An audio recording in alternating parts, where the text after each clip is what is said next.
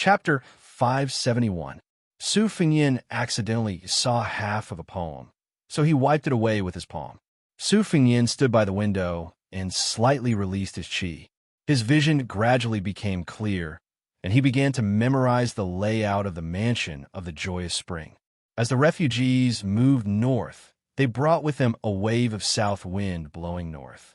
The courtyard architecture was tainted with the style of the spring and autumn period, which was undoubtedly the most obvious phenomenon. Beimang was not only the southern dynasty. There were also many noble families in the north who pursued the style of small bridges, flowing water, and deep courtyards.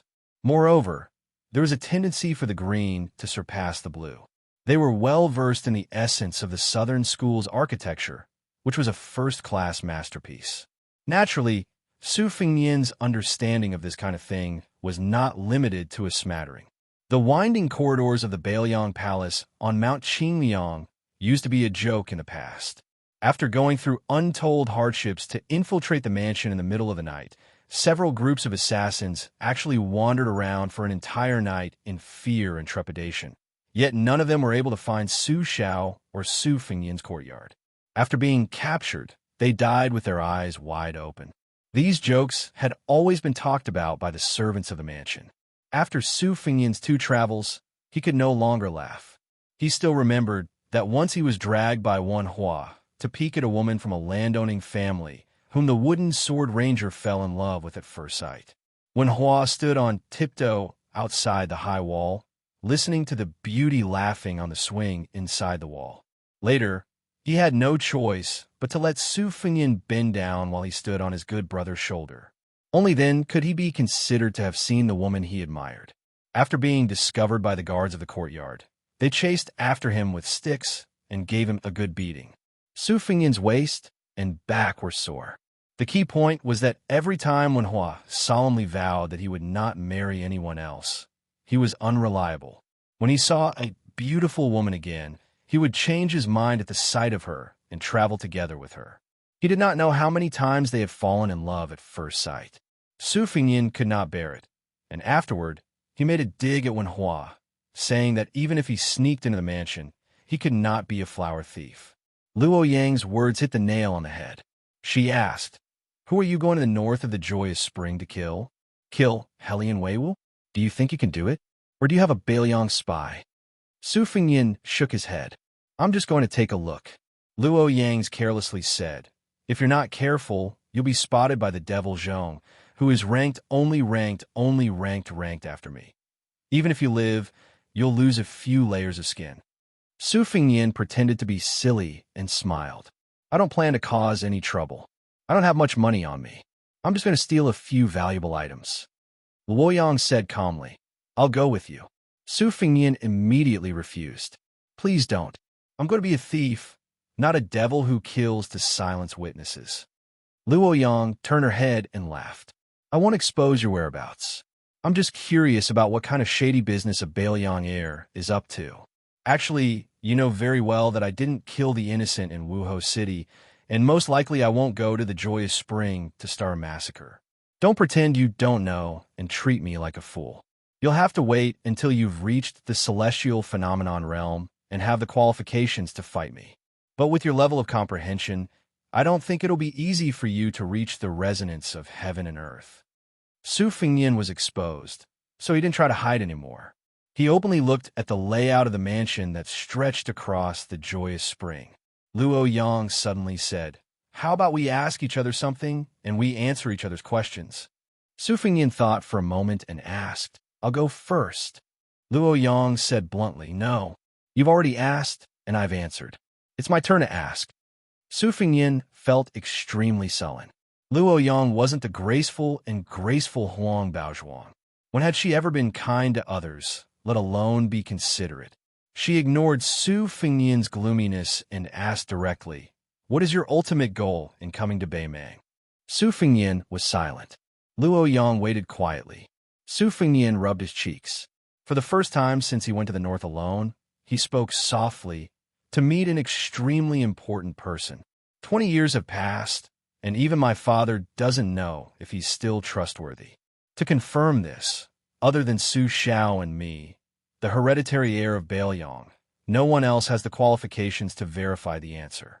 If I want to meet him, I have to do something to make him feel that I'm worthy. Otherwise, just being the heir of Baelyong won't be enough. I can't, and I don't want to tell you any more inside stories. In any case, I know that if he really does rebel against Baemang and then against Baelyong, I'm destined to die in Baemang on this journey north. Luo Yang nodded, satisfied with Su Fengyan's honesty. She said, "It's your turn to ask." Su Fengyan asked cautiously, "Is Huang Baozhuang really dead?" Luo Yang didn't answer directly.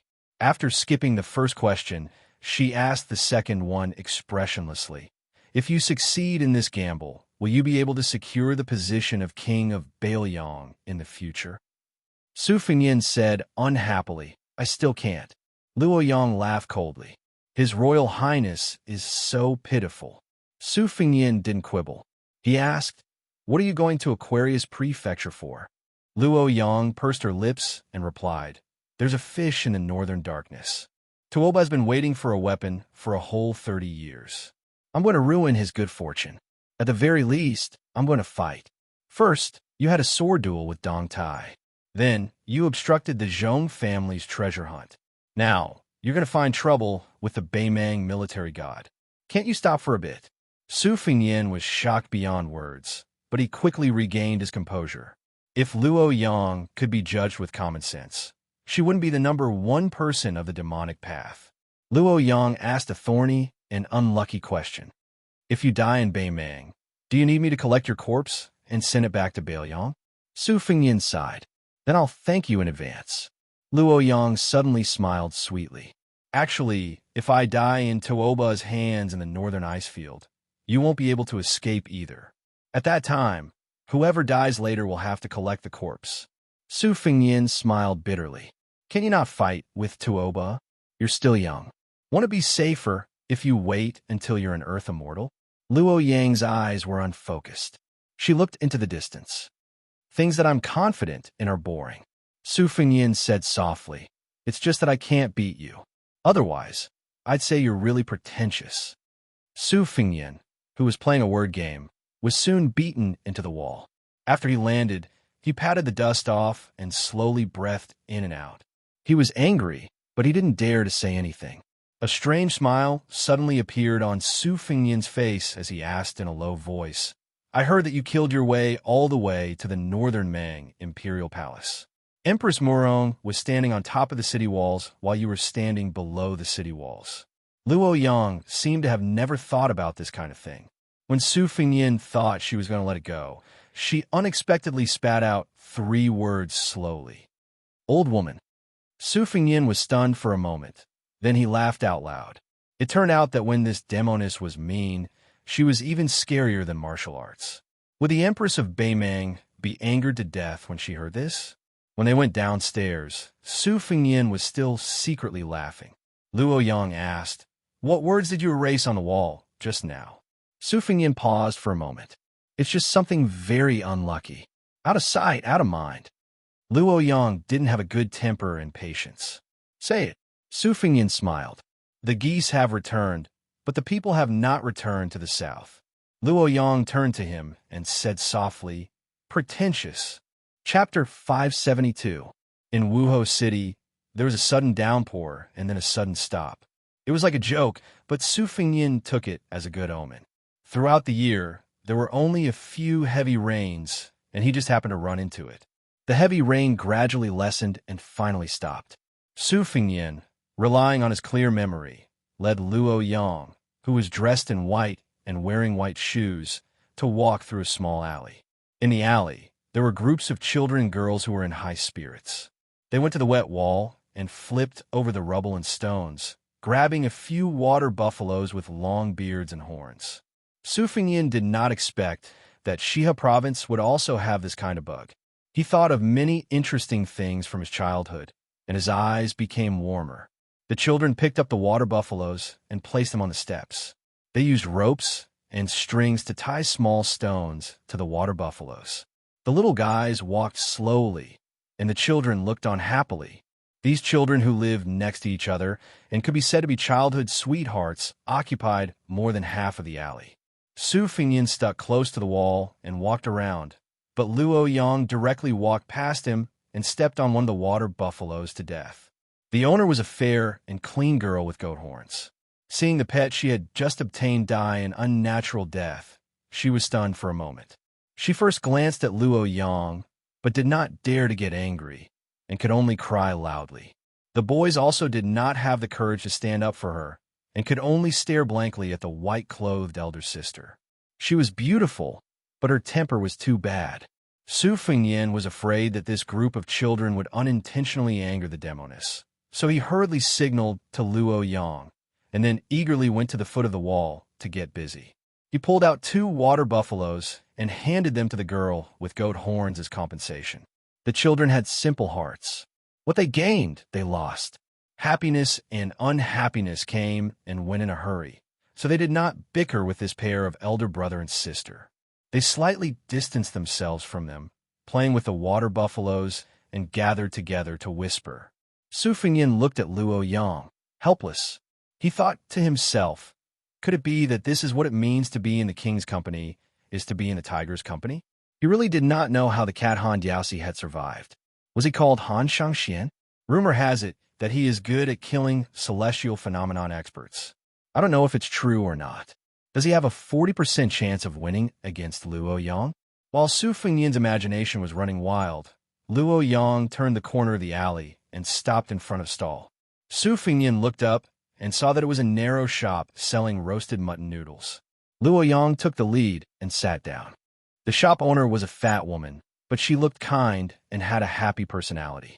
Seeing that the young man and woman were both noble, she became even more friendly and began to boast about their mutton noodles, saying that mutton was the tender meat of the forelegs and the waist.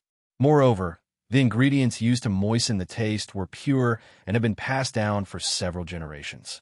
Su Fingyin smiled and ordered 2 bowls of mutton noodles with water. Although the woman was a businesswoman, she could not hide her kind nature. There was not much meat in the soup, and she even sprinkled a lot of fresh flower peppers and green coriander powder on the noodles. She also handed over 2 fresh green onions. Su Fingyin was full of praise. He did not have much luck with children, but he was indeed talented in dealing with women, especially women. The shop was quiet. The lady boss was sitting at a nearby table, laughing nonstop. Su Fingyin ate quickly as well. Luo Yang, on the other hand, ate slowly. Su Fingyin simply ordered another bowl and paid the bill after eating. There was too much silver and too little copper, so he felt a little guilty. Su Fingyin originally wanted to pay a little more, but the woman was very forthright. He did not know if it was because she had made up her mind to win over these 2 returning customers, or because she missed Su Fingyin's handsomeness, which was completely different from that of a rough man, so she only asked for copper. Before leaving, Su Fingyin said that he would definitely come back for a meal before leaving the city. The lady boss laughed nonstop and even said a few celebratory words about having a son early, which scared Su Fingyin so much that he broke out in a cold sweat. Fortunately, Luo Yang turned a deaf ear and directly left the shop. They leisurely made their way back to the inn. Luo Yang asked for a superior standalone room, and the 2 agreed to meet at midnight. When Su Fingyin returned to the room and saw that everything was fine, he held his breath and concentrated on cultivating his golden lotus. During this period, he silently nurtured his sword. It was only until midnight that he began to prepare for his trip to the Spring of Joy. Actually, with Luo Yang accompanying him, there were both pros and cons. The downside was naturally that this devil's temperament was unpredictable, and no one knew what kind of moth she would cause. The upside was that no matter how bad the situation was, Su Fingyin would not be trapped in a deadly situation. Even if Zhong Shantong and Zhong Liang were to join forces, could they defeat the 4th most powerful person in the world, Luo Yang? Deep into the night, Su Fingyin carried the spring and autumn sword and the spring thunder on his belt. He arrived at the courtyard where Luo Yang was staying. She was sitting on the steps, looking up at the starry sky. The city walls of Wuhou were high, and the sky was low. The scenery was too different from the south. Luo Yang gave him a look, and Su Fingyin leaped onto the roof and swept past. He did not need to think about whether Luo Yang could keep up with him. If she could not, Su Fengnian would have long gone to the imperial palace of the Liang dynasty to defecate and piss as he pleased. Luo Yang followed him like a shadow. Su Fengnian took a breath and asked curiously, Zhongliang is only the fourth most powerful devil. Why do you say that he's only behind you? Luo Yang strolled leisurely in the courtyard. Her voice was cold and clear. Isn't that maid of yours a coward as well? She's only willing to be ranked last. Su Fengnian laughed. Of course she's not as good as you. Chapter 573. Fortunately, Su Fengnian was no stranger to the military night curfew and the layout of the city defense. Fortunately, Luo Yang was willing to lower herself and follow him stealthily. When they arrived outside the wall of the Zhong family mansion, Su Fengnian chose a secluded corner with sparse lanterns and was about to climb over the wall when Luo Yang pulled him back. She stood up, and her body twisted strangely on the wall. Only then did Su Fengnian realize that there was a trick to climbing over the wall. He imitated her and realized that there was a thin silver wire hanging from the top of the wall. Before he climbed over the wall and landed on the ground, he caught a glimpse of Luo Yang floating a few feet away from the wall. Her eyes were filled with mockery. Su Fengnian cursed in his heart. He fixed his gaze and took a deep breath to stop himself from falling. Like a gecko, he slid down the wall. Only then did he manage to avoid the endless mystery. However, she was the only one who could stand on the thin wire without the slightest vibration of the bell. Su Fengnian admitted that he did not have the ability to do so. The main reason was that Bailiang Palace had always been lax on the outside, but tight on the inside. Even if they harbored evil intentions, they liked to close the door and beat the dog. In comparison, the Zhong family mansion was much more cautious. It was obvious that they wanted to repel the enemy first so that the enemy would know the difficulty and retreat. They did not want to kill anyone. Perhaps this was also the Zhong family's way of deliberately putting up a low profile in other people's territory. As long as the architecture of the courtyard was the work of a master, there would naturally be laws to be followed. The majestic Bailiang Palace was a collection of great achievements. The Zhong Mansion could be considered a first-class style in the Spring of Joy, but compared to the Bailiang Mansion, which occupied a mountain and called itself the king, it was still not worth mentioning. Su Fengnian walked very leisurely and contentedly.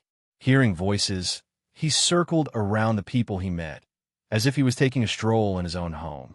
He led the white-clothed devil around the beams and through the corridors. However, at first he could still sense Luo Yang's presence, but after a quarter of an hour his perception completely disappeared. Su Fengnian was also too lazy to worry about groundless fears and speculate based on his identity. He did not want to go to Zhong Shuntong and Zhong Liang's place and invite trouble. He arrived at the elegant courtyard of the distinguished guest, Lu Gui. The closer he got to the main courtyards, the more relaxed the security was. This was also the Zhong family's conceit. Like a swallow returning to its nest, Su Fengnian hung under the eaves that did not reflect his figure. The room was brightly lit, and the golden threads pierced through the small holes in the paper window. He saw a middle-aged man who looked about 60% similar to Lu Chun reading a book at night. His brows were hazy, and there was also an old man dressed in sackcloth sitting opposite him. The old man looked thin, and his 10 fingers were crossed on the table. The most eye-catching thing was that his lips were purple, which was exactly the same as the Bailiang's master Qing Shui, Yao Jian. It was obvious that this was caused by years of tasting soil and identifying acupoints. It could be seen that the Zhong family's journey to the west was indeed to borrow the Lu family's geomancy technique to explore the mausoleum of the Emperor Qin. The old man in sackcloth had an exquisite brass lamp in his hand. Both he and Lu Gui were deeply worried, but they did not rejoice at the prospect of opening the mausoleum and getting a share of the loot. Su Fengnian could still be considered somewhat understanding. When it came to the mausoleum of the Emperor Qin, the mausoleum of the Emperor of the mortal world, the technique of mechanisms was only a small matter. What was more troublesome was the contamination of fate energy. If the Yin energy was too heavy, Not only would the people who entered the mausoleum temporarily die after obtaining the treasures temporarily, it was likely that they would also bring disaster to several generations of their descendants. The brass lamp was also known as the ventilation lamp. It contained the essence and blood of a child. Once it was lit, it could be used to ward off the En energy. The old man in the house sighed. 36 lamps are still too few. The divination also shows that the odds are against us. Lu Gui looked tired and said helplessly, "Things happened in a hurry. Where can we get enough lamps for the Great Zhou dynasty?" The old man sneered. "The Zhong family is boorish and arrogant. How would they know the knowledge behind this? It's not something that can be matched by human strength." Lu Gui said softly, "The walls have ears." The old man laughed involuntarily. "Master, the Zhong brothers still have the breadth of mind." Lu Gui shook his head. "It's better to be safe than sorry. In front of great wealth, everyone is narrow-minded." At this point, the old man did not say anything else. His 10 fingers gently stroked the brass lamp with the carved Buddha statue. Although he was born poor, he had great skills. Since he was young, he had learned how to make Buddha from an unknown Buddhist master. It was only after that Buddhist master passed away that he was valued. He was known as the ancestor of the revival of Dunhuang Buddha Cave. After his death, he was posthumously conferred the title of abbot of the whole mountain. He was especially good at making guanyin statues. Although the old man was not a monk, he was ingenious. His Buddha statue did not stick to the guanyin. It was said that the 10,000 Buddhas were in the heart, 32 faces, good for light, and good for 80 kinds of good. The chi-exchanging lamp was his creation. According to the precepts of the king's scripture, if the Buddha statue was not as good as the Dharma, even if the Buddha Bodhisattva was consecrated by the eminent monk, they would not come to receive the Buddha. In layman's terms, the common folk only knew that it was not easy to invite the Buddha, but they did not know how difficult it was. In fact, if the Buddha statue was not as good as the Dharma, the real Buddha would not come. Therefore, many places of worship were not blessed by the Dharma. And many places of worship were full of evil. This led to the Buddha statue not being effective and the prayers not being fulfilled. This was the reason why the Buddha statue was not as good as Dharma, especially this brass lamp. At first glance, it was not eye-catching, but upon closer inspection, it was like a new moon, full of charm. It could be considered the highest achievement of the old man in hemp. If it were not for his lamp, no matter how good Lu Gui was in feng shui, he would not have dared to come to Xia province. Lu Gui raised his cup and took a sip of wine. He said slowly, "It is recorded on the bamboo slip that Emperor Qin mobilized tens of thousands of people to cut off the river and dug a mausoleum on the mountain wall above the water. After sealing it, he opened the gate and released the river water. The people and nearly 1,000 supervisors were all killed by the imperial guards. The ingenuity of the acupoint construction technique and the ruthlessness of the method of hiding the truth are unprecedented. This is what an emperor should do." Lu Gui continued, "If we want to reopen the mausoleum of the Emperor Qin, we have to collude with the preceptor Helian Weiwu. Otherwise, how can we do such a huge project of cutting off the river? As for how the Zhong family persuaded this stubborn old man, we don't know. That's good. One less secret, one less trouble." Su Fengyan, who was hanging under the eaves, frowned. 800 years ago, in the mausoleum of the Qin Emperor, Li Zhu, the empress of the Great Qin Empire, and the white-robed Luoyang, who spat out pearls. Why did it feel like they were about to become one? Was Luoyang, whose pearl of the pearl was destroyed by Dong Tai, trying to ruin the Zhong family's good deed? Or was she trying to accomplish her own good deed? Su Fengyan, who was helping the evildoer, was worried. Chapter 574. The old man in hemp clothes left the courtyard with the brass Buddhist lamp. Lu Gui stayed up late at night to read an old edition of the geography book he had asked for from the Xia province government. Stealing the emperor's mausoleum was a big deal. If he wanted to get into the details, he had to at least have a clear view of the overall situation. It was already late at night, but there were still guests. Su Fengyan restrained his qi and did not move. When a young master and the servant knocked on the door, he easily recognized them. They were Zhong Gui's elder brother, Zhong Tan. This eldest son of the Zhong family was followed by a personal maid who could not even be called average. She had a plump figure, but her appearance was not pleasing to the eye. With the Zhong family's wealth, it was unpredictable to find such a woman as a maid. Su Fengyin paid attention to her and took a few more glances at her. He remembered many details that ordinary people would not pay attention to, such as the small sachet on her waist that was used to remove impurities and the embroidered pattern of a woman dressed as a pipa. It left a deep impression on Su Fengyin. The maid seemed to be hesitating whether to follow her master into the house, so she paused for a moment. Zhong Tan, who was carrying 2 pots, seemed to be careless, but in fact he was very careful. He shouted, "Lu Sabu, sorry to disturb you. I know you're a glutton. Come, try the drunken crab that I begged from next door." The wine is the local Yellow River honey wine brewed by the local method. The yellow crab's flavor is different from that of the Central Plains. By August or September, it will be too old to eat. Now is the best time to drink the wine. While speaking, he pulled the maid and entered the quiet house hand in hand with her, regardless of whether the head of the Lu family, Lu Sabu, agreed or not. With a pot of wine and a jar of drunken crab, Zhong Tan entered the house and hurriedly opened the lid of the pot, as if he was presenting a treasure. Even Su Fengyin could smell the tantalizing aroma that assailed his nostrils. He sighed that this Zhong family's son really knew how to enjoy life. Lu Gui stood up with a smile and crossed the threshold to welcome him. The Lu family and the Zhong family had been friends for generations. Although he was an elder, in the southern dynasties, the Lu family had always been seen as a branch attached to the Zhong family's great tree. Lu Gui was the great General Zhong Shintong's echo and was ridiculed as a scholar serving the imperial court. At this moment, Lu Gui's eagerness showed just how much confidence Lu Gui had. However, Zhong Tan had always been smooth and slick. Since Lu Gui gave him face, he didn't blindly put on the airs of the Gao Hua family's son. He entered the study, took the bowls and sauces from a maid, and began to do the work of a servant.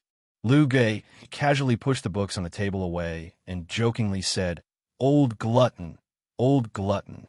Virtuous nephew is making fun of uncle for being old." Zhong Tan slapped his forehead and said, "The term old glutton is really asking for a beating. Uncle Lu Sabu is the #1 eater in the Southern Dynasty. He once wrote the Su Pian." Even Her Majesty laughed and said that Lu Sabu was worthy of the title of Clear Glutton in our dynasty. Compared to the title of Old Glutton, Clear Glutton is much more elegant. Lu Gui had a gratified smile on his face regarding the Empress's bestowal of Clear Glutton. It would be impolite to refuse, but he wasn't modest and wasn't in a hurry to eat. He lowered his head and bent over to smell the aroma of the drunken crab on the plate. He was intoxicated by it. Then, he raised his head to look at the woman's waist and clicked his tongue in wonder. Miss Daigu's scented sachet is the new clear agarwood, which has become an excellent seasoning. The aroma of wine, the aroma of crab, and the fragrance of agarwood. The woman's face didn't show any flattery or shyness. She said calmly, "You flatter me. It's Lu Daogu who has made a fool of herself." This woman was Zhong Tan's weak spot. Praising her was much more effective than praising him. However, when people flattered him, they either praised Maid Lu's countenance as a flower or said that she was like a hibiscus. They didn't hit the nail on the head and would only annoy Zhong Tan. Her realm was far inferior to Lu Gui's. Without needing Zhong Tan to open his mouth, Lu Gui invited the woman to taste the exotic drunken crab together. Just as Zhong Tan had said, the taste of the summer crabs salvaged from the Yellow River wasn't inferior to the lake crabs from the Central Plains. With one hand holding a wine cup and the other holding a crab leg, Lu Gui ate slowly and with relish. When Lu Daogu poured the wine, some of it spilled on the table. She used her slender hand to slowly wipe it away. Zhong Tan didn't mind this kind of harmless detail. He looked at Lu Gui and said with a smile, "Uncle Lu, this little nephew took the liberty of visiting you this time to pass on a message to Helian Wei Wu." The reason this Ji Ling is willing to hand over this jar of drunken crab is because he admires Uncle's wild handwriting. That's why he brought you the wine, wanting Uncle to borrow the strength of the wine to write some calligraphy. The Ji Ling said it's okay to write whatever you want, but he still wants to guess what you've written. Lu Gui pointed at Zhong Tan and teased, "You. Ah, you're just a common person. How can you compare to the rice girl who's pure and clean to the bone?" Zhong Tan laughed out loud and said, "I don't deny it. I don't deny it." After eating the crab and drinking the wine, Lu Gui also wrote a piece of calligraphy. It was incomparably sloppy. Nearly 20 words were written smoothly in one go, showing off his ability.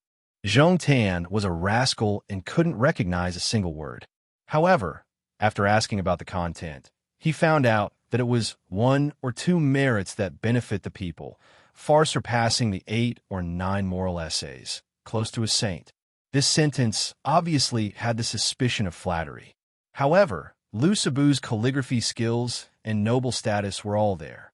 If this piece of calligraphy was given out, as he said to Sanxiang Yi earlier, Lu Gui, Zhong Tan, and Helian Weiwu would all be happy. Moreover, Lu Gui was originally a scholar who wrote moral essays. He belittled himself to elevate the Ji Ling of Shihao province, who was a martial artist. He didn't hesitate to use the 4 words close to a saint to comment on it. It could be said that he had read a brilliant knowledge. Chapter 575.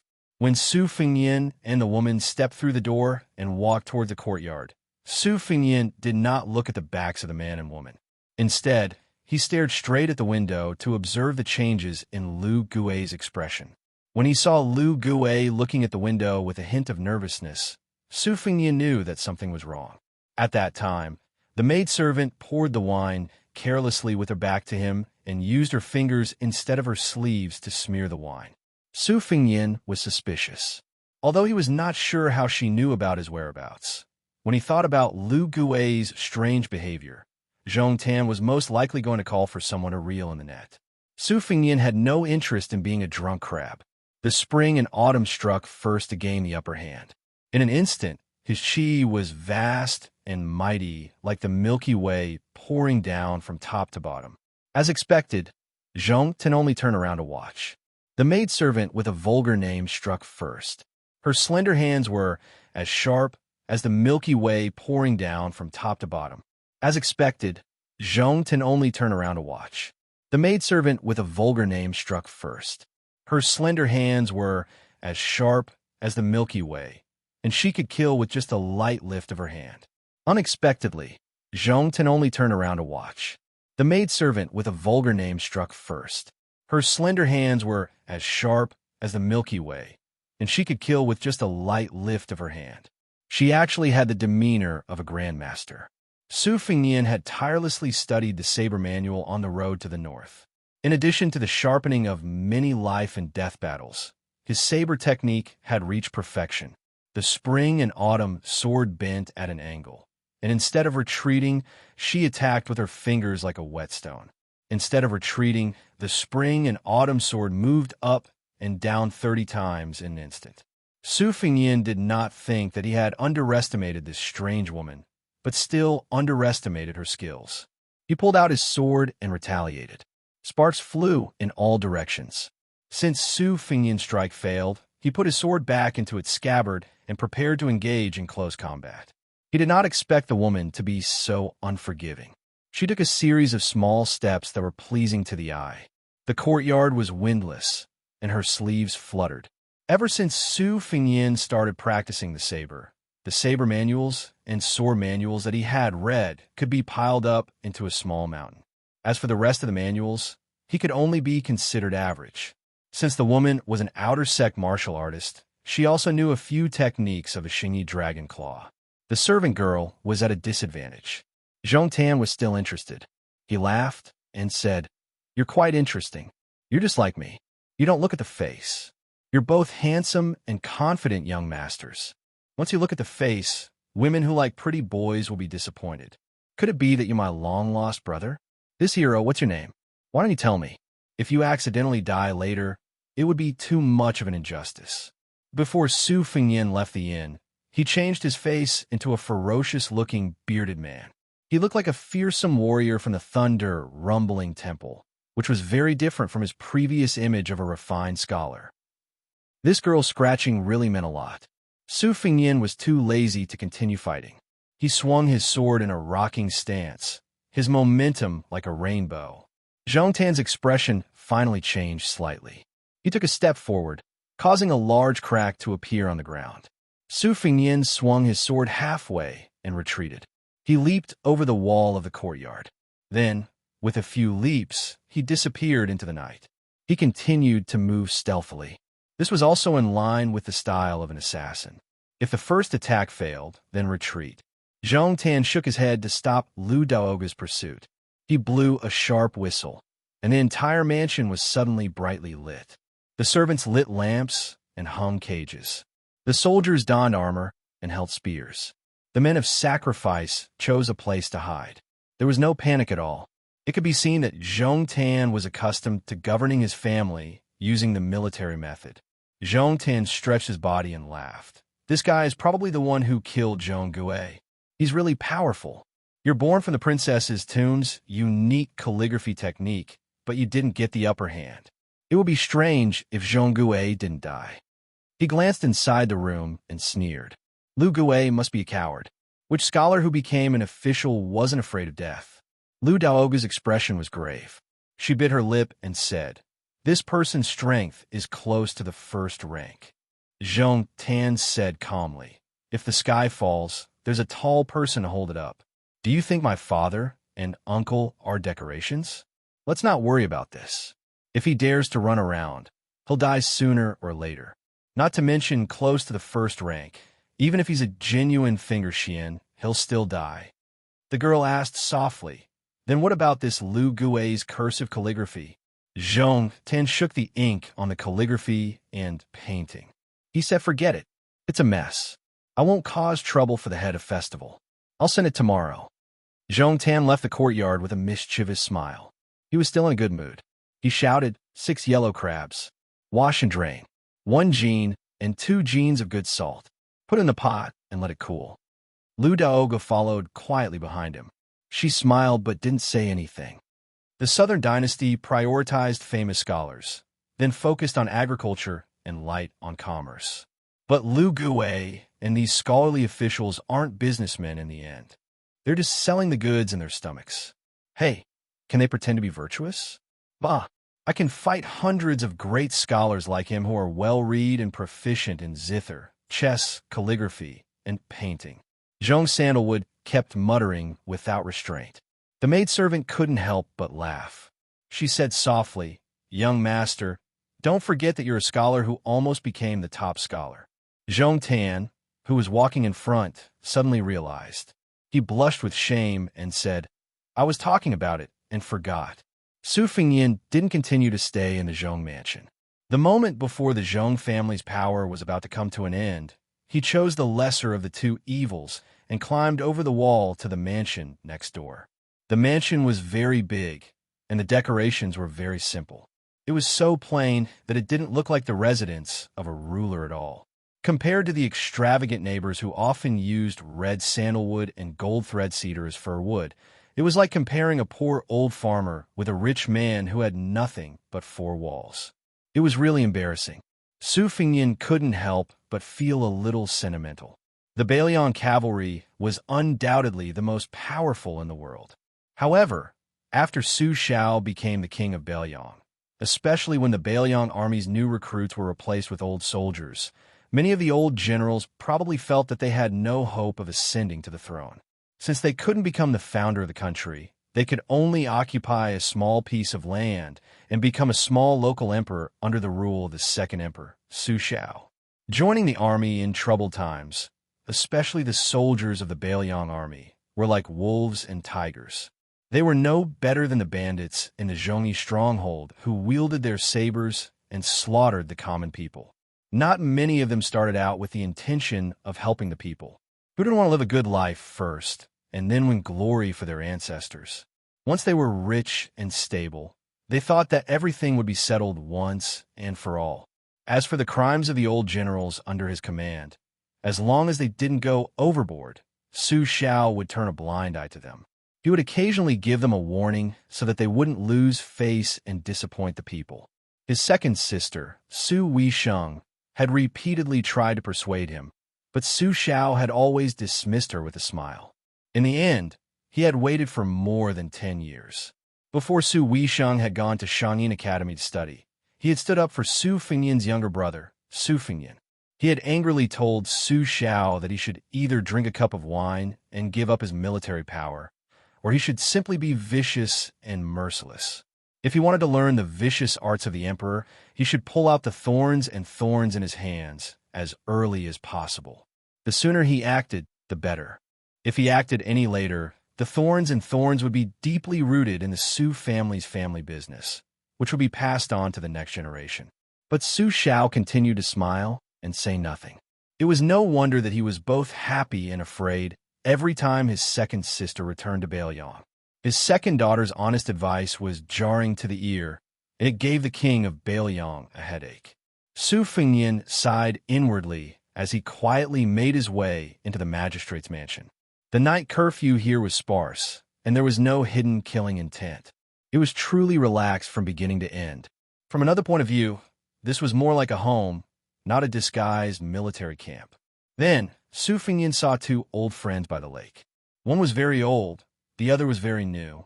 Even the strong-willed Su Fengyan was a little flabbergasted when he saw this pair of unexpected people. The very old one was an old friend who had met in a foreign land. He had white hair and a blade.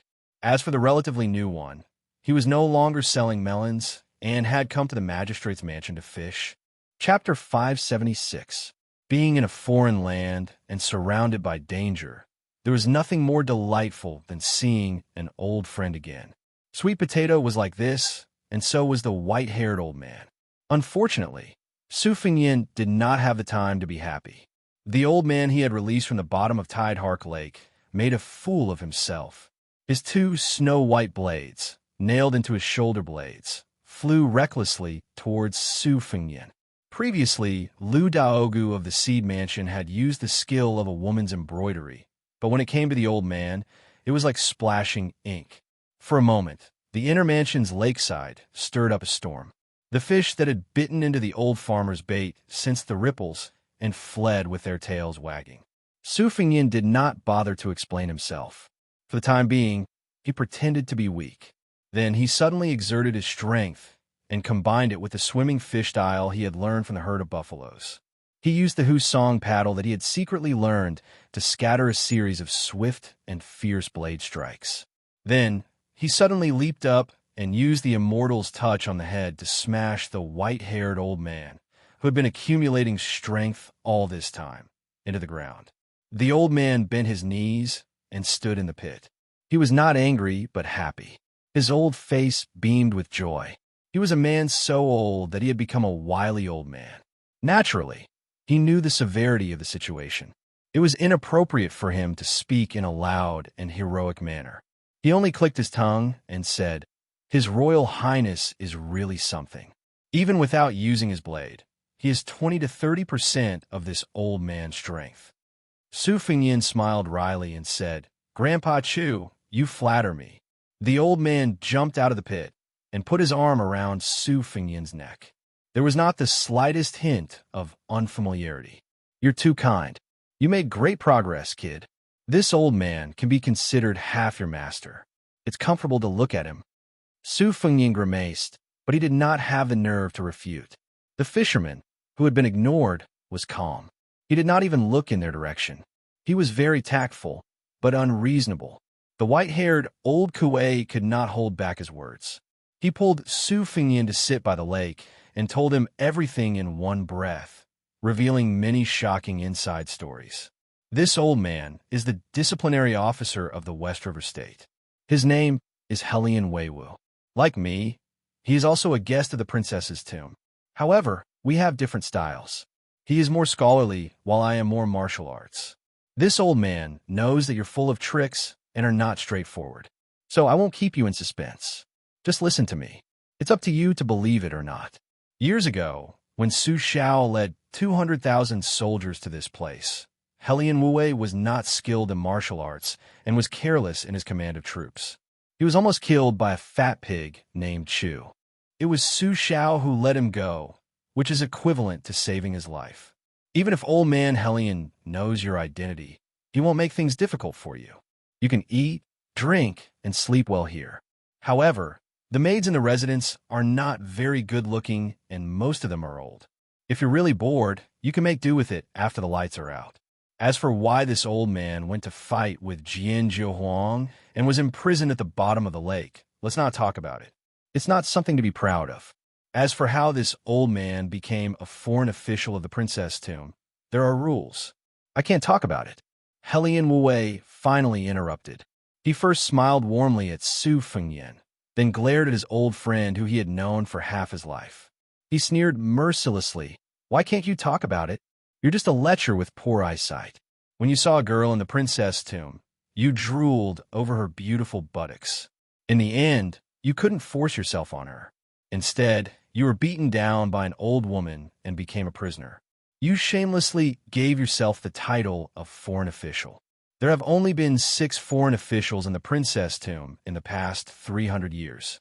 The first 5 are dead, and the 6th is sitting right next to you. What are you talking about? You're just trying to save face. If it weren't for the fact that your shoulder blades were nailed into your blades, and you were forced to abandon the sword and practice the blade, you wouldn't have achieved what you have today, even if you walked on the wrong path of the sword for 10 lifetimes. The old man didn't expose his friend's shortcomings out of anger. Instead, he sat down cross-legged and looked at the lake. He murmured, "What a good girl." Helian Wu sneered. "If you can still say the same thing when you look at her now, I'll be convinced." The old man laughed. "You're already so old. Old men and old women who are about to die. There's no need to see her. Just keep the good memories of the past." Su Fengyan stood up and performed the etiquette of a junior. Respectfully and reverently, he said, "Su Fengyan greets Governor Helian." Helian Wu didn't put on airs. He put the fishing rod aside and waved his hand. No need for formalities. "We met outside the city. You and I have similar words and temperaments. It's good that we can be friends despite our age difference. If you still can't let go, you and I can call each other uncle and nephew." The old man was surprised. "Helian, old man, I've never seen you speak so nicely to any younger generation before. Why? Just because this kid is Su Zhao's eldest son, you want to pave the way for him to defect to the enemy and commit treason?" Helian Wu scolded. "Bullsh asterisk T." Su Fengyan had a headache when he saw someone in white walking on the lake.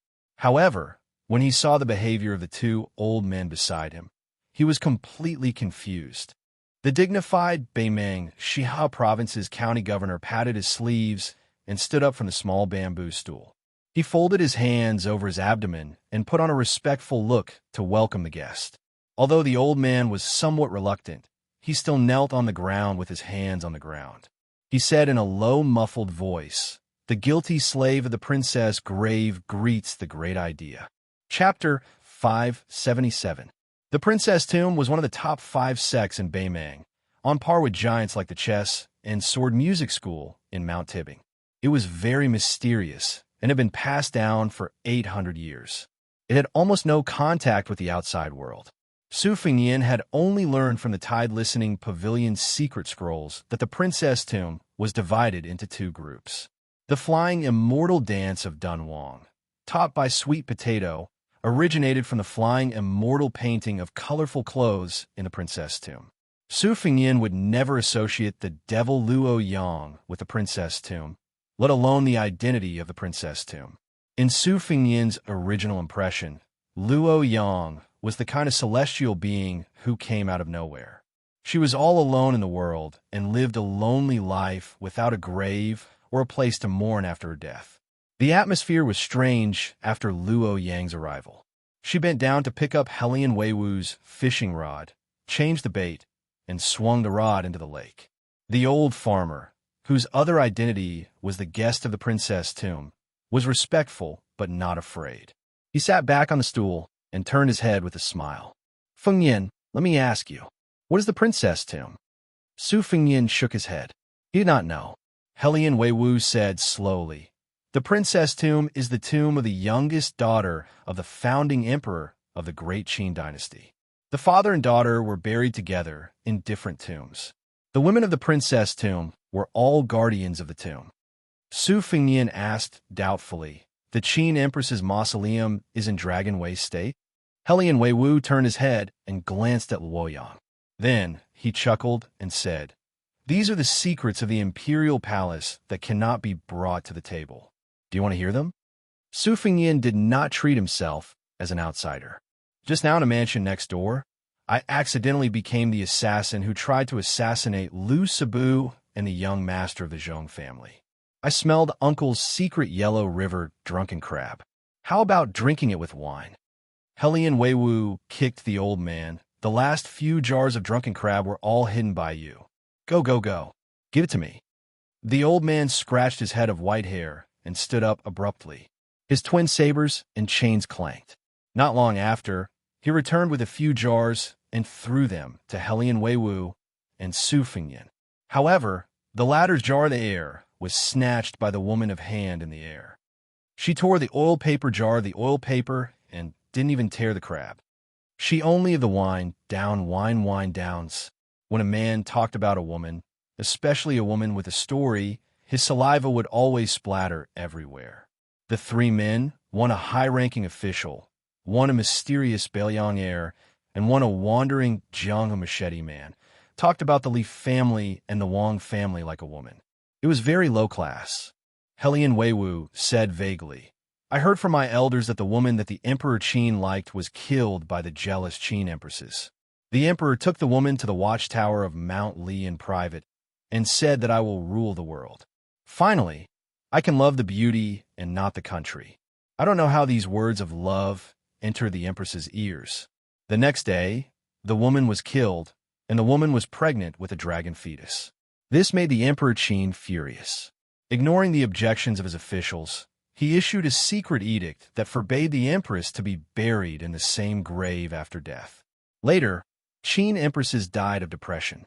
The Emperor Qin seemed to feel guilty, so he gave the pearl to the empress, who had accompanied him to conquer the country, and let her carry the pearl into the coffin. Su Fengyin said recklessly, "And then it was snatched away by Luoyang?" The old man smiled strangely. Helian Weiwu paused and joked, "If you want to know the answer, you can ask her yourself." Su Fengyin had nothing to lose. He said, "Hey, how did you become the great idea of the princess grave?" Luoyang stared straight at the lake, waiting for the fish to take the bait. She coldly replied, "Do you want to die?" Su Fengyin smiled awkwardly. The old man gloated and added insult to injury. "Boy, you're a disgrace to men." Luoyang swung the rod. There was no fish on the hook. She had fished up a whole lake. What a big lake. As a result, even the old man kept quiet out of fear. Luoyang threw the rod into the lake and got up to leave. She still had the demeanor of a mysterious master. Helian Weiwu smiled and said, "This great idea is good in all aspects, but her temper." The old man did not continue to explain, leaving a lingering impression. He changed the topic and explained, "A few years ago, the Zhong family bought a piece of land a few thousand miles away from the Yellow River. This time, they used the excuse of changing the river to make the poor land into good land. If I wasn't a guest of the princess' grave, I would have been deceived by them. Zhong Shintong promised to ship 200,000 pounds of ironware to Shiha province within 5 years and sell it to Kung Bijuan at a low price. For me, this is a bait that I have to bite. The devil Zhong Liang is the lover of the princess Grave's little idea. Not only that, this time, Hong Jingyan's shadow was also hidden in the river robbery. This person is very scheming and ambitious. The whole Beimeng Jianghu probably can't satisfy his appetite. The reason why the great idea was able to swallow the pearl was because he had the evil intention of letting the great idea cultivate the pearl. Fortunately, there's no one in the world who can predict everything. Hong Jingyan missed the great idea's realm. When the pearl ripened, not only did he not take away the great idea's realm, but he also lost and almost suffered from qi deviancy derangement. Su Fengyin sighed and said, "Why does it sound like Hong Jingyan is more terrifying than Toba?" Helian Weiwu nodded and said, Tooba and Su Xiao are the same kind of people. Even if you lose to them, you'll be convinced. Hong Jingyan is different. His character is very treacherous, so you can't let your guard down. This person went to the Liangmang border with the Copper Man, holding the plate some time ago. On the surface, he fought with Chun Jibao, but who knows what happened inside. Su Fingyin looked at the lake that was gradually becoming calm like a mirror. He felt suffocated as if a storm was coming. The old man suddenly said, Kid, do you know that the Dragon Tree monk of the two Zen temples went to Dao's sect and sat in front of the heavenly gate for 3 days and 3 nights? How pitiful. He was beaten by Qilin Immortal for 3 days. Su Fingyin was worried and sick at heart. Is the old abbot dead? The old man shook his head and said, Not yet. The Buddha's diamond body is really amazing, but I don't think he can hold on for much longer. In this battle between the Taoist head and the Buddha head, I think the old monk is more likely to lose. Su Fingyin knew very well that although it looked like the Taoist head had killed the Buddha head, it was actually the Taoist head destroying the Buddhist sect. Helian Weiwu laughed and said, I've seen the old monk's bodhisattva lowering eyebrows. I wonder if I'll be able to see the white-robed monk's diamond glaring eyes next. Su Fingyin thought of the East and West ladies and the North and South little monks. Chapter 578. After the assassination in the Zhong mansion, everything in the mansion was still in order. General Zhong Shantong didn't even show up. Only Zhong Liang stood in Lu Gui's courtyard for a while and asked the maid Lu Daogu a few questions casually. He then glanced at the ground that was affected by the sword Qi without any serious expression. Seeing the tall and sturdy Zhong Liang, Lu Gui sighed in relief. Although he didn't like this person's rebellious behavior when he was young, sometimes he felt lucky that he wasn't the enemy of the second son of the Zhong family. In Lu Sibu's eyes, Zhong Liang's behavior was absurd and unfathomable. When he and his peer, Zhong Shantong, were still studying hard at home, the young Zhong Liang had already killed many people. It was said that he went to the princess's tomb before reaching the age of 20, so he missed the ceremony. Later, when he got married, the bride was carried into the Zhong mansion in a sedan chair with 8 carriers, but the groom was nowhere to be seen. His misdeeds made the old master of the Zhong family so angry that he fumed with anger. When the old master died, Zhong Liang didn't even get to see him. Lu Gui felt relieved not only because he saw the devil Zhong Liang in the mansion, but also because he didn't know. He had heard about Zhong Gui's sudden death from his daughter Lu Chun, but he didn't believe it at all. However, right after Zhong Gui's death, there was a brilliant assassin who openly entered the mansion to target Zhong Tan, which indirectly proved Lu Chen's words. This was great news for the Lu family. Fortune and misfortune came hand in hand. His daughter's disfigurement, Ming Hun, and entering the Emperor Qin's mausoleum would give the entire Lu family a generous reward once they returned to the Southern Dynasty. Lu Gui thought of his poor daughter and said something contradictory. It's a pity she's a daughter, but fortunately she's a daughter. In Helian Wu-Wei's family, the only thing that was worthy of the title of the commandant was probably the spring water into the mansion to make a lake. It was late at night, but he didn't feel sleepy. Without Liu Yang's presence, the 3 men were talking enthusiastically. They were all rough people and seldom talked about the classics. After talking, Su Fingyin knew that in the eyes of the commandant of Helian Wu-Wei, Chen Jibao was worthy of being called a commander among the 6 adopted sons of Su Xiao. However, for the next 2 generals who were slightly inferior, Chu Lushan actually talked about the fat man who brought shame to the commandant of Helian Wu-Wei's army before Yuan's was on. The commandant of Helian Wu-Wei, who held the power of a province, didn't hold a grudge. On the contrary, he didn't hide his admiration for Chu Lushan. He said that Chu Lushan's management of the army was strict, and he was especially good at leading a lone army deep into the hinterland of certain death. He was truly a lucky and fierce general who had fought hundreds of battles on the battlefield.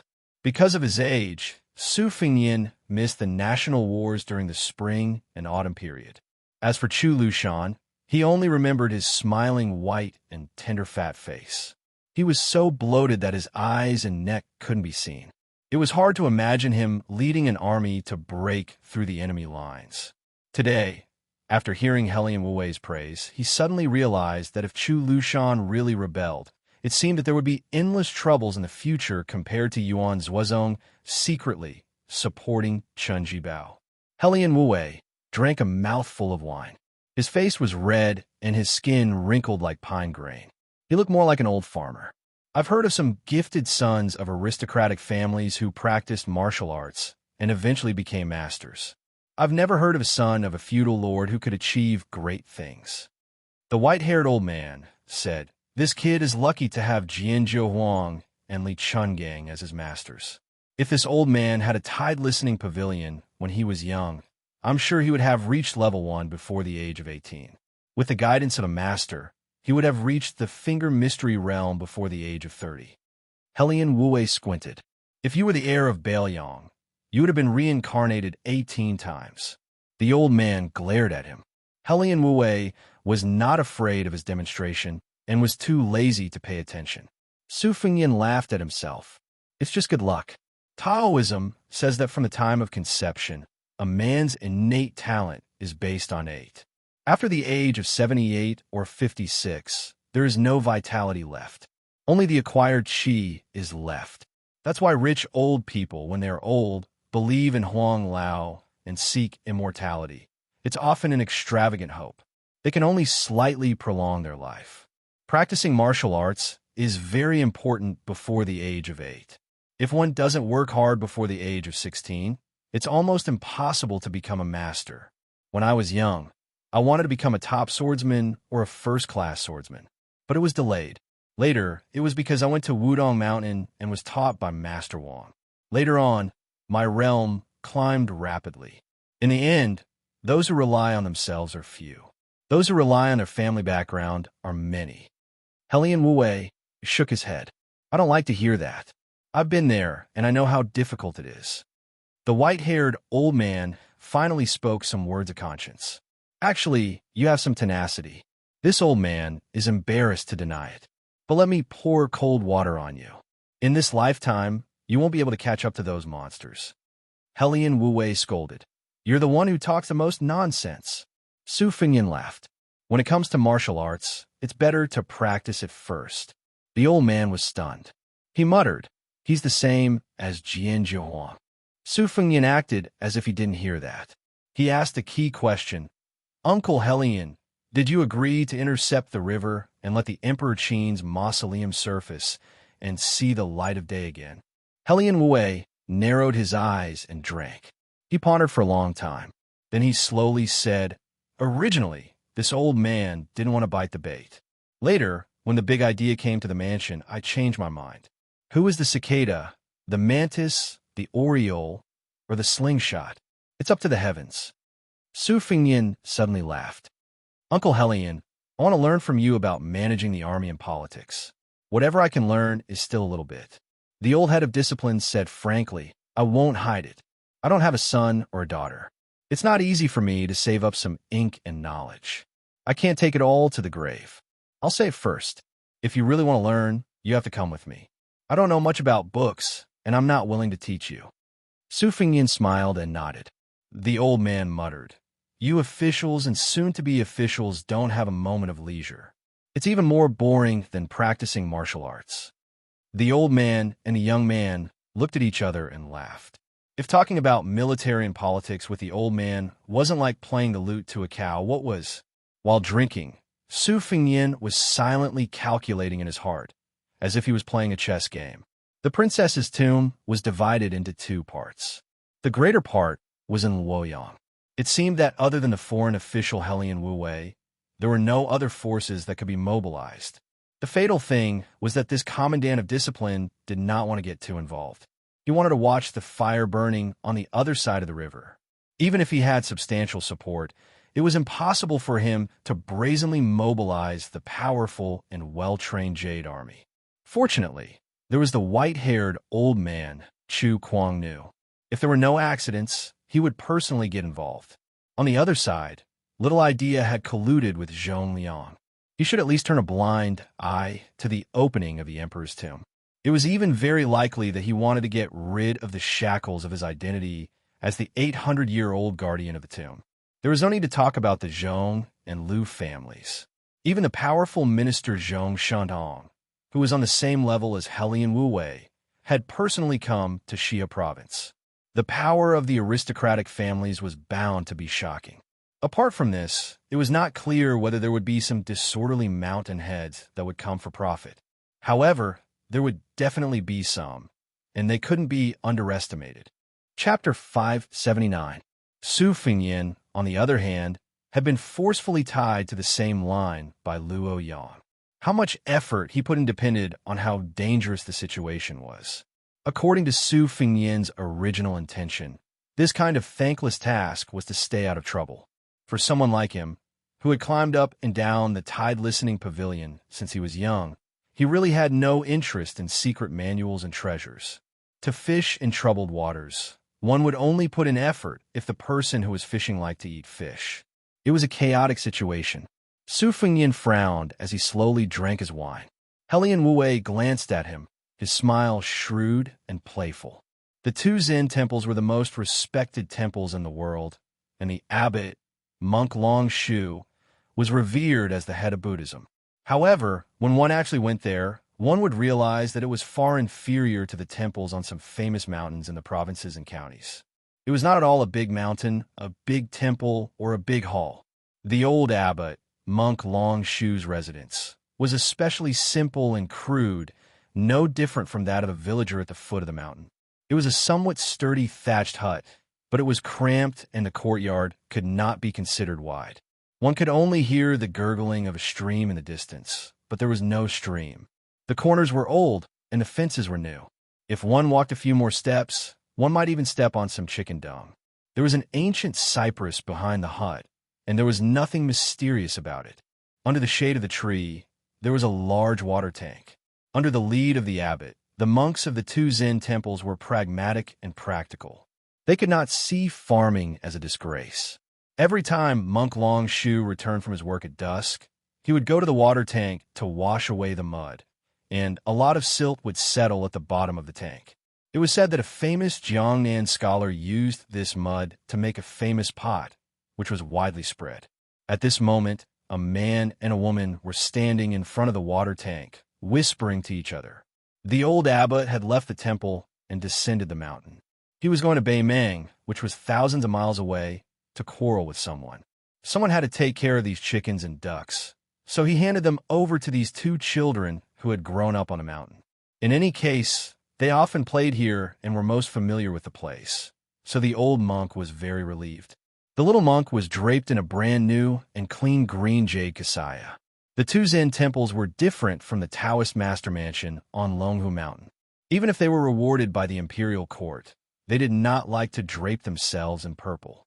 The little monk's kasaya was of a standard that very few monks of high virtue in the temple could wear. However, at this moment, the delicate and pretty little monk had a melancholy expression on his face. His words were full of hesitation. "Lizzie, someone came to the temple to ask for the mud in this large tank. Do you think we should give it to them?" The girl reached out and stirred the clear water in the tank. While doing so, she rolled her eyes and said no. In this world, how can a guest come to the temple and take something for free? That's too shameless. The little monk's brows were almost knitted together. But as long as there's mud, the old abbot will agree every time. The girl glared at him and said, "Now that the old abbot isn't here, I'm in charge. I have the final say. If master and mistress knew about this, they would complain that I don't know how to treat guests." The girl's bright eyes lit up. She was immensely proud of herself, thinking that she had found a perfect compromise. "Why don't we sell it to that person for 1 tael of mud or 1 tael of silver?" The little monk was a simple-minded person. Obviously, he wasn't that smart. He had a troubled expression on his face, but he didn't dare to refute the girl. He could only remain silent. The girl thought about it and said in a serious tone, "Selling 1 tael of mud for 1 tael of silver seems like a bit of a bully. Forget it. No matter how much he takes, we only want 1 tael of silver. When we go out, we have to be a bit more astute. Since we're in our own home, we have to be honest. You see, last time we went to Bailiang Palace, Su Fingyin was very generous with us. That's called being generous. I can't be stingy. The little monk, Nanbei, grinned brightly.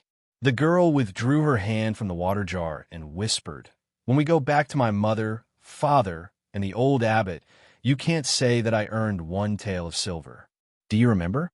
The little monk smiled foolishly and thought of a stupid idea that didn't need to lie. "Later, when we sell mud, I'll go to the mountain to drive the chickens and ducks back into cages. I won't see anything." The girl rolled her eyes.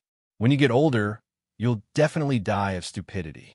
How can you become a Buddha and burn the Saraira?" The little monk touched his bald head, feeling a bit embarrassed. Just as the girl was about to go find the thick-skinned Jiangnan celebrity who refused to leave the temple to do business, she saw a tall monk in white robes leisurely stroll over. Her eyes smiled into crescent moons as she jogged over and called out, "Father." The little monk, who was imitating the crow of a chicken to lure the old chickens back into the cages, also smiled. The white-robed monk rubbed his daughter's head and let her do her own thing. The little girl was innocent and carefree. She gave the stupid Nanbei a look that said, "Don't let it slip." Only then did she skip away.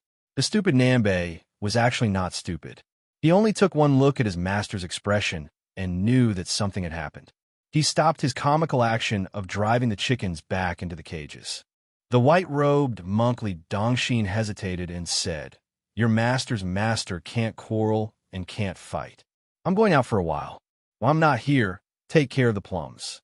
The stupid Nanbei nodded vigorously and then asked, "Master's wife knows?" Li Dongxin smiled and said, "Listen to her for small things and follow me for big things. It's been like this all these years." The stupid Nanbei turned his head and thought that since he could remember, he had never heard of a big matter where he listened to his master. Didn't he listen to his master's wife? The white-robed monk touched his big bald head and knew what his stupid disciple was thinking. He laughed and said, "Isn't this a big matter?" The stupid Nanbei carefully asked, "Master, can you go back to the temple with the old abbot?" The white-robed monk sighed. "I don't know." The little monk Nanbei did not say anything else and went to chase after the plums. After a while, he came back with the angry girl. The white-robed monk smiled helplessly. There were 4 people in the house. The daughter-in-law's words were not as effective as his daughter's. He could only nag this disciple. It was a pity that this stupid disciple was always on their side. The little girl put her hands on her hips and said, "Father, why didn't you tell me you were going down the mountain?" The white-robed monk smiled embarrassedly and said, "I was afraid you wouldn't allow it." The girl's expression quickly changed from gloomy to affectionate. She was about to speak, but her father knew her best. Li Dongxin shook his head and said, "Li Zi, you can't go." The little girl's expression dimmed. She lowered her head and looked at her feet. She seemed to be hiding her red eyes and asked, "Mother agreed?" The white-robed monk nodded. The girl walked closer to him and lightly tugged at his sleeves. "Do you want me to ask for some money for Mother?" "No need. Keep it to buy rouge and face powder. Dress up beautifully. Father will only think about the plums at home. The more he thinks about it, the less he feels cold and hungry." Boasting again. "Right, Father, there are many big baldies in the temple. Old baldies all know how to fight. Do you want to call them to go with Father?" "No need. Father walks quickly. They can't keep up." "Oh, Father is not home. If you are bored, go down the mountain with Nanbei and Nanbei to play. You haven't been to Great Peace City. The rouge there is good. Father doesn't have money, but your father's master's abbot's room has many good things. If you sell them, it will be worth a lot. Compared to selling the stinky mud in the water tanks, you can earn much more. Just like the old abbot's meditation mat. That's not good, right? What's not good about it? When we go back, I'll have Nanbei weave a new one. Oh, let's go. Also, don't hook up with those girls that throw themselves at you. You will make Mother angry." "How can that be?" "In Father's eyes, other than Li Zi and your mother, there are no other women." On the mountain path, many pilgrims saw a monk with white robes fluttering in the wind. Some young women and matrons instinctively looked a few more times. In the 100 years of Jianghu, the young sword god Li Chungang with the wooden horse and bull was truly outstanding. The white horse and white robes were still in great peace. The emperor personally led the horse into the palace. Li Dongjin at that time was also truly outstanding. When they were far away from the two Zen temples and there was no one around, a white rainbow flashed through the sky. Chapter 580. Jiang Hu began to spread rumors of a reckless young man. He was dressed in black, barefoot, and had messy hair. He rose like a comet. He led a giant black tiger that was twice the size of a normal tiger. First, he rushed south to Shangyin Academy, and then he charged straight for Bailiang. He didn't take the initiative to hurt anyone along the way. The young man didn't smile or speak. He didn't do good deeds to help the weak, nor did he act like a villain. However, if someone tried to provoke him and blocked his path, no one left a whole corpse. The black-clothed young man was like the white-clothed Luo Yang of the Beimang dynasty. He was unstoppable.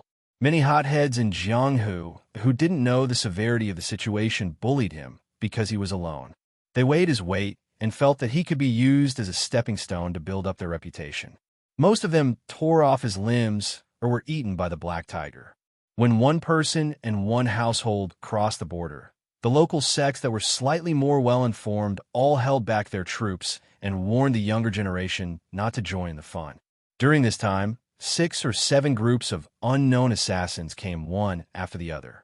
Their fates were particularly miserable. The young man was practically invulnerable. His brute strength was so great that he could overturn a ship and destroy a city. 300 cavalrymen galloped out of Liangzhou to welcome the black-clothed young man, Su Longxiang. Huang Manor returned to the empty Bailiang Palace expressionlessly. In the Wutong Inn, he saw the fake heir who only had the appearance but no charm. If it weren't for the servant girls he still recognized who risked their lives to stop him, he would have been smashed into meat paste on the spot. The young man didn't see his older brother, nor did he see Su Xiao, who was still patrolling the border. Huang Manor didn't seem to know what to do. He stared blankly at Tide Hark Lake for a while, then went to the Wutong Inn. No one could persuade him, and very few people dared to. Moreover, the young prince had a terrifying black tiger by his side. Afterwards, Huang Manor became agitated and uneasy. He seemed to have discovered that he was lost. Then he began to rampage through Bailiang Palace. The layers of courtyard walls were all smashed through. No one dared to stand in front of the young prince. Everyone in the northern Liang prince's mansion knew that His Highness the Crown Prince had brought back 2 beautiful foreign women. The younger one lived in the Wutong courtyard and rarely went out. The younger woman was so beautiful that she made people want to have an extra pair of eyes. Unfortunately, compared to the woman who would occasionally go to the lakeside for a walk, she only lived in her small plot of land filled with reeds and never stepped out. She left a graceful figure for everyone to catch a glimpse of, and it was difficult for them to let go of her. After her younger brother mysteriously disappeared, Murong Wuzhu lived a lonely life, but she wasn't sad. She lived under someone else's roof in the Wutong Inn. Fortunately, she had a gentle temperament that she was born with. Compared to Pei Nanwei, who lived in the reeds, it was easier for her to be accepted by the second-class maids. They were all outsiders who had left their hometown. Murong Wuzhu would occasionally visit Pei Nanwei in the reeds near the water. Today, when the two heard the movements in the prince's residence, Murong Wuzhu hurriedly ran out of the room. She stood on the high platform and looked around. She didn't see the familiar slender man, only a crazy, barefooted young man. Other than fear, she also couldn't hide her disappointment. Pei Nanwei didn't leave the room. When she saw the dazed young woman return and sit down, she secretly sighed in her heart. Is that prodigal surnamed Su worthy of your concern? Murong Wuzhu calmed herself down and said softly, Sister Pei, I saw the young prince who came back from Mount Longhu. He doesn't look like him. Pei Nanwei mischievously asked, Him? Who is he? Your younger brother or the king of Bailiang? Murong Wuzhu's face turned red. She lowered her head and kneaded the corner of her clothes. Pei Nanwei looked at her and felt a little envious. When a woman was young, she would be shy if she could. When she got older, she would become disgusting. Murong Wuzhu was afraid that she would be teased again, so she found an excuse to leave. Pei Nanwei didn't get up to see her off. Her small house was built by the lake, so it could be surrounded by reeds. In the middle of summer, the reeds were green and several pairs of wild mandarin ducks were floating. She walked out of the house. There were no stone slabs outside the house. It was full of mud. She took off her shoes and socks and walked in the reeds that seemed to be isolated from the world. She gently raised her head and looked to the north. It was Yuan's Wuzong, who came back with dozens of cavalrymen. For this adopted son of the king of Bailiang, Huang Man recognized him. Outsiders didn't know what Yuan's Wuzong said, but the young prince immediately calmed down. The cavalrymen didn't have time to eat and left the house. They didn't stop and came to the foot of Mount Wudong. Su Longxiang ran barefoot all the way. His speed was faster than a horse. Last time His Royal Highness came to Wudong, only the hierarch Wang Zhonglo came down the mountain to welcome the guest. Today, there was only a young man in a simple robe standing under the 4 words Black Tortoise Dang Xing. Yuan's Wuzong nodded to the Taoist priest, surnamed Li, and stood still. Perhaps Huang Man had stayed in the small Taoist temple on Mount Longhu for a long time and spent time with the old Taoist master, so she didn't dislike Taoists. Instead, she felt close to them. They climbed the mountain quietly. When they reached the top of Little Lotus Peak, Taoist Li Yufu no longer approached the tortoise camel tablet. The young man in black and the giant black tiger came to the cliff together. Here, a red robe flew up. Chapter 581. Here, Hong Shixiang disintegrated himself and declared to heaven and earth that he would attain Tao for another 300 years. Since this Taoist who became an earth immortal before the age of 30 was the reincarnation of ancestor Lu and Qi Xuanjin, then the Jinwu great emperor in the prophecy was obviously someone else. Immortal Qi's black tiger, who had been immersed in Taoism on the demon-slaying platform for a long time, had a violent temper. It was unusually docile here, lying on the ground.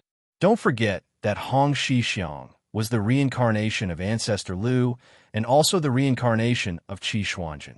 Hong Shixiang was the former master of the black tiger. The black tiger was psychic and possessed supernatural powers. It shook its head and whimpered. Li Yufu stood in the distance and saw this scene. He was also sad. To him, youngest Uncle Master was a well-deserved celestial figure. Li Yufu respected his master but worshipped youngest Uncle Master. If only sect Master Hong did not ascend and became a celestial couple with a woman in red and cultivated in the world. Suddenly, Su Longxiang clenched his fists and howled to the sky. The black tiger also roared. The earth shook and the mountains shook. With Su Longxiang's outburst, the Qi dynamic was like a flying stone that hit the center of the lake. The new youngest Uncle Master Li Yufu, who had only been on the mountain for a few years, was like a small boat floating in the sea. He swayed but did not fall over. Li Yufu went up the mountain to welcome and sent him off.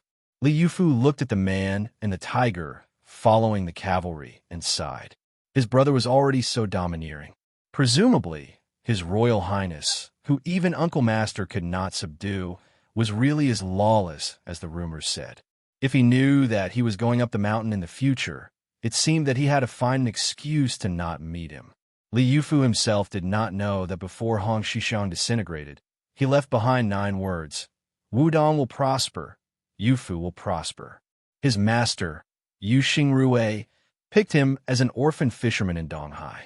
Although he entrusted him with a lot of things, he did not do anything stupid. Moreover, Wudong Mountain had been in the same vein for hundreds of years and liked nature the most.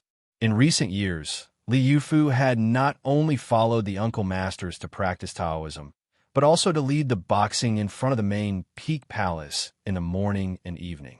He was also responsible for feeding the green cattle and taking care of the vegetable garden near the waterfall. Uncle Master's best friend, Qi Xianxia's secluded bamboo hut was also given to him to clean. Every day, he went to a few mountains and mountains.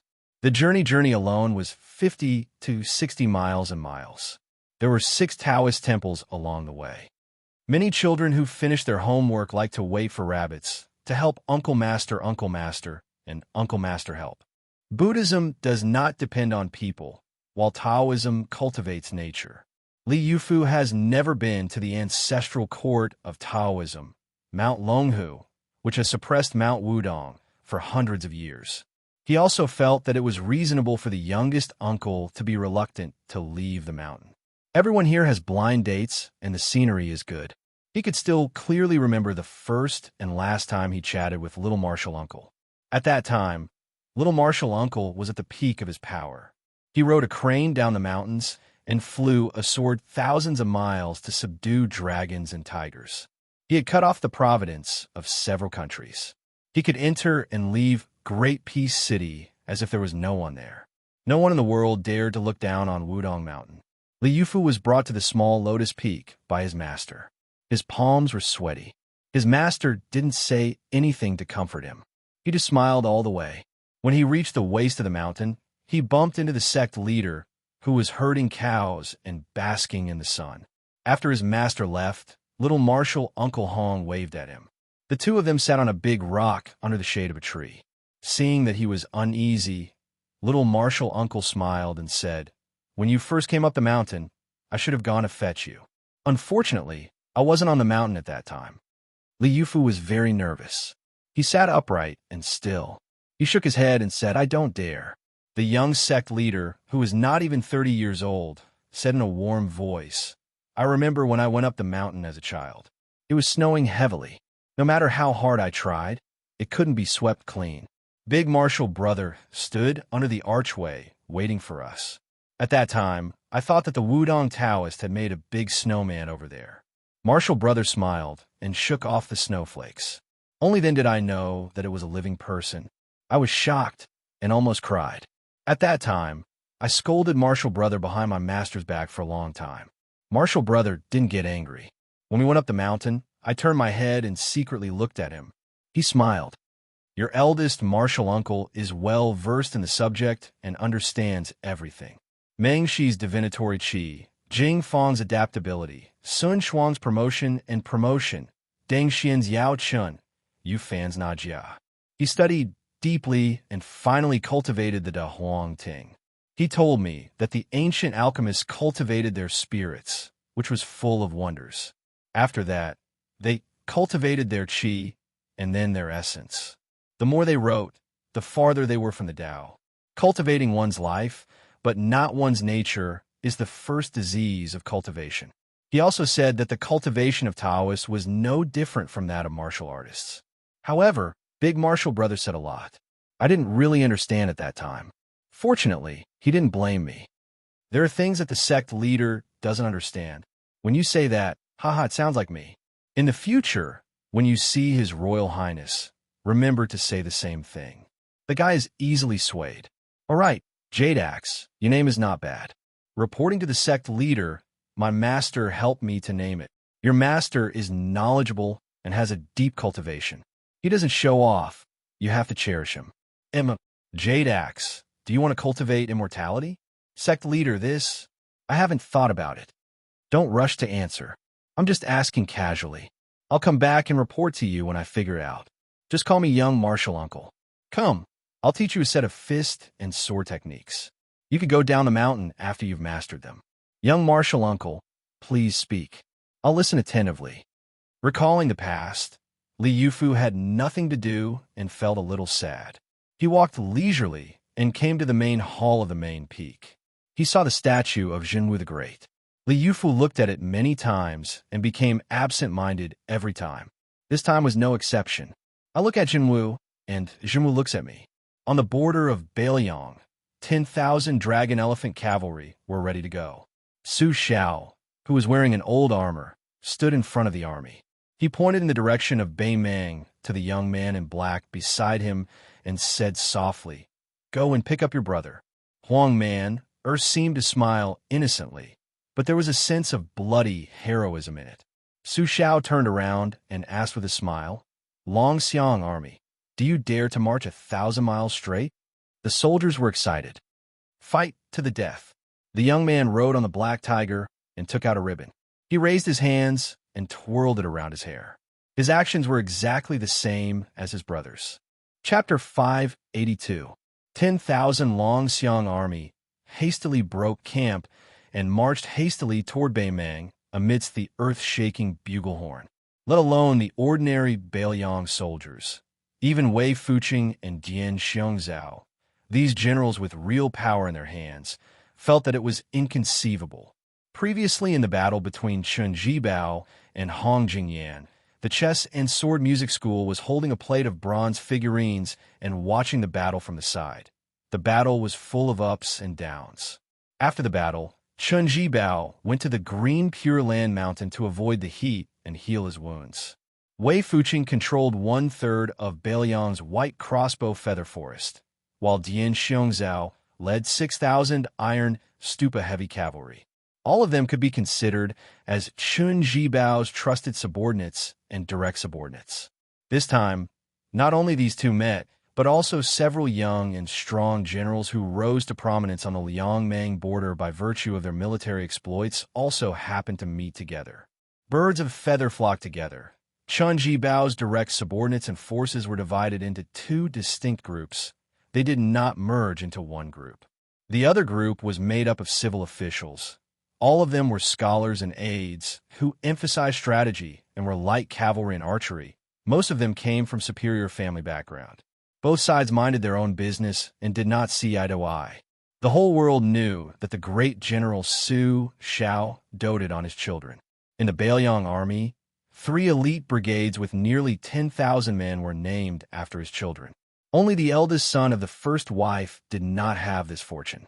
The Longxiang army, which had 10,000 men, was especially famous. It was a true cavalry that had been through hundreds of battles. Not to mention the position of the main general.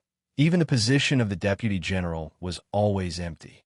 In these years, Yuan Zhuozongyao was in charge of the position of the deputy general, but he never interfered in the specific affairs.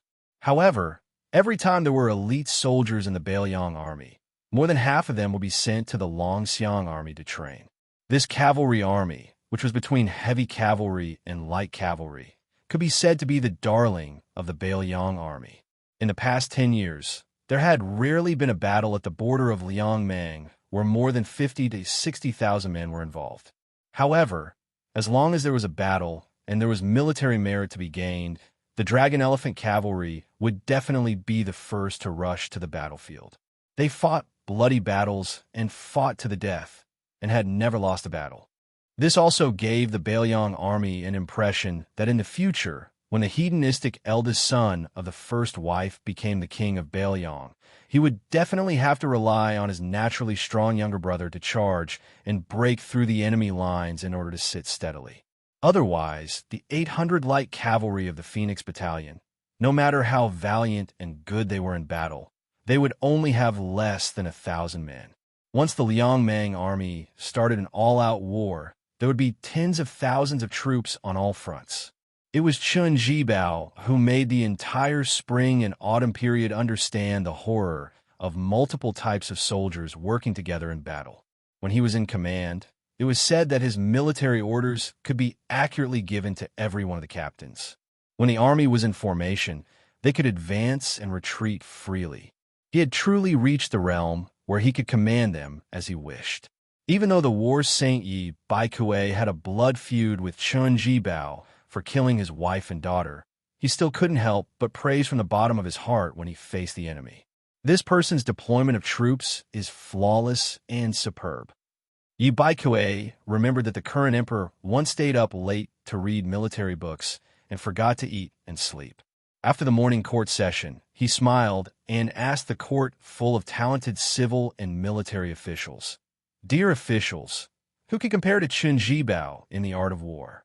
At that time, the Beiliang army's reputation was at its peak.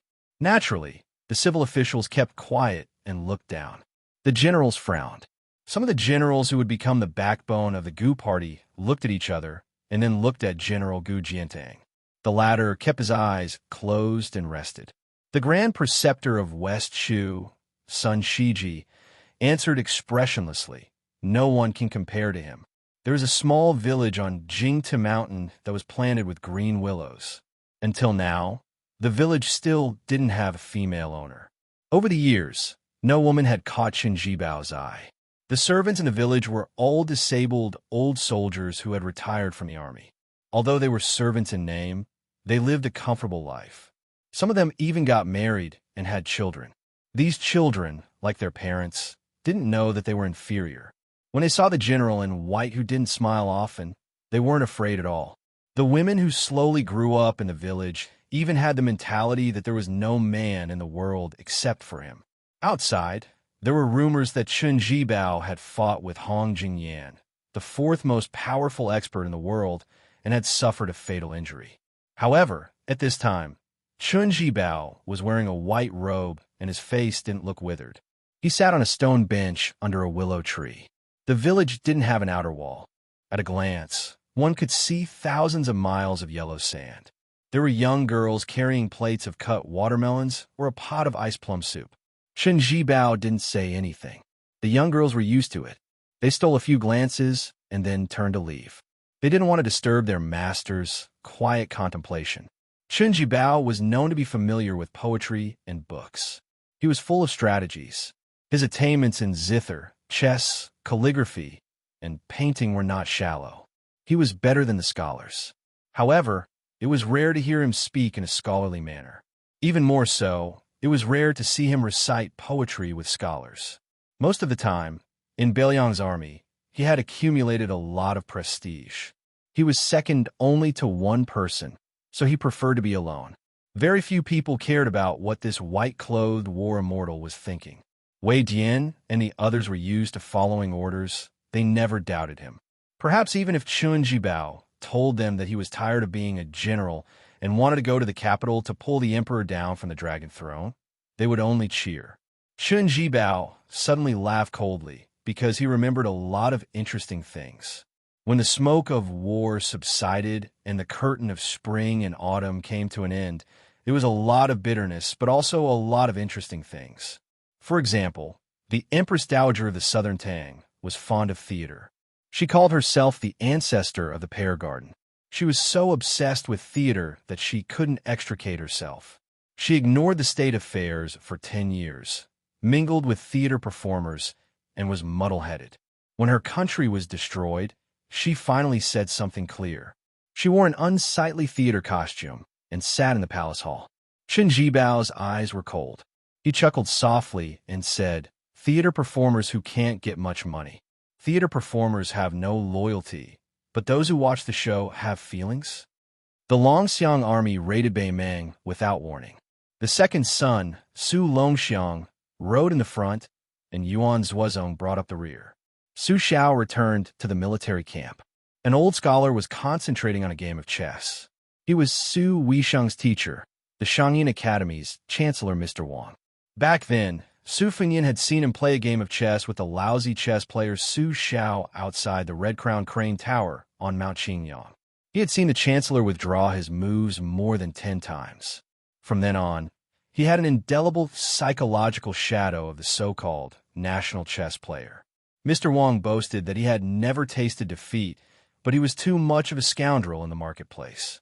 However, since Chancellor Wang could be Su Weisheng's teacher, he definitely wouldn't be careless about the art of war. After Su Xiao sat down, he wasn't in a hurry to urge Mr. Wang to play. He smiled and said, "On behalf of Huang Manor, I thank Mr. Wang for secretly training the Longxiang army all these years." Chapter 583. The Chancellor picked up a white chess piece and placed it down heavily. His face was full of confidence as he stroked his beard and smiled. "The game is set. General, you've lost again." Su Xiao didn't expose this mister's evil act of secretly changing the position of the black chess pieces. He pretended to admit defeat. "Losing to Mr. Su Xiao is honorable even though I've lost." The old mister, who had almost no chess ethics, didn't feel guilty at all. He was refreshed and said, "Playing chess with you is indeed a blessing in life." Su Xiao stood up and walked to the map of Beimeng. He slowly drew a route for the army with his finger. Mr. Wang stared at the map with narrowed eyes and didn't speak for a long time. Su Xiao also didn't change his expression. It was the Chancellor who couldn't hold it in anymore. He said softly, "Chaotic, very chaotic." Chao Chongqing added fuel to the fire in the southern court, and they're about to make a big fuss. The Empress of the North has always disliked Buddhism. She wanted to worship Taoism and destroy Buddhism. She wanted to unify the religion for her own use and create a second Jianghu under her skirt. In the end, No one expected the Dragon Tree monk to go to the Tao Te Ching sect alone. He didn't listen to reason and just sat there, enduring the rain of arrows and swords for a whole 10 minutes.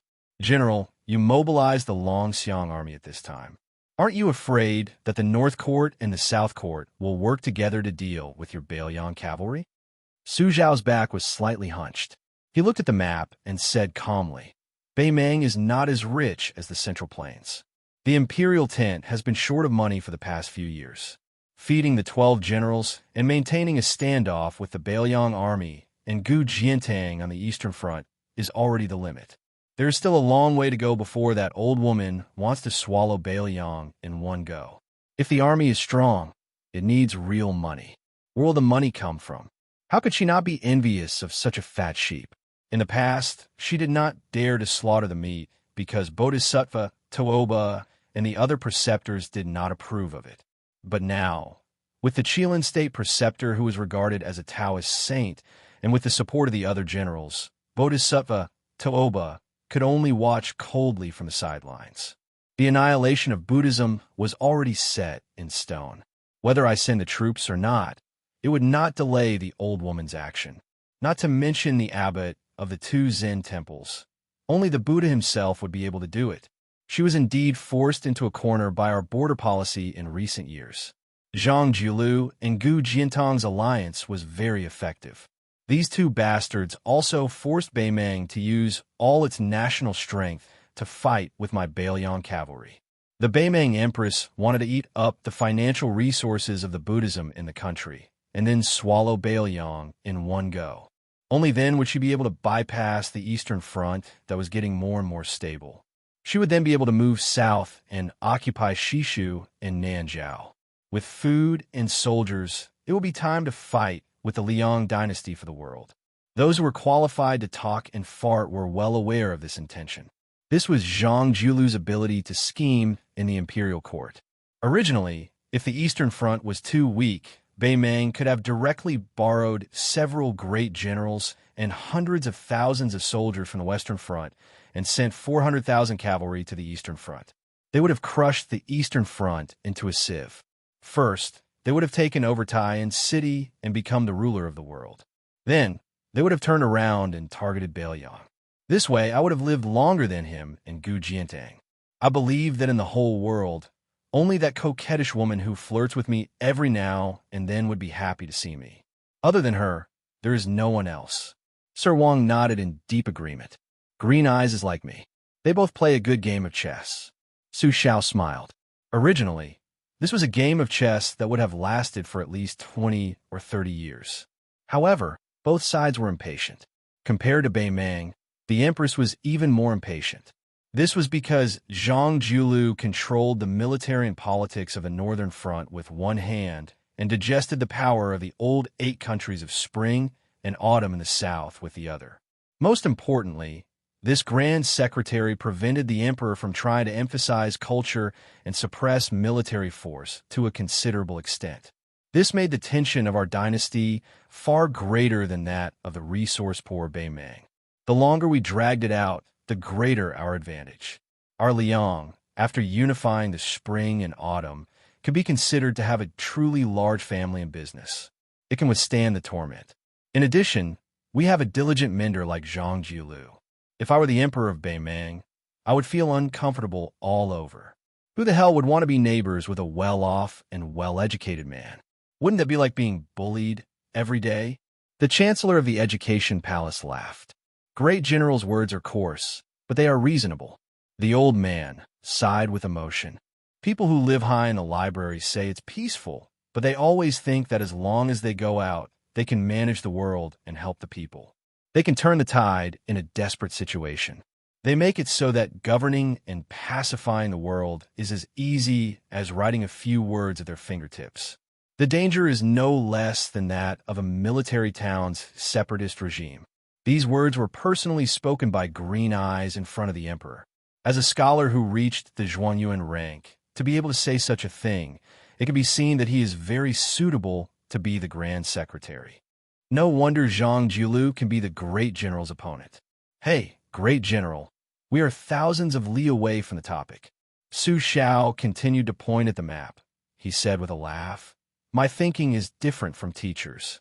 This time the Longxiang army is going to the north. Not only they want to fight a battle, they want to fight a tough battle. Picking up soft persimmons to pinch is not our Bailiang army's temperament. Teacher is worried that if the Longxiang army wins the battle, those scholars of the Southern Dynasty, who have obtained riches and honor, will forget their ancestors and betray their ancestors, will hate the Bailiang even more. Actually, in my opinion, if the Bailiang cavalry does not teach them a lesson, those new nobles of the Southern Dynasty, who followed their fathers to flee to the north when they were young, will have their tails raised to the sky early on. They will have to be ruthlessly whipped before they know what is called fear. I want them to be afraid to the bone. These bastards are the same as those scholars of the spring and autumn period. They can't remember what's good for them. Therefore, this time the Longxiang army is going to fight to the death with the first military town in Longyao province, Tal City, which is ranked first in terms of military strength. The other military towns, Gentleman's Mansion, Ligu, and Maolong, are all tough bones. They are not in the same line. The Longxiang army is going to take a detour and attack them one by one. The old teacher sighed with worry, but the Longxiang army only has 10,000. Not counting the troops and horses along the way, just the 5 towns alone have 60,000 elite armored soldiers. They still have to face the 2 Beimeng great generals face to face. Is that okay? 10,000 Longxiang army. How many people can they withdraw and come back? Su Xiao chuckled. I forgot to tell teacher, our Bailiang's great snow dragon cavalry is also about to set out. The Bailiang cavalry is the best in the world. The great snow dragon cavalry is the best in Bailiang. In this hot summer, the old teacher seemed to feel the chill. He pulled up his sleeve. He muttered to himself, but doesn't this mean that we're going to fight for real? It's not appropriate. It's really not appropriate. Su Xiao pressed his palm on the map and said, My son is there. Is this reason enough? Chapter 584. It was becoming harder and harder to live in Jing. Not only were the foreign businessmen sighing, even the officials were so worried they were pulling at their beards. In the first 20 years of Great Peace City of the current dynasty, every mu of land only cost 600 taels of silver. Now, it was still expensive and cheap, but it had risen to an eye-popping 2,500 taels of silver per mu. No wonder the left servant of Minxiao province, Sun Shiji, had the saying that every mu of land had the same value as gold. A small courtyard, even at the very edge of Jing, cost close to 1,000 taels of silver. The scholars who came to Jing for the imperial examination all complained incessantly. Fortunately, there were the local guilds that flourished because of the times, so most of the scholars who did not have enough money did not have nowhere to go. Also, there were monasteries to rent. Normal scholars could afford the rent, so there were no complaints. Only those literary magnates who only had a good reputation but no gold and silver could not afford to buy a place in Jing in their entire lives. They would often write a few self-deprecating poems. They could express their feelings and also gain the sympathy of the poor scholars, killing 2 birds with 1 stone. Some guilds that had produced large and small yellow doors, or Hamlin guilds, would often hang up signs that would allow them to rent 1,000 taels of silver a day. These places with good feng shui were in short supply. There were a total of 600 guilds in Jing. Most of them were located next to each other in the southeast of Great Peace City. Every time the imperial examination was held, it would be bustling. If one was not amorous, it would be a waste of youth. This large area of guilds had all kinds of food and drink, restaurants and brothels as numerous as the hairs on a cow. Originally, the scholars going to the imperial examination were worried that they would be unfamiliar with the place. Their local accent was scorned by the locals of Jing. When they entered Great Peace City and lived in the guilds, they found that they were surrounded by people from their hometown. Those who did not have money were happy. Those who had money in their pockets wanted to spend it all to enjoy themselves. Did they really think that these people were stupid with too much money? Of course not. Most of the scholars from the same hometown who were qualified to enter the capital to take the imperial examinations had studied hard. They were just short of breaking through the last layer of window paper. Once they had jumped through the Dragon Gate, they would always remember the days when they were poor, when other people only had a few copper coins for a piece of flatbread or a few taels of silver for a full meal. When they soared in the future, as long as it was within their ability, how could they not be happy to help a fellow villager who had helped them in the past? As a result, the business of almost all the shops in this area, which was known as the Dragonfish Restaurant, was exceptionally good compared to the other markets. Moreover, many foreigners who were already officials in power in the capital liked to come here every now and then to gather with their friends. They would cheer their fellow countrymen on or give them advice in person. This scene was just a small microcosm of the competition between the four parties in the Liang dynasty. Unfortunately, as the Green Party, one of their best friends, gradually withered away, the rich scholars of Qingzhou became homeless ghosts. Their voices in the fish dragon strip area became quieter and quieter. The White Lion building was not originally called this name. It was called the Heavenly Fragrance Building. At that time, business was average. This year, it had made a lot of money.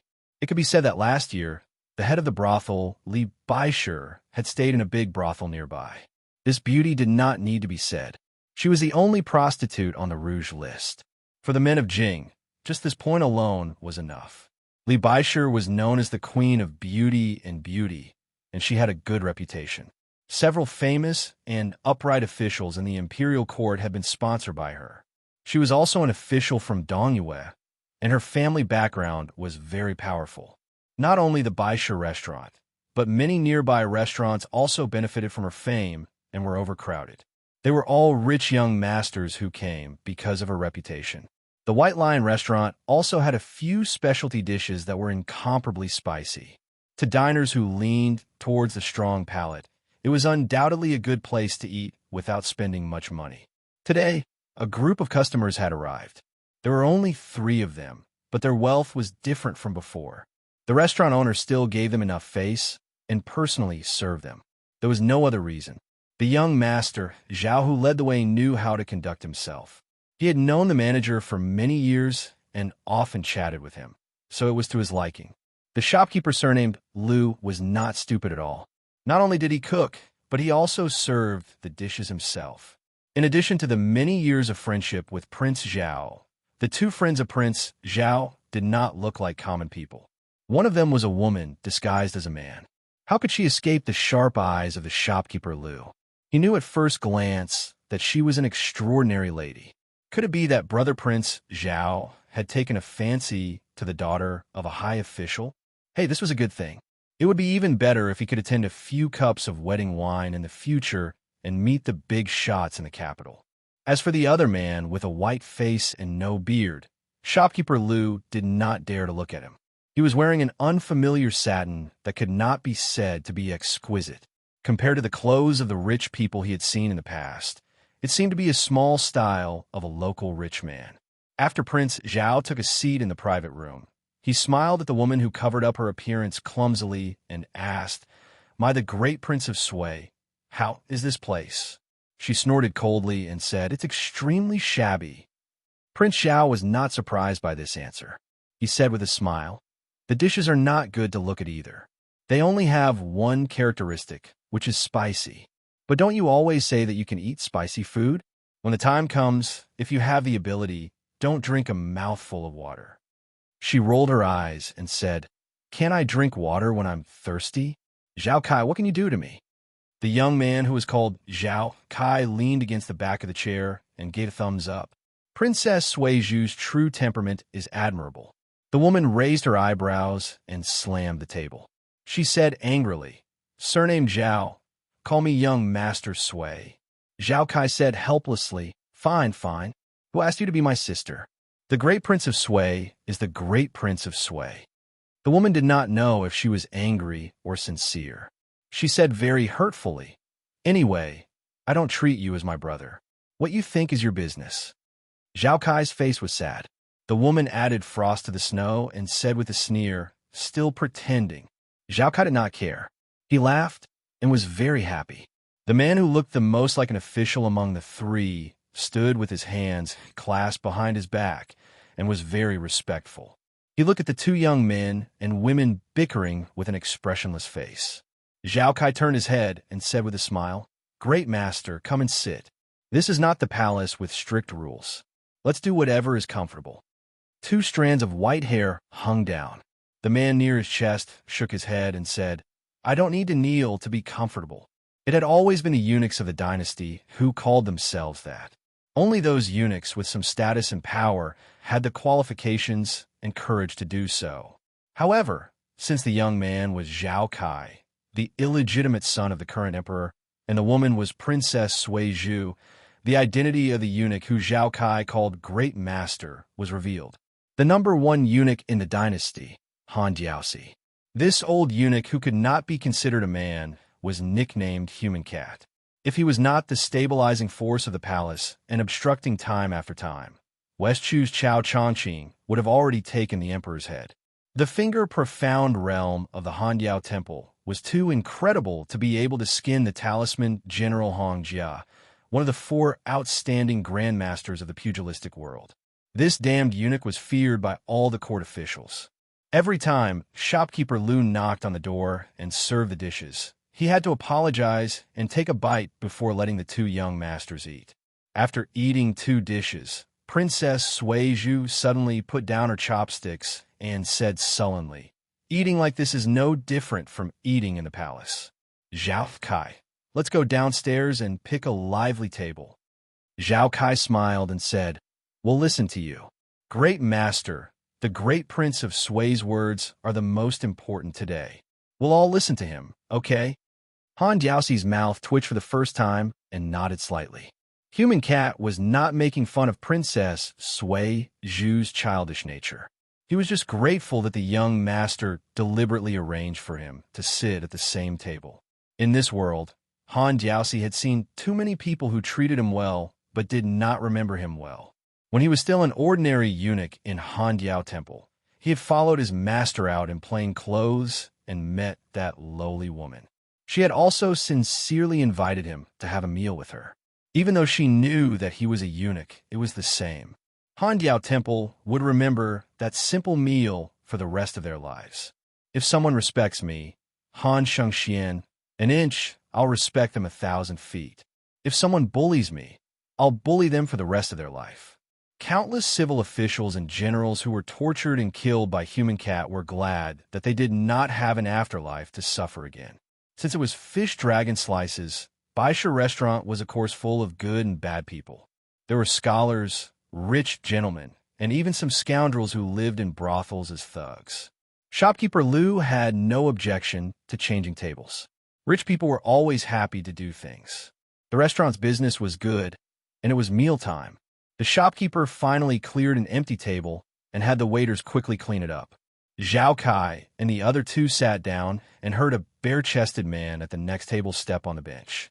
He clenched his teeth and scolded, Damn it, a few days ago, a pretty boy came to our ding phone to visit women. He didn't have money in his pocket to pretend to be a master, and he used a few nonsensical essays to fool us. The poems were not poems, the words were not poems, and they were noisy. I'm going to beat this little bastard up with a stick on the spot. Sitting at the same table were a few scholars who did not have much money. They had been in the brothel for a long time. The scholar who was in charge of paying for the prostitutes was suffering from a lack of money, and the price of his sisters was too high. He thought that it was not a good idea to stay in the brothel for a long time, so he wondered if he could build a good relationship with the head guard in front of him. He did not expect to lower the price, but before he went to bed, he could at least get rid of some unnecessary tips. In brothels, there were many ways to do things. To maintain one's reputation, it was very expensive. The extra expenses on maids and servants were accumulated bit by bit, and the amount of broken silver was also very frightening. An old-fashioned scholar who did not look like a clever person hesitated for a moment and said, I've heard of this person. He recited 3 poems, and now everyone knows about fish dragon slices. They're all not bad. Among them, The lonely light shines on me. My liver and gallbladder are all ice and snow, and the east wind of spring brings the spring are all good poems. Chapter 585. The burly guard's expression changed greatly. He spat mercilessly and got up to leave. The leading scholar was experienced in the ways of the world. It took him a lot of persuasion to get him back to his seat. He said, No matter how good the poem is, it's just a small path. Su Weisheng, the great poet of Shangyin Academy, also said that the poem is just a poetic remnant. Most of the contemporary poets in the literary world are just picking up scraps from the pile of old papers of their predecessors. They can't be considered as real talent, let alone establishing their own school. In my opinion, what's the point of being cold? If it's really cold, why would they go to the brothel to make a fuss? Isn't this just a cheap gimmick? In terms of character, it's far from being as straightforward and forthright as Instructor Hong. The burly guard liked what he heard. He took a bite of the fatty and spicy drumstick. Out of the corner of his eye, he saw a young man who looked like a rich man laughing at a nearby table. He glared at him and said, "What are you laughing about?" Zhao Kai said with an honest face, "You're right. Those scholars who fish for fame should be beaten up." When the man saw that his expression did not seem to be fake or sarcastic, he laughed and said, "You're quite smart. When you go to Dingfeng someday, tell them my name, Hong Sanlong, and the price of the girls will be fair." Zhao Kai gave a fist salute and thanked him. Princess Suizhu lowered her head and rolled her eyes. That man should have some influence in this area. After talking about a lot of things, he became more and more unscrupulous with his words, which were very boorish and grating to the ear. "Since I came out of my mother's womb, I've been living a hard life. You want me to put in a good word for those rich kids? I don't care if they're good or bad. As long as they're better than my reincarnation, I can't wait to chop them to death. I can't bear to see them live a good life. If those rich kids are diligent in their studies and treat people well, they deserve to die even more. Won't they give us a way out?" "Ah, Mr. Liu, don't worry. I'm not criticizing you. You're kind and honest. You're good. Since there's fly droppings in a pot of porridge, there might be a few grains of rice in a pile of droppings." The scholar with the surname Liu, who was patted on the shoulder, smiled awkwardly. Being praised was worse than being scolded. Han Jiaoxi narrowed his eyes and said softly, "How dare you use the word dragon in your name?" Zhao Kai, who was very familiar with his great master, hurriedly said with a smile, "Let's not bother about these trivial matters. Let's go. When the great prince of Sui has had his fill of tea and is no longer thirsty, we'll go and meetly buy sure." Under the table, Princess Suizhu stepped on the back of Zhao Kai's shoe, not forgetting to give it a hard twist. Zhao Kai put on a bitter face.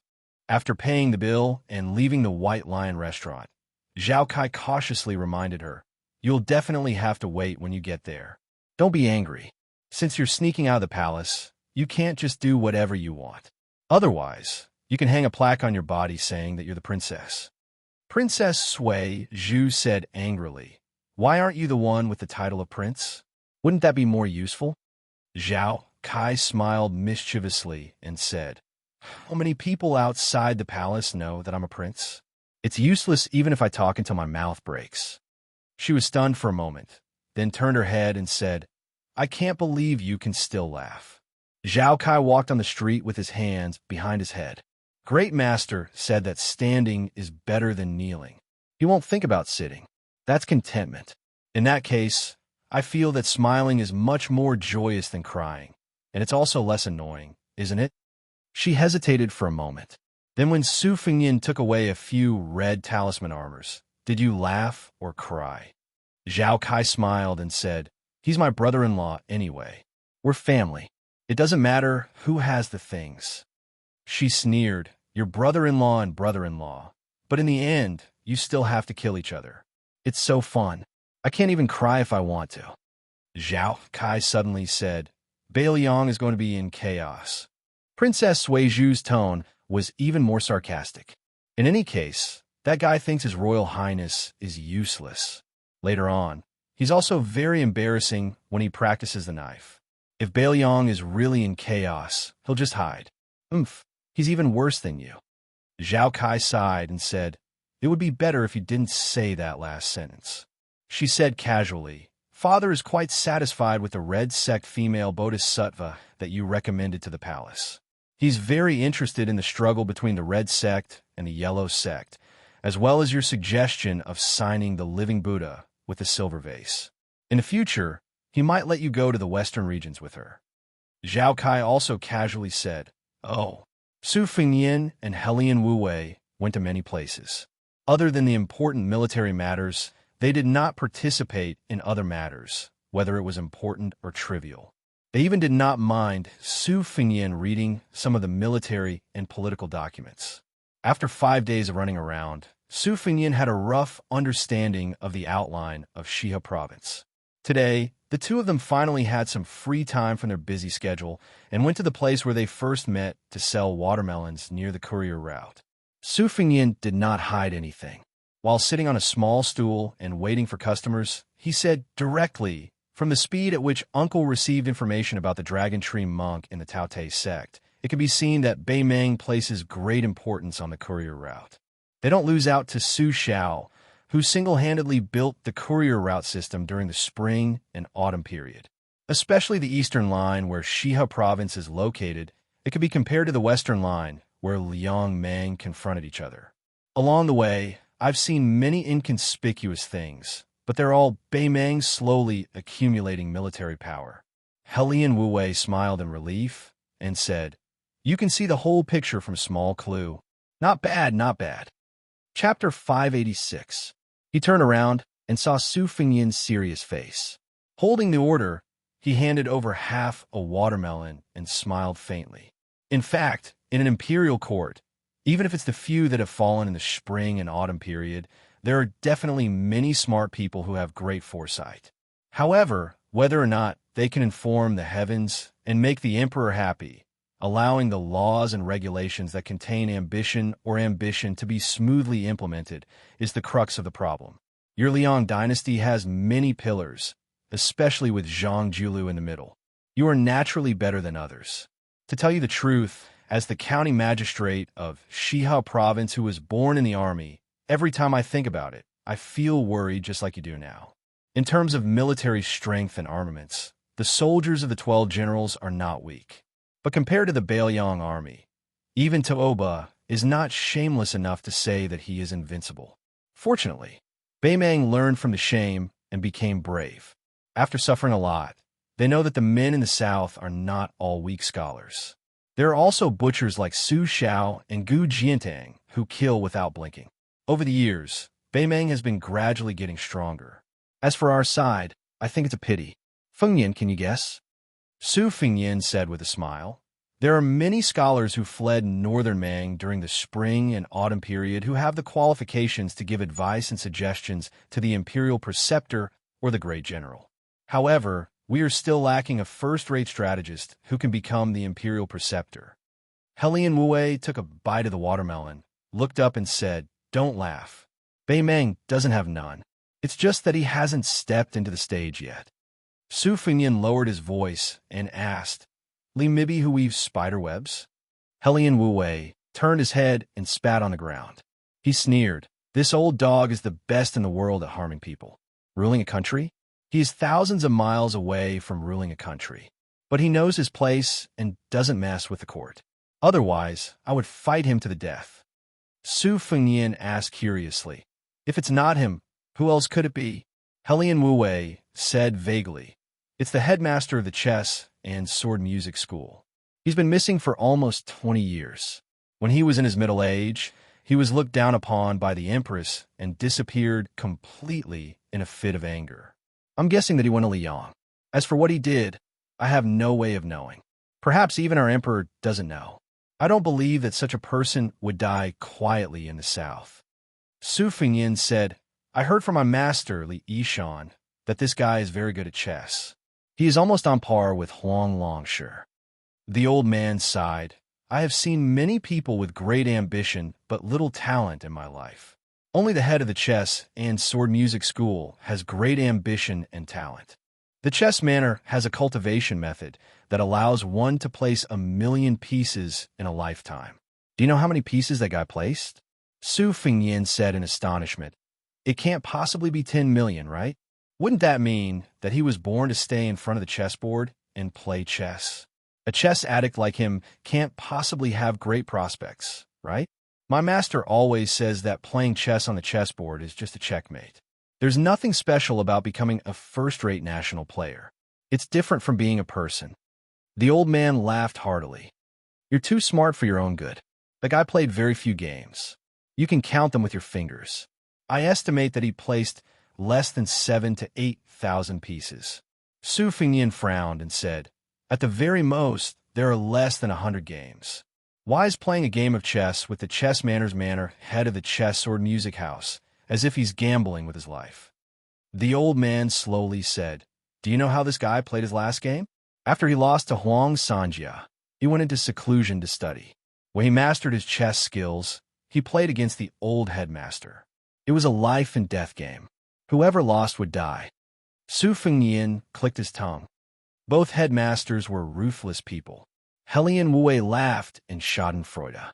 "You should just pray that this kind of person doesn't make it back to Beimang alive. Otherwise, if you were to succeed him and become the king of Beiliang, you'd be in for a lot of trouble if this guy were to still be alive." Su Fingyin said in all seriousness, "I'll go to Thunder Roll Temple tomorrow and curse this old man to death." Helian Wei laughed loudly. "Then remember to curse me to death as well. With me in Shiha province, even Su Xiao will have to be a little afraid." Su Fingyin didn't need to be polite with this old man. He joked, "Uncle Helian, your skin is even thicker than mine." Helian Wue nodded. "Humans, as long as they get older, they'll be cursing themselves, just like how I curse Li Mibby as a chicken thief. They're all thick-skinned, afraid of death, and greedy for life. They're not as open-minded about life and death as they were when they were young and full of vigor." Su Fingyin took a bite of the watermelon. He thought of Su Xiao and his masterly Yishan, who were younger than Helian Wue. Helian Wue said slowly, "Now that I've taken you to see the political affairs of our province, I can tell you some things directly. I can't say much about other generals and provincial governors, but as far as I'm concerned, Helian Wue, I don't expect all the generals and officials under my command to be saints. It's okay to be greedy for money, but don't be too greedy. In my opinion, pedantic and honest officials who earn their own reputation are not as good as capable officials who can fill their own pockets, but can also benefit the people. If you don't cross the line, I think I'm very easy to talk to. If you cross the line, then I'm sorry. I don't care if you're my relative or my trusted aide. I'll kill you if I need to kill you and confiscate your property if I need to confiscate your property. I won't be lenient. This is called nothing can be accomplished without rules and standards. How to recognize people is difficult. How to use people is difficult. And how to make use of people is even more difficult.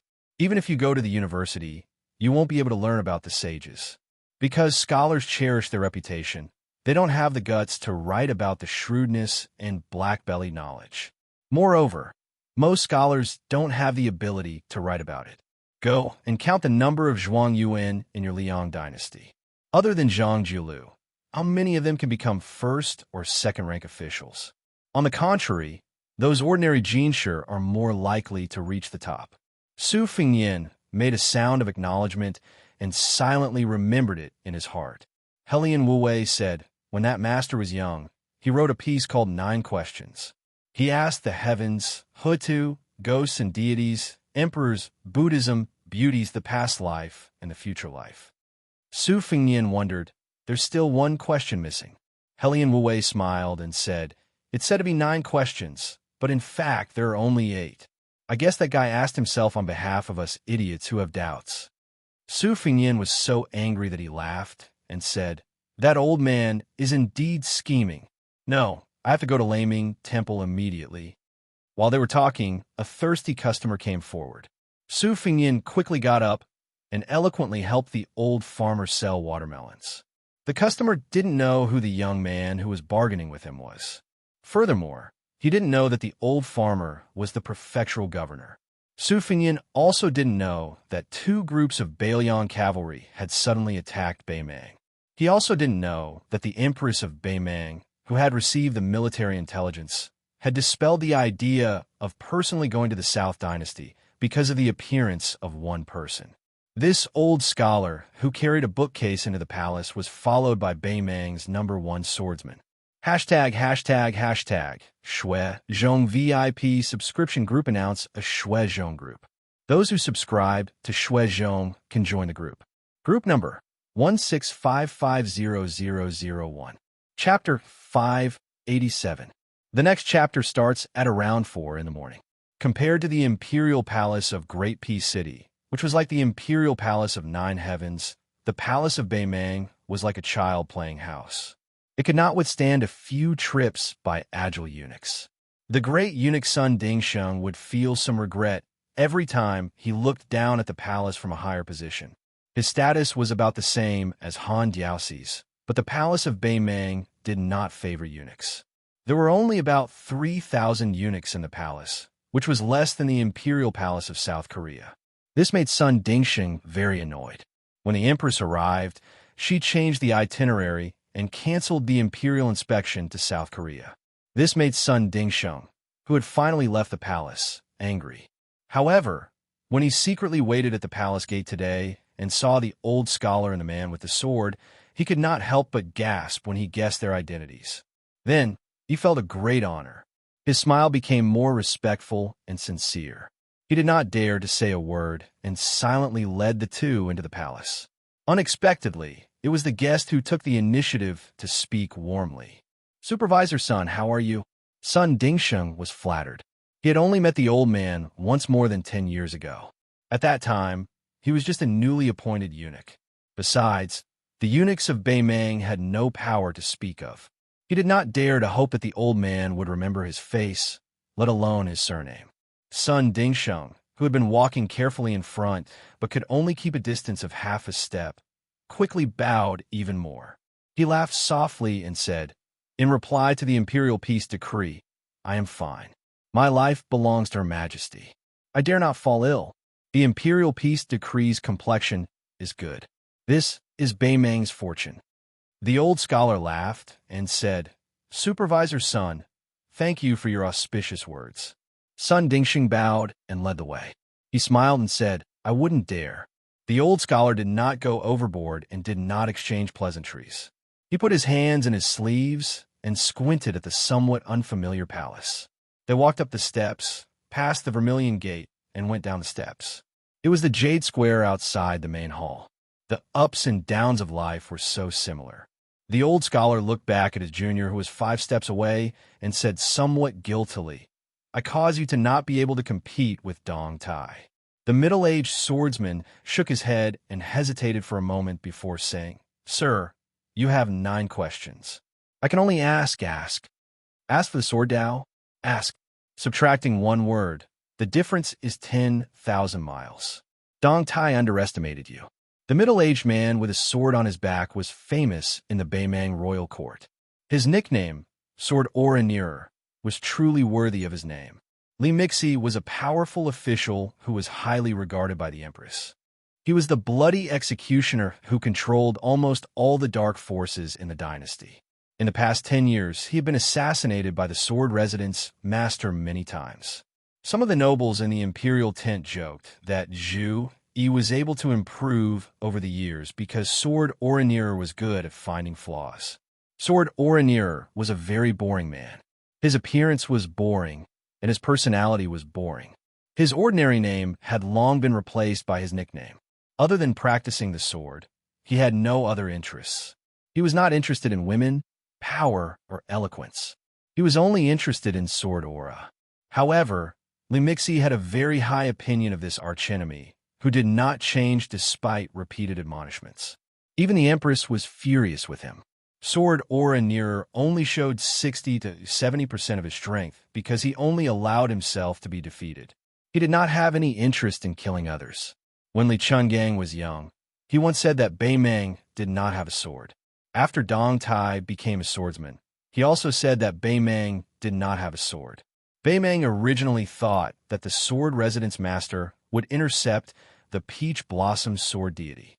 Even if he did not defeat Dong Tai, he would at least make him take back his words. However, Sword Oraneer was very disappointing. He did not show himself. It seemed that in his eyes, escorting the old scholar to the north was more important than anything else.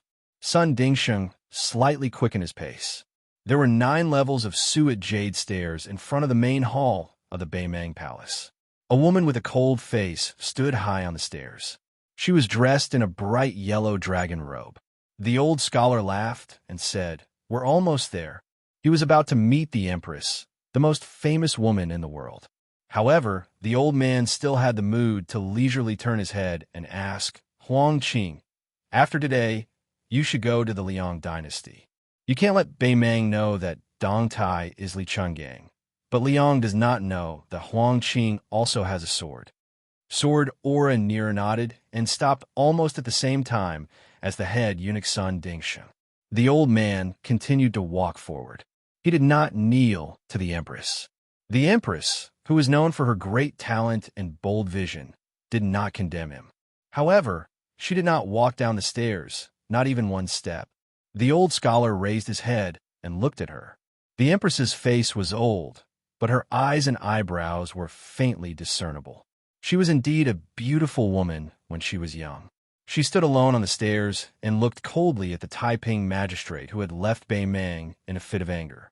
After a long silence, she finally smiled and said, According to your request, the palace has done everything.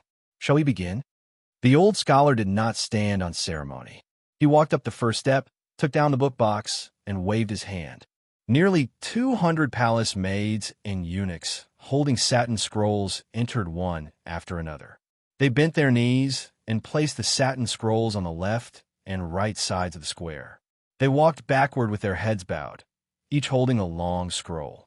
Without exception, they all stood back to back in the center of the square. The Empress suddenly squinted and looked at the square. Hundreds of satin scrolls formed a huge painting. It was the territory of the two dynasties of Bei Meng and Liang. It was so detailed that it included every military town, every river, and every vein. The world was under her feet. Therefore, the Empress subconsciously took the first step and walked to the eighth step. Standing high, she could see further. However, her ambition had been more than just looking since the first day she entered the palace. The two dynasties were beautiful. It was a magnificent sight. The outline of the Bei Meng dynasty was written in white on a black background. The territory of the Liang dynasty was written in black on a white background. Chapter 588. A chessboard and a game of chess. Black and white faced each other. The Empress smiled and said, Taiping Ling has always been good at playing chess. Are you going to make a game of chess for me today? Do you want me to walk on this country with you? The old scholar did not reply. He waited until those meticulous female officials and eunuchs who were sweating profusely had quietly left the square. He opened his book box, took out a bamboo pole and a few pieces of black charcoal, sat down, and raised his head. Your Majesty does not need to step down for the time being. Today, allow me to talk about the right time, the right place, and the right people. Tomorrow, I will talk in detail about the geography, people, military power, and customs that I have seen in the spring and autumn of the Central Plains. On the third day, I will talk about the border between the two dynasties, just to solve the urgent situation. On the fourth day, I will talk about the specific matters of our dynasty and how to win the hearts of the scholars. On the fifth day, I will talk about how to destroy Beiliang, occupy Shishu, and annex Nanzhao. On the sixth day, I will talk about how to direct the spearhead to Graydon City and finally pacify the world. On the seventh day, I will talk about how to govern the country. Even though the Empress had experienced many ups and downs, when she heard these bold words that could swallow the world, she was stunned for a moment. She walked down a step and imitated Taiping Ling and the old scholar, sitting on the ground. The old man first put down the charcoal that would be used to add the finishing touch. His hands leaned on the bamboo pole that he used to climb mountains and wade through rivers. He had already rubbed it until it was smooth and clean. He looked at the square and said calmly, Huang Longshire once said that the general trend of the world is that after being separated for a long time, it will be united, and after being united for a long time, it will be divided. At the beginning of the spring and autumn, the Liang dynasty destroyed 8 countries and used the momentum of successive victories to conquer our dynasty. They seemed unstoppable, but they did not know that after a spurt of energy, there would be a time when they would be exhausted. Liang's army was exhausted and attacked the north, although Bei Meng was resting and waiting for an exhausted enemy. At that time, Her Majesty had just ascended the throne and the situation was not stable. She did not hesitate to take the risk and fought for a very difficult balance. In fact, at that time, the timing was still on Liang's side. It was just that Beimang's geographical situation was very different from that of the Central Plains, so the 400,000 soldiers were not acclimatized. In addition, the late Emperor of Liang had been afraid of Su Shao of Beiliang for a long time. He was afraid that the Beiliang cavalry would devour the wolves. After destroying Beimang, Su Shao could not divide Jiangnan into the north, but now he could. After all, Beimang worshipped martial arts and not literature. If Beiliang occupied the rich Haoliang corridor, which was enough to stand on its own, and took the north into its pocket, this kind of confrontation between the north and the south could be considered stable. Therefore, the late emperor of Liang issued a secret edict and forced Su Shao to retreat under the favorable situation. He signed a contract with Beimang. It was not a brilliant move, but it was also not a bad move. This created the current tripartite situation of Liang, Liangmang, and Mang Qingshan. This is the first principle that I want to tell your majesty. The timing is not as good as the geographical location, and the geographical location is not as good as the harmony between people. The strength of a country is not in the natural barrier, but in the people's hearts. The people's hearts are not as simple as the people's hearts. Since ancient times, the common people have followed the trend, but they must not be blind. The scholars of the spring and autumn period attach themselves to Beimang. For Beimang, it is a blessing and a curse. We must observe. This old official traveled around the Central Plains and memorized 2,643 people of all kinds. I will tell you one by one, each with a rough outline. Your Majesty, please find a female official to record them. A farmer can cultivate 30 mu of land. He can harvest 2 or 3 dawn of rice per mu.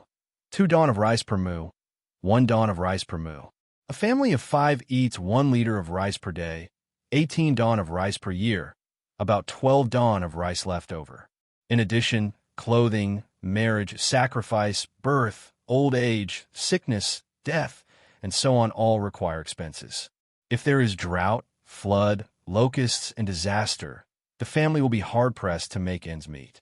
This old official is talking about the situation in Suong, Jehu, Western Shu, and other places where the empire's granaries are located. In other places, there are often people who marry but have no children. It is not rare to see a large number of people who do not have roots. The Liang dynasty's so-called peace and tranquility is quite exaggerated. The Liang dynasty already has officials, no feudalism, and the officials have signs of feudalism. The officials cannot be appointed by the locals, but the officials are different. For generations, they will be local officials. In less than 100 years, there will be local snakes everywhere. Zhang Jilu is anxious, and many of his hasty policies have to be rushed. I will choose 3 kinds of sea merchants, salt merchants, and tea merchants to talk about the Liang dynasty's finance and taxation. The Liang dynasty's newly appointed official position is the Liang dynasty's Secretary of Current Affairs. The important officials of the military and the state will be given a title every month. They are divided into the imperial family, the imperial concubines, the 5 types of rights, public clothing, Taoism, auspicious and barbarian, and 21 others. I will tell you one by one. Your Majesty will know 1 leaf of autumn and 21 leaves of Liang. The Longhu Mountain does not worry about danger. Your Majesty should take this opportunity to order the imperial preceptor to compile 10,000 volumes of Taoist canon and let the Taoism sect become the leader of the world's Taoism. Your Majesty must not just watch the battle between the Red Sect and the Yellow Sect in the Western region. Our dynasty can destroy the great Buddha of the Zen sect, but we must establish the little Buddha of the esoteric sect. The Taiping commandant spoke tirelessly about everything in the world, regardless of whether it was big or small. The empress sat on the steps on the first day and walked down the steps on the second day. She followed the old man and walked on the beautiful embroidery. He spoke nonstop at night. The lanterns were hung high and the lights were as bright as day. No one was allowed to set foot on the square, so the empress personally held the lantern to illuminate the old man. On the next day, The two ate, and ate casually squatted or sat on the satin painting. The Empress even hung a cloth bag filled with warm water and food. If the old man felt thirsty or hungry, he did not need to speak and could reach out his hand to ask for food. The Taiping commandant had to draw circles on the ground every time they passed a boundary. He had used up countless pieces of charcoal, and his 10 fingers were pitch black. Every time he hurriedly washed his hands, the water basin would be emptied. The Empress's dragon robe had wide sleeves and long hemline. Later on, she simply tied it with a silk thread to make it easier for her to walk. She did not care about etiquette at all. On the 5th page, the Empress still did not show the slightest sign of tiredness and was in high spirits. She spoke with a bellyful of knowledge in 7 days. The old man walked out of the world's largest map and stood at the bottom of the steps. The Empress held his hand and walked up the steps with her back, facing the slightly wrinkled, beautiful landscape. She said calmly, "May you be the imperial preceptor." Chapter 589. Fortunately, Helian Wuwei's prestige was there, so no one dared to go against it. Helian Wuwei also gave a lot of compensation to the noble families on both sides of the lower reaches of the Yellow River. Many children of the aristocratic families were able to enter Kung Bijuan. Their official positions were not high, but it was also a good thing that they did not dare to dream of in the past. Coupled with the diversion of the river, it was only a 20-mile semicircle, so it could not be considered a serious injury. For a time, Xia Prefecture was still calm and peaceful. There were only some rumors and gossips in private among the aristocratic families. The common people were still going on with their lives. It was a pity that the imperial edict ordered that no business was allowed near the river. With Kung Bijuan in charge of supervising and patrolling, there would be a windfall otherwise. A horse would not get fat if it did not feed at night. The principle of the world was the same. Su Fengyin and Helian Wuwei came to the place where they threw stones and cut the river. This time, the theft of Emperor Qin's mausoleum, which had not seen the light of day for nearly 1,000 years, caused the various forces to be intertwined. Helian Wuwei was in charge of the dangerous business of opening the door to the thieves. Not to mention the other people who crossed the river, one General Zhong Shuntong was enough to deal with. Therefore, the old imperial edict did not dare to be careless. Everything was handed over to his trusted aide, Kung Bijuan. Su Fengyin saw a group of men and women dressed in Confucian attire on the high platform. Most of them looked haggard and did not have the elegance of a scholar at all. Su Fengyin was surprised and asked, "Children of the school of Moism?" Helian Wuwei nodded and smiled. He did not elaborate on his family background. Su Fengyin changed into a scholar's old man's face. When he climbed over the wall and entered the imperial edict mansion, he was recognized by the white-haired old man at a glance. Other than the spring thunder saber hanging from his waist, the main reason was that the old man and the young man could be said to have known each other for many years. The old man's face was at the root level. The disguise only changed the appearance, but it did not change the qi. That was why the old man's identity was seen through. The witch Xu Xiu used 10 years of her life as the price to create a soul-level face. She handed it over to Murong Tongwang, who was far more ambitious than her sister Murong Wuju. Helian Wuwei took Su Fengyin and walked slowly along the riverbank. A few days ago, there was a rare rainstorm. At the beginning of the river cutting, the effect was not obvious yet. The water level of the river was still much higher than the previous years. The water was turbulent and surging. It was very muddy. The sound of the rushing river was like a thunderclap, intimidating people just by looking at it. Su Fengyin left the spring thunder saber and the spring thunder saber at his mansion. His hands were empty as he squatted on a huge rock by the riverbank. The water vapor assaulted his face. His ears swelled as he heard the sound. The flow of his qi was imperceptibly pulled by the river, so it was several times faster than usual.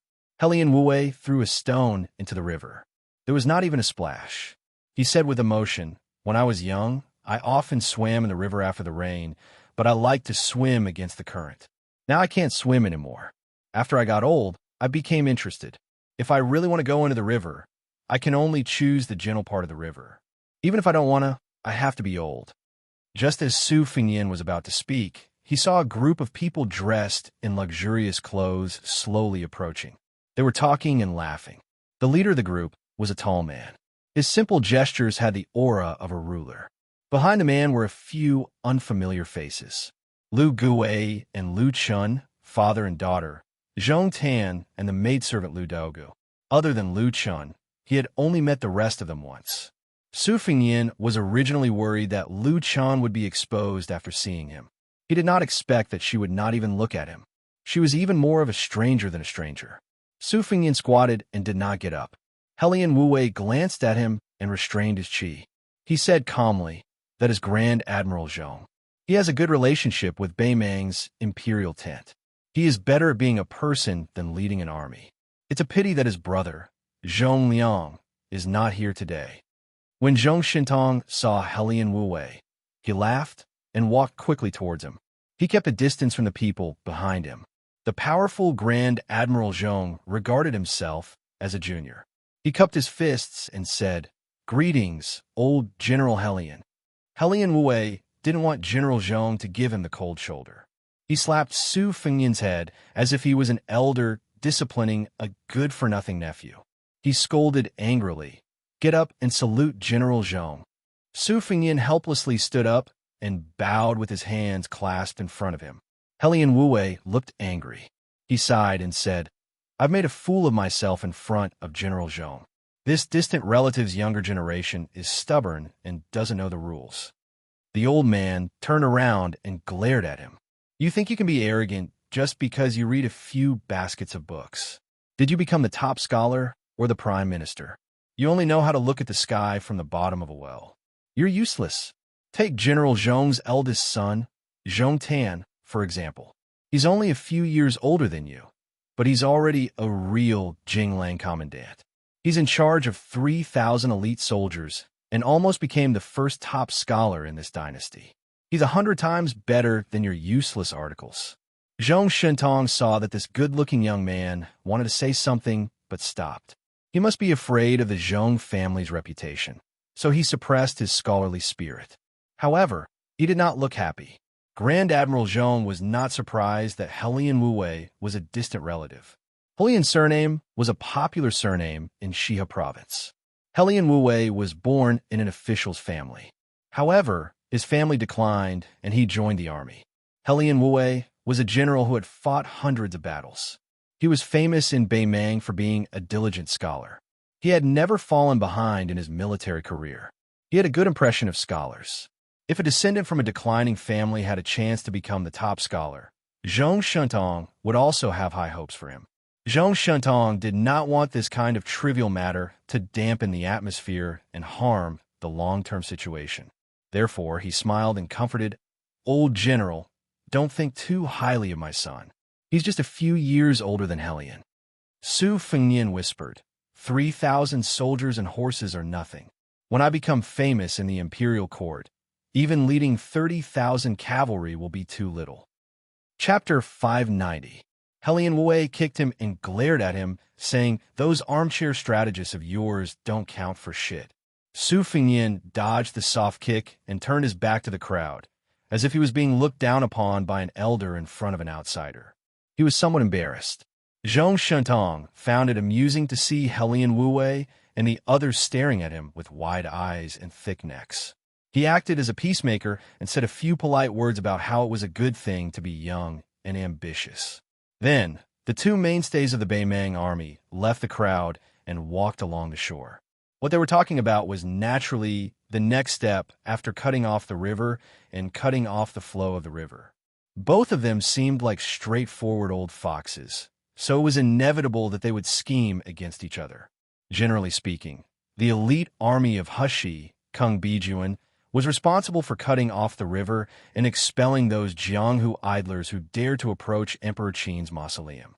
The Zhong family had promised to bring Kung Bijuan a large amount of high-quality iron or at an extremely low price. The old man had a pure heart and few desires, and his reputation was second to none among Beimang's 8 feudal officials. Zhong Shintong also did not believe that Helian Wu would covet the treasures in the mausoleum and have the intention to kill him. If it was Murong Bao Ding, whose martial prowess was above Zhong Liang's, Zhong Shintong would never dare to ask a tiger for its skin. They had a secret conversation, and the conversation was very pleasant. Zhong Shintong looked back. Zhong Tan and the father and daughter of the Liu family did not fit in with Helian's younger generation. It was reasonable. Zhong Shintong frowned as he walked slowly. His younger brother said that he wanted to go to the princess's tomb. He asked him why, but he did not answer. He had long been accustomed to his younger brother's absurd and unrestrained behavior.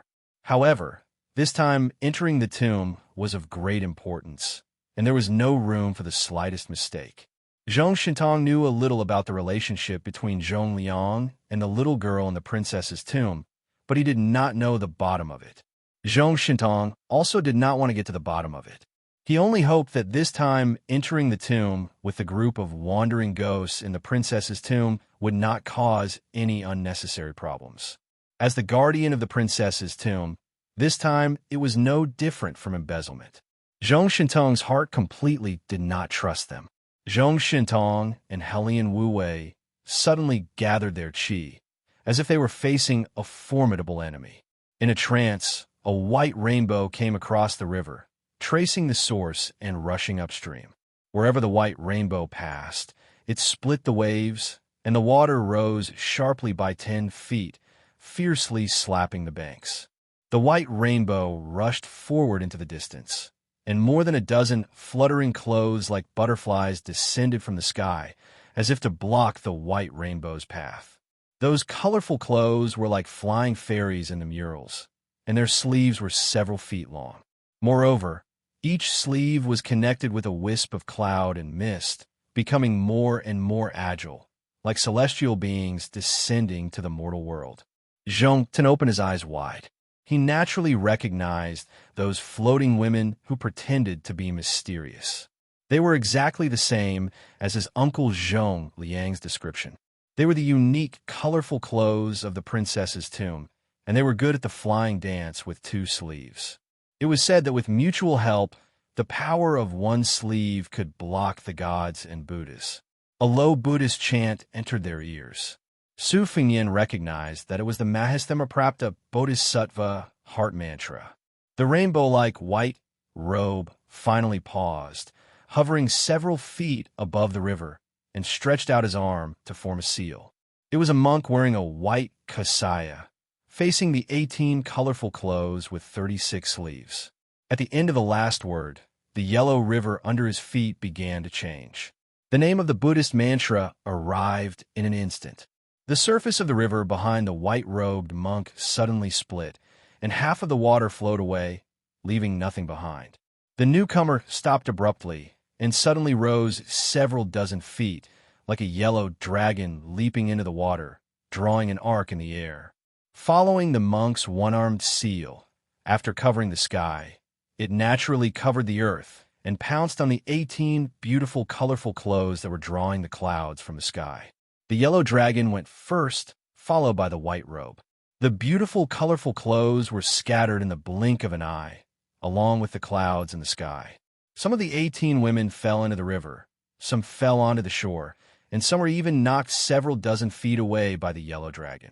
They were in an extremely sorry state, and no longer had the slightest bit of celestial aura. The white-robed monk ignored those women who were like mantises trying to stop a chariot, and continued along the river. The water of the yellow river came from the sky. The Beimang Orthodoxy's Taoist sect was in the sky.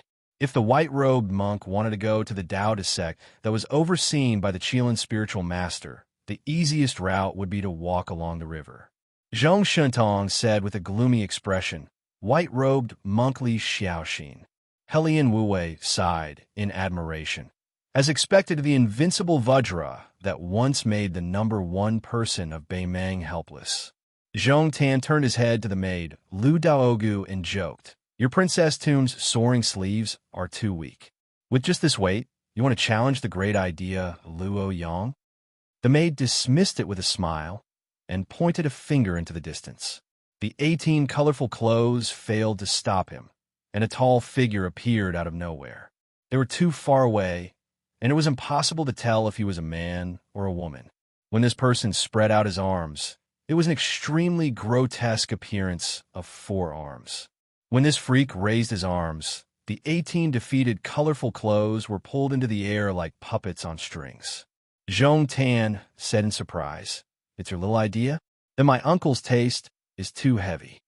Lu Daogu shook her head and said, "It's a living dead object that has been enshrined in my princess tomb for 300 years.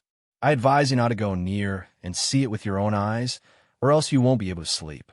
In addition to having 4 arms, she was born with 2 faces, one of which is Ksitigarbha Bodhisattva's compassionate face, and the other is joyful face. Zhongtan clicked his tongue and said, "Scary, scary." When the white-robed monk on the river saw this filthy object, he was finally angry. He shouted, "My Buddha Tathagata, you evil creature, why don't you rush to the void by yourself?" He raised his palm, and the clouds in the sky drooped down. Countless golden lights shone through the gaps between the clouds, and the Buddha's light was boundless. Then the white-robed monk's hands formed 3 mudras in an instant, which were respectively cleansing sin, and destroying sin. In the blink of an eye, the rainbow disappeared into the distance, leaving only a sentence: "When I return from the Taoist sect, I'll send you into reincarnation." The otherworldly object curled up into a ball and then stretched out as before. However, the 18 colorful clothes puppets were all destroyed. After the otherworldly object stood up straight, it stiffly twisted its neck. Then it went straight to Su Fengyin. Su Fengyin was dumbfounded. "Did I provoke you?" Chapter 591. Chapter 1. Translator. Endless Fantasy Translation Editor. Endless Fantasy Translation. That filthy thing ran towards Su Fengyin on the river with a happy face. Its beautiful face looked like a happy woman, but behind its face, it gave off a gloomy and lifeless aura. There was no joy in it at all, especially when this 300-year-old freak had 4 arms. When it flew across the river, all 6 of its limbs swayed back and forth. It was wearing a vermilion robe with wide sleeves, which made it look even more strange and terrifying. Su Fengyin knew that. Just now, he and Helian Wu-wei had been putting on a show. He had plotted against Helian Wu-wei and fooled the old fox, Zhong Shentong. If he was forced to reveal his true form by the strange otherworldly item, let alone Zhong Shentong, even a fool would be suspicious. Besides, Su Fengyin was unarmed. He didn't have a spring and autumn sword or the spring thunder saber. Although the otherworldly item was defeated by Li Dongxin's 3 seals, Su Fengyin didn't have that kind of skill. He cursed in his heart and looked around, hoping for a hero or heroine to help him. Unfortunately, he didn't see the white-clothed great devil Luo Yang or Zhong Shentong. Instead, he caught a glimpse of the mischievous look in Zhong Tan's eyes. When he looked at Su Fengyin, Zhong Tan didn't even bother to hide it. Obviously, he was sure that Su Fengyin would be swallowed by the otherworldly item. Therefore, he didn't bother to hide his plan with a man who was about to die. In the end, the old military commander was kind-hearted. He took a step forward and stood in front of Su Fengyin. He was betting that Zhong Shentong would intercept the otherworldly item for the sake of the tomb robbery plan. However, he didn't expect that Zhong Shentong would be so calm. He squinted his eyes and didn't say anything. He just stood aside and watched. Facing this unexpected disaster, Su Fengyin sighed inwardly. He didn't have the face to make an old man with mediocre martial arts suffer. He took a step forward and passed by the Helian Wu-wei. Although he had restrained his chi for 50 to 60%, his momentum was already as loud as thunder. The otherworldly item kept in the princess tomb was right in front of him. The bright red robe turned around, and the joyful face turned into the compassionate face of Ksitigarbha. Its 4 hands were like a cage that covered Su Fengyin's head. Su Fengyin twisted his legs, and his empty hands formed the Fuyao stance. The green-robed Su Fengyin was like a green dragon drinking water. This was the first time he clashed with the otherworldly item.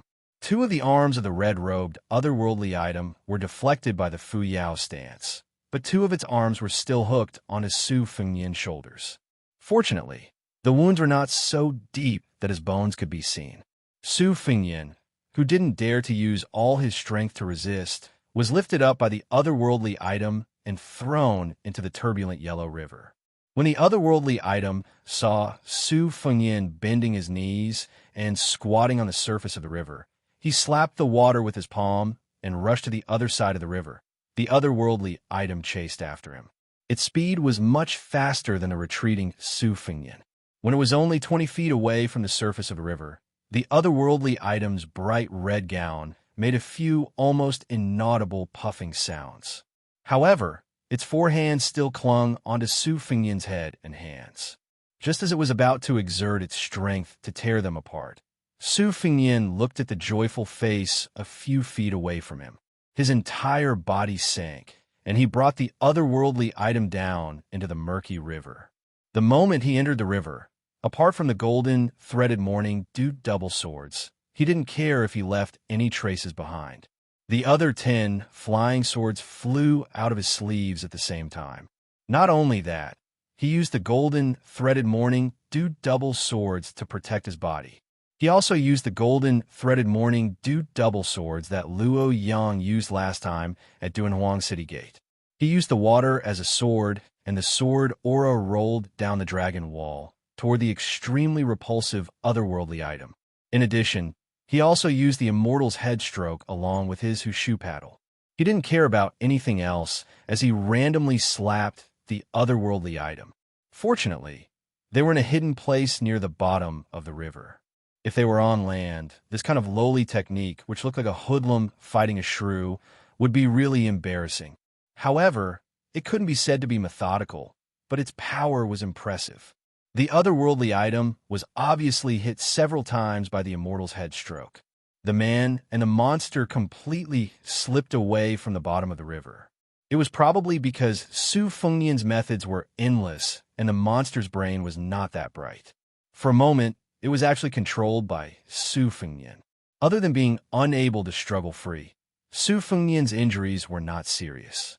The river water was filthy, so Su Fengyan could not see whether Su Fengyan's expression was happy or sorrowful.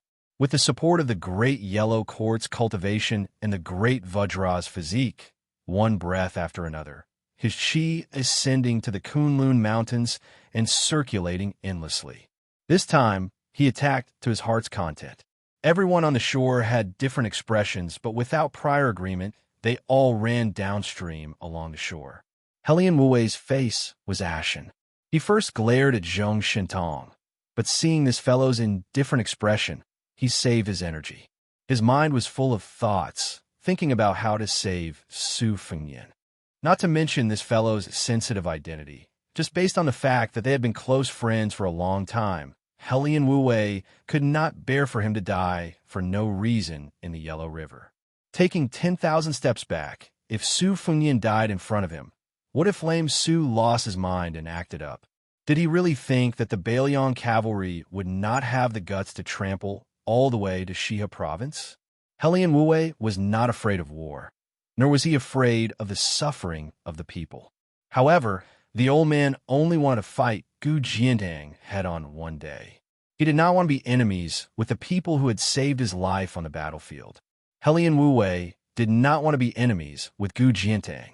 In the distance, more than a dozen elite guards were waiting for orders. When the otherworldly item suddenly attacked, they galloped toward Helian Wuwei. The old man gave the order in a deep voice, asking them to go to the Zhejiang station and mobilize 1,000 elite Kung Bijuan soldiers to help. Helian Wuwei was originally a guest of the Princess Tomb, who favored Big Idea. He was not afraid of offending Small Idea's faction. How dare he attack me in front of me? Does he really think that Kung Bijuan is useless? As an outsider, Zhong Tan was particularly relaxed. He could watch a good show if it didn't concern him. While running, he even had the mood to flirt with a maidservant. So this guy is actually a real person who doesn't show his true colors. He looks like a pale-faced scholar, but he can actually take the attack of that filthy thing head-on. If it were me, I wouldn't be that relaxed. Let me tell you first, you can't fall in love with him at first sight. The maidservant Lu Daogu's waist was wearing a delicate sachet embroidered with half of a woman's face. She subconsciously touched the sachet and said helplessly, "Young master, you must be joking." Chapter 592. Lu Gui did not move. The ancestral temple of Lu was made up of scholars through and through. He might as well not join in the fun and stay far away from this troublesome place. This kind of supernatural power could not be provoked, and Helian Wu Wei was the same. One was a great general, while the other was a provincial governor. Both of them were first-rate nobles in Beimei. Even the empress had to weigh their worth. Lu Gui could not afford to offend them, but he could at least avoid them. When Lu Chun wanted to follow the group, he was stopped by his father. Lu Chun turned his back to his father. His shoulders were trembling as he stared blankly at the surface of the river with splashes of water. "You're so stingy that you didn't even tell me your real name. Are you going to die just like that?" The 18 puppets stood up again and flew in all directions. Their long sleeves fluttered in the wind, making them look very beautiful. Then, they rushed into the river again. Su Fingyin was very busy underwater.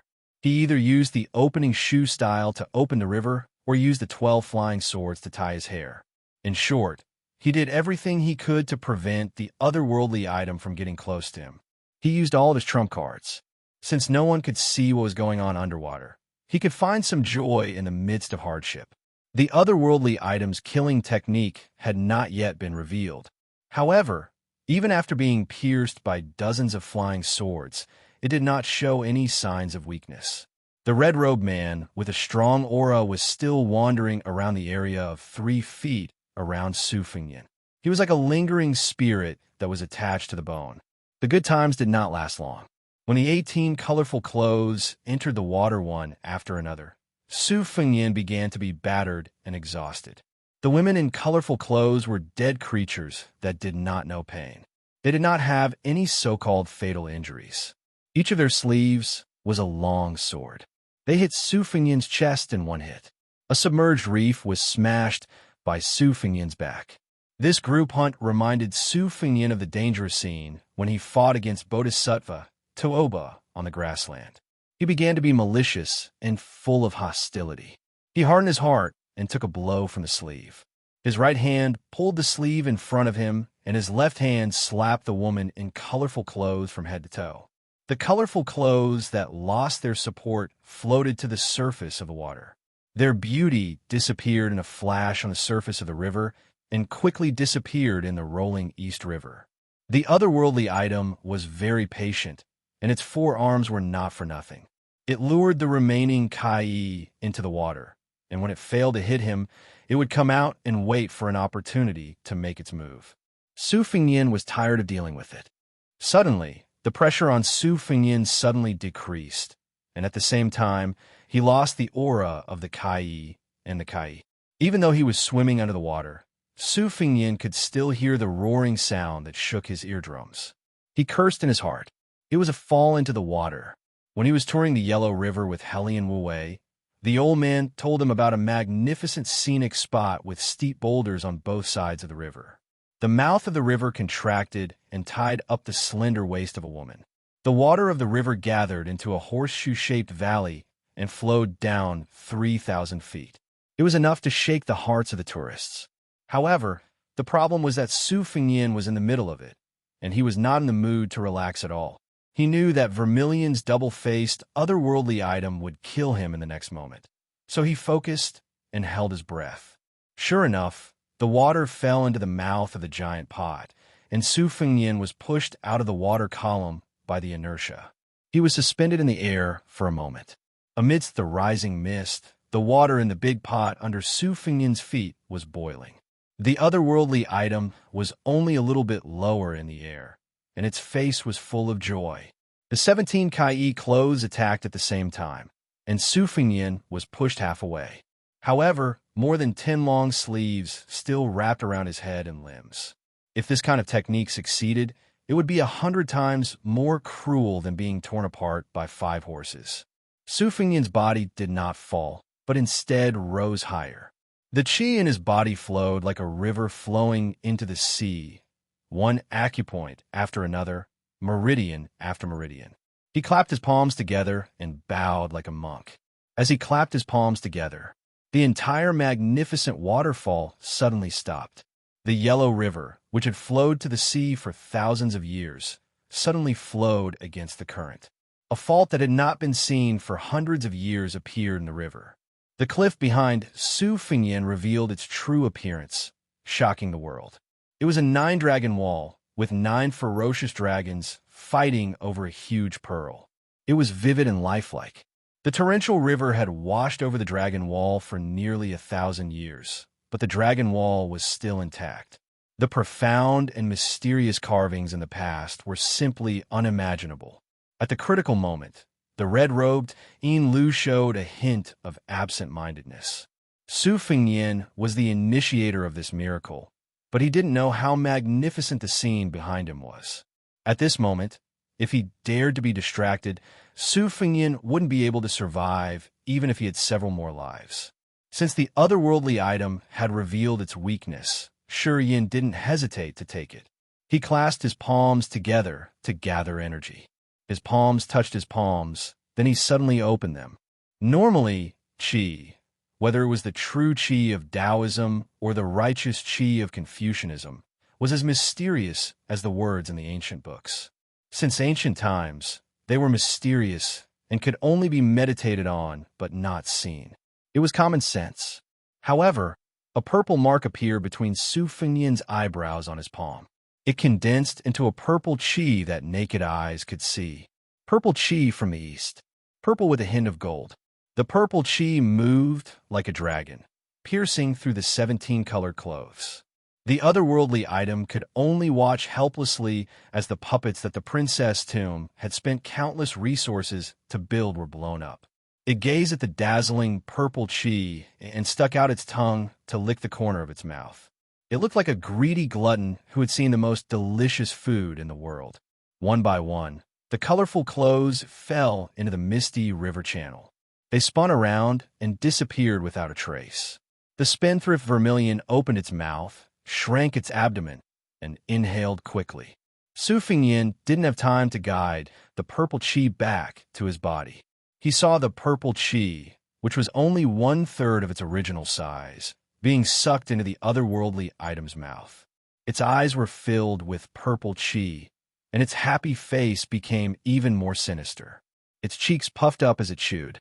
In the next moment, it dashed to Su Fingyin, who was like an arrow at the end of its flight. Then, it pounded on Su Fingyin's chest with its 4 hands. Su Fingyin's Fata Morgana immediately collapsed like a building. At this moment, he finally understood how cruel the otherworldly item's attacks were. It wasn't stupid or weak, but it was too smart. Not only did it know how to show its weakness to the enemy, but it also knew how to deal a fatal blow at the right place and time.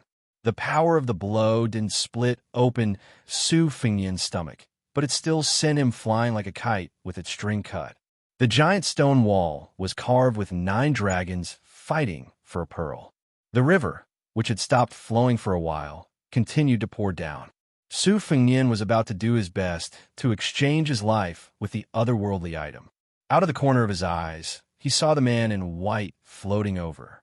He pressed one hand on the otherworldly item's face and pushed it toward the 9-dragon stone wall. When he brushed past Su Fingyin, he gently pushed his palm forward. Both of them and Vermilion's otherworldly item flew toward the dragon wall. The man in white pressed his palm on the pearl that looked like a pearl and pushed it a few inches into the dragon wall.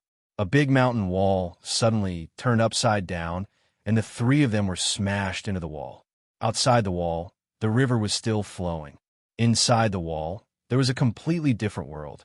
Chapter 593. Chapter 2. After the dragon wall flipped over, it was another world. However, it was not a dazzling array of jewels, but a pitch-black one. Since he was already here, he might as well take things as they came. Su Fingyin staggered and looked around. He could roughly see that it was a 10-feet-wide corridor. The imperial mausoleum had the style of a royal family, but there was still a distance from the tomb. This journey was destined to be dangerous. Su Fingyin would rather die than walk in front. Without the protection of a yin-yang master or a mechanism master, Recklessly entering was no different from committing suicide. Su Fengyin was just about to discuss with the white-clothed demon whether or not to throw the two-faced, four-armed demon into the corridor. Unexpectedly, the woman kicked the red-robed, otherworldly creature into the corridor and grabbed Su Fengyin with one hand, throwing them in together. Not only could he see the two tigers fighting, but he could also test the secrets. It was killing two birds with one stone. Su Fengyin had just cursed in his mind when that filthy thing stretched out its arms to attack him. It was more than 10 feet wide, so it couldn't move nimbly. Therefore, Su Fengyin had no choice but to fight it in close quarters. It was said that two fists couldn't fight four hands. If Su Fengyin really encountered one with four arms, he wouldn't even have a place to complain. Perhaps it was because it no longer wanted to hide its strength, so it attacked Su Fengyin fiercely like raindrops. It hit Su Fengyin's crotch with its knee. Su Fengyin wasn't a clay bodhisattva who didn't care about worldly affairs, so he didn't hold back. He used one hand to press the otherworldly item's knee and let the evil creature's hand slap around his ears. Then, he used its remaining hands to push his chest. Su Fengyin risked his life to punch the otherworldly item's heart. Both of them hit the wall at the same time, but they didn't forget to kick each other. Then, they used the rebound momentum to give each other an even more vicious blow. Su Fengyin was hit between the eyebrows of the otherworldly item with his finger. Then, he hit the wall with a dull thud. Both of them bounced back and forth like two rubber balls. Both of them were full of killing intent. The otherworldly item's red robe fluttered like a red bat, aiming at Su Fengyin's crotch.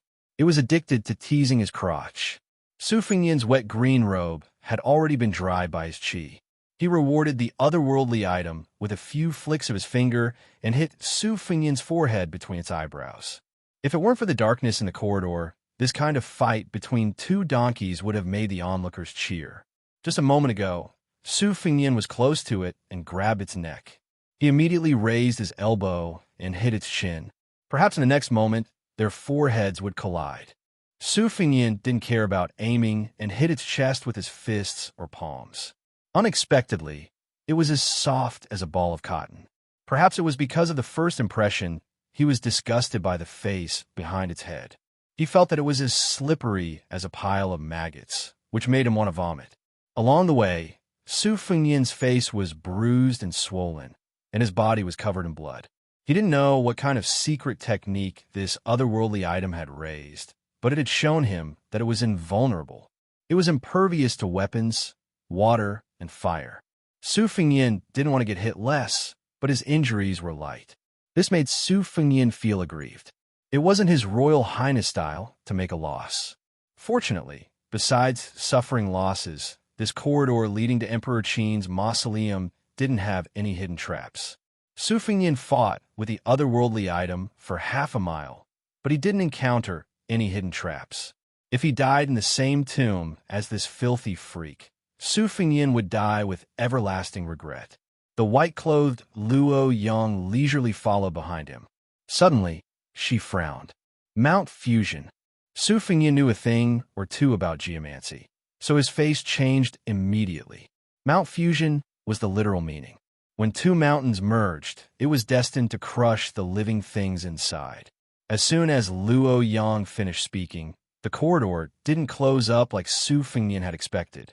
He and the otherworldly item had to face a common enemy, so they spread out their arms and blocked the wall. With the meticulous mind of the builder of Emperor Qin's mausoleum, the mechanism must have been triggered as soon as they entered the corridor. However, in order to avoid giving the tomb robber a chance to return, the mountain only started to close up in the middle of the corridor. They couldn't move forward or backward, so the mountain closed up as fast as lightning. Su Fengyin's aura surged, and the otherworldly item also knew the severity of the situation. The two enemies didn't dare to make things difficult for each other at this moment, so they used all their strength to push the mountain away. Mount Fusion was simple enough for a mausoleum to be built on the ground, but for Emperor Qin's mausoleum to be built on the bottom of a river, the knowledge involved was beyond imagination. Fortunately, the mountain didn't close up. Su Fengyin and the otherworldly item worked together to create a gap, so the mountain shrank back to its original position. Su Fingyin heaved a sigh of relief. Luo Yang, who was leisurely strolling in the courtyard, said coldly, "If you don't want to die, hurry up and move forward. It's easy for you to say that." The mountain closed up again. Su Fingyin stretched out his arms and gritted his teeth. After the crisis, the otherworldly item stomped on the ground. The floor of the corridor was made of some unknown stone, but it only created a small hole that was a few inches deep. Su Fingyin saw that the otherworldly item had failed, so he stiffly twisted his neck. It was unclear whether he was annoyed or puzzled. Su Fingyin wanted to laugh, but he couldn't. This otherworldly item's brain was really King smart. It actually thought of digging a hole to hide. If the ground's hardness was normal, the three of them could open up a path underground. Not to mention Luo Yang, who had reached the celestial state a long time ago. Even Su Fingyin and the otherworldly item could slowly move forward. In this kind of dangerous situation, a stupid method was always better than having no way to wait for death. However, the Emperor Qin's mausoleum supervisor had obviously anticipated this. This made Su Fingyin curse the 18 generations of that bastard's ancestors from 800 years ago. The interval between the mountain closing up was getting shorter and shorter. Su Fingyin's chances to take a breath were also getting smaller and smaller. However, there was still no sign of them reaching the end. His arms gradually became numb. The air in the tomb was originally turbid, and the yin qi was heavy. Su Fingyin didn't know how many times he had blocked the mountain closing up. He felt dizzy, which he hadn't felt for a long time after practicing the saber. This wasn't a good sign.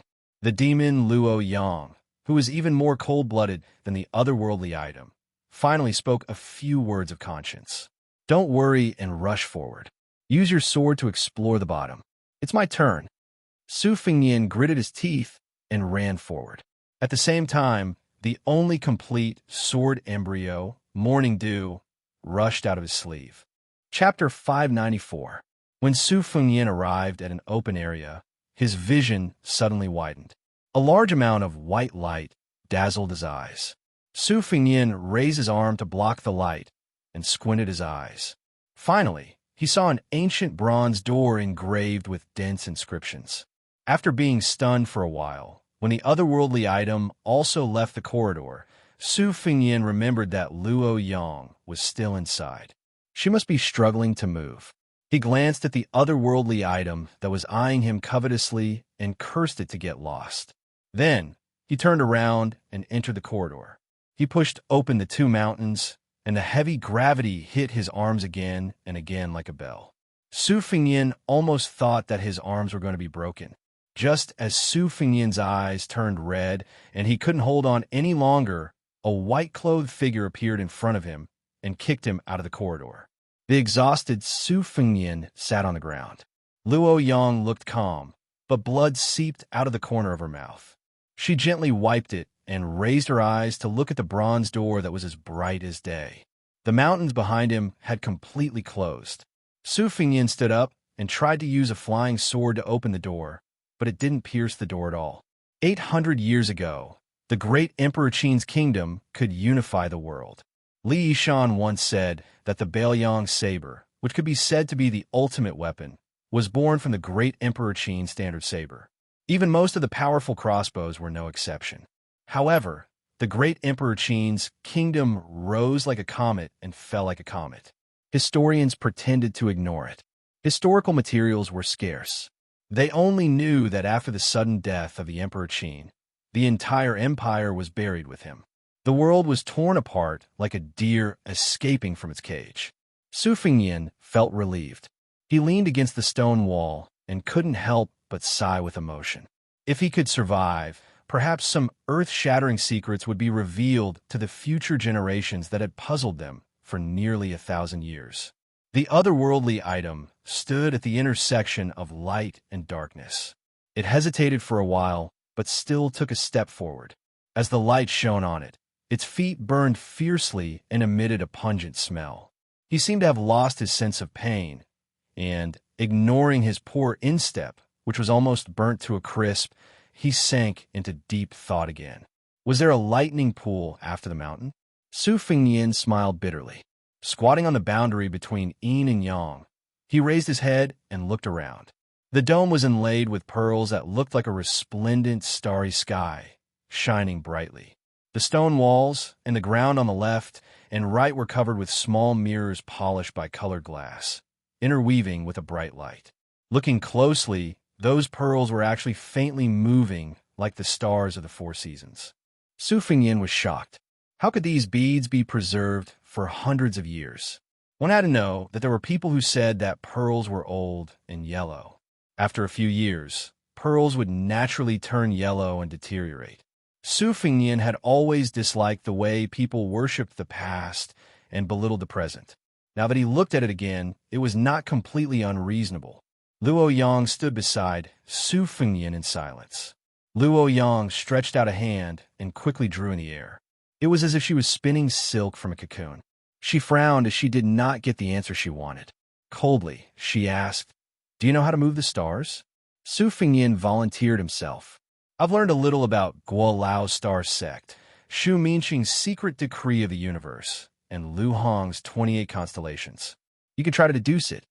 Luo Yang turned her head, and Su Fingyin met her eyes. Luo Yang sneered. "You only know how to deduce it with your mouth." Su Fingyin resisted the urge to roll his eyes. He squatted on the ground and used a flying sword, green plum blossom, to draw on the ground. From time to time, he would raise his head to memorize the movement of the stars. At first, it was easy to get started, but as time went by, it became more and more difficult. When the deduction reached an obscure dead end, Su Fingyin stared at the messy lines on the ground in a daze. In fact, if this task was given to his second sister, Su Weisheng, who was known as the invincible mental calculator, she might not be able to do it easily, but it would be better than Su Fingyin trying to make a Hail Mary effort. Luo Yang looked at it a few times and saw that Su Fingyin had no clue. She did not have any hope and raised her head to stare at the brilliance of the day. After a moment, Luo Yang said, "The tomb is full of the aura of death. You can live for about 4 hours." Su Fingyin simply sat down on the ground and shook his head. "That's 100% too late. Give me 2 or 3 days to get a rough idea." Luo Yang sneered. "You only know some unorthodox tricks." Su Fingyin angrily said, "Isn't it because you wanted to enter the tomb no matter what?" Luo Yang casually glanced at Su Fingyin and only said 2 words, "Lend me your sword." Su Fingyin asked, "How many?" Luo Yang asked back, "Do you have 13? Normally, Su Fingyin might have said, "I still have another sword under my crotch." But at this moment, he did not dare to have such shameless thoughts. The 12 riding swords formed a line and floated in front of Luo Yang. Luo Yang flicked her finger, and the swords flew into the light, disappearing in a flash. One sword returned, and another entered. The 12 flying swords advanced one after another. The flying swords kept circulating, dazzling the eyes. Luo Yang seemed to be talking to herself. Not a single bead can be destroyed. If the formation is destroyed, the light will explode, and there will be no blind spots to escape. The infant will bear the brunt of it. You won't be able to endure for a few moments. Even if I can survive, I will not be able to open that bronze door. I brought you into the tomb to borrow your life, to open the door. Infant? This otherworldly item has such a poetic title. Su Fingyin quickly came to his senses and anxiously said, "Luo Yang, explain it clearly to me. What do you mean by using my life to open the door?" "Borrow? How can I return my life if I borrow it?" Luo Yang calmly said, "Your body has a purple gold aura. It is the best tonic for the infant and also the key. If Zhong Shantong and his group came to the tomb, the one to die would be a Southern Tang orphan." Su Fingyin thought for a while, then said seriously, "In that case, we should die together in the Thunder Pool. If the Zhong family does not come in thousands of years later, when the later generations see our corpses, they might think that we died together for love." Luo Yang turned a deaf ear. Luo Yang played the sword as if it were a zither. Su Fingyin watched her concentrate on riding the sword back and forth. Huang Bao Zhuang, Devil Luo Yang? At this moment, he was confused. When Su Fingyin was young, he also wanted to be one of those famous experts. At the very least, he wanted to be a wanderer who could take revenge. Thus, he often went to the tide-listening pavilion to disturb the old people who were guarding the pavilion.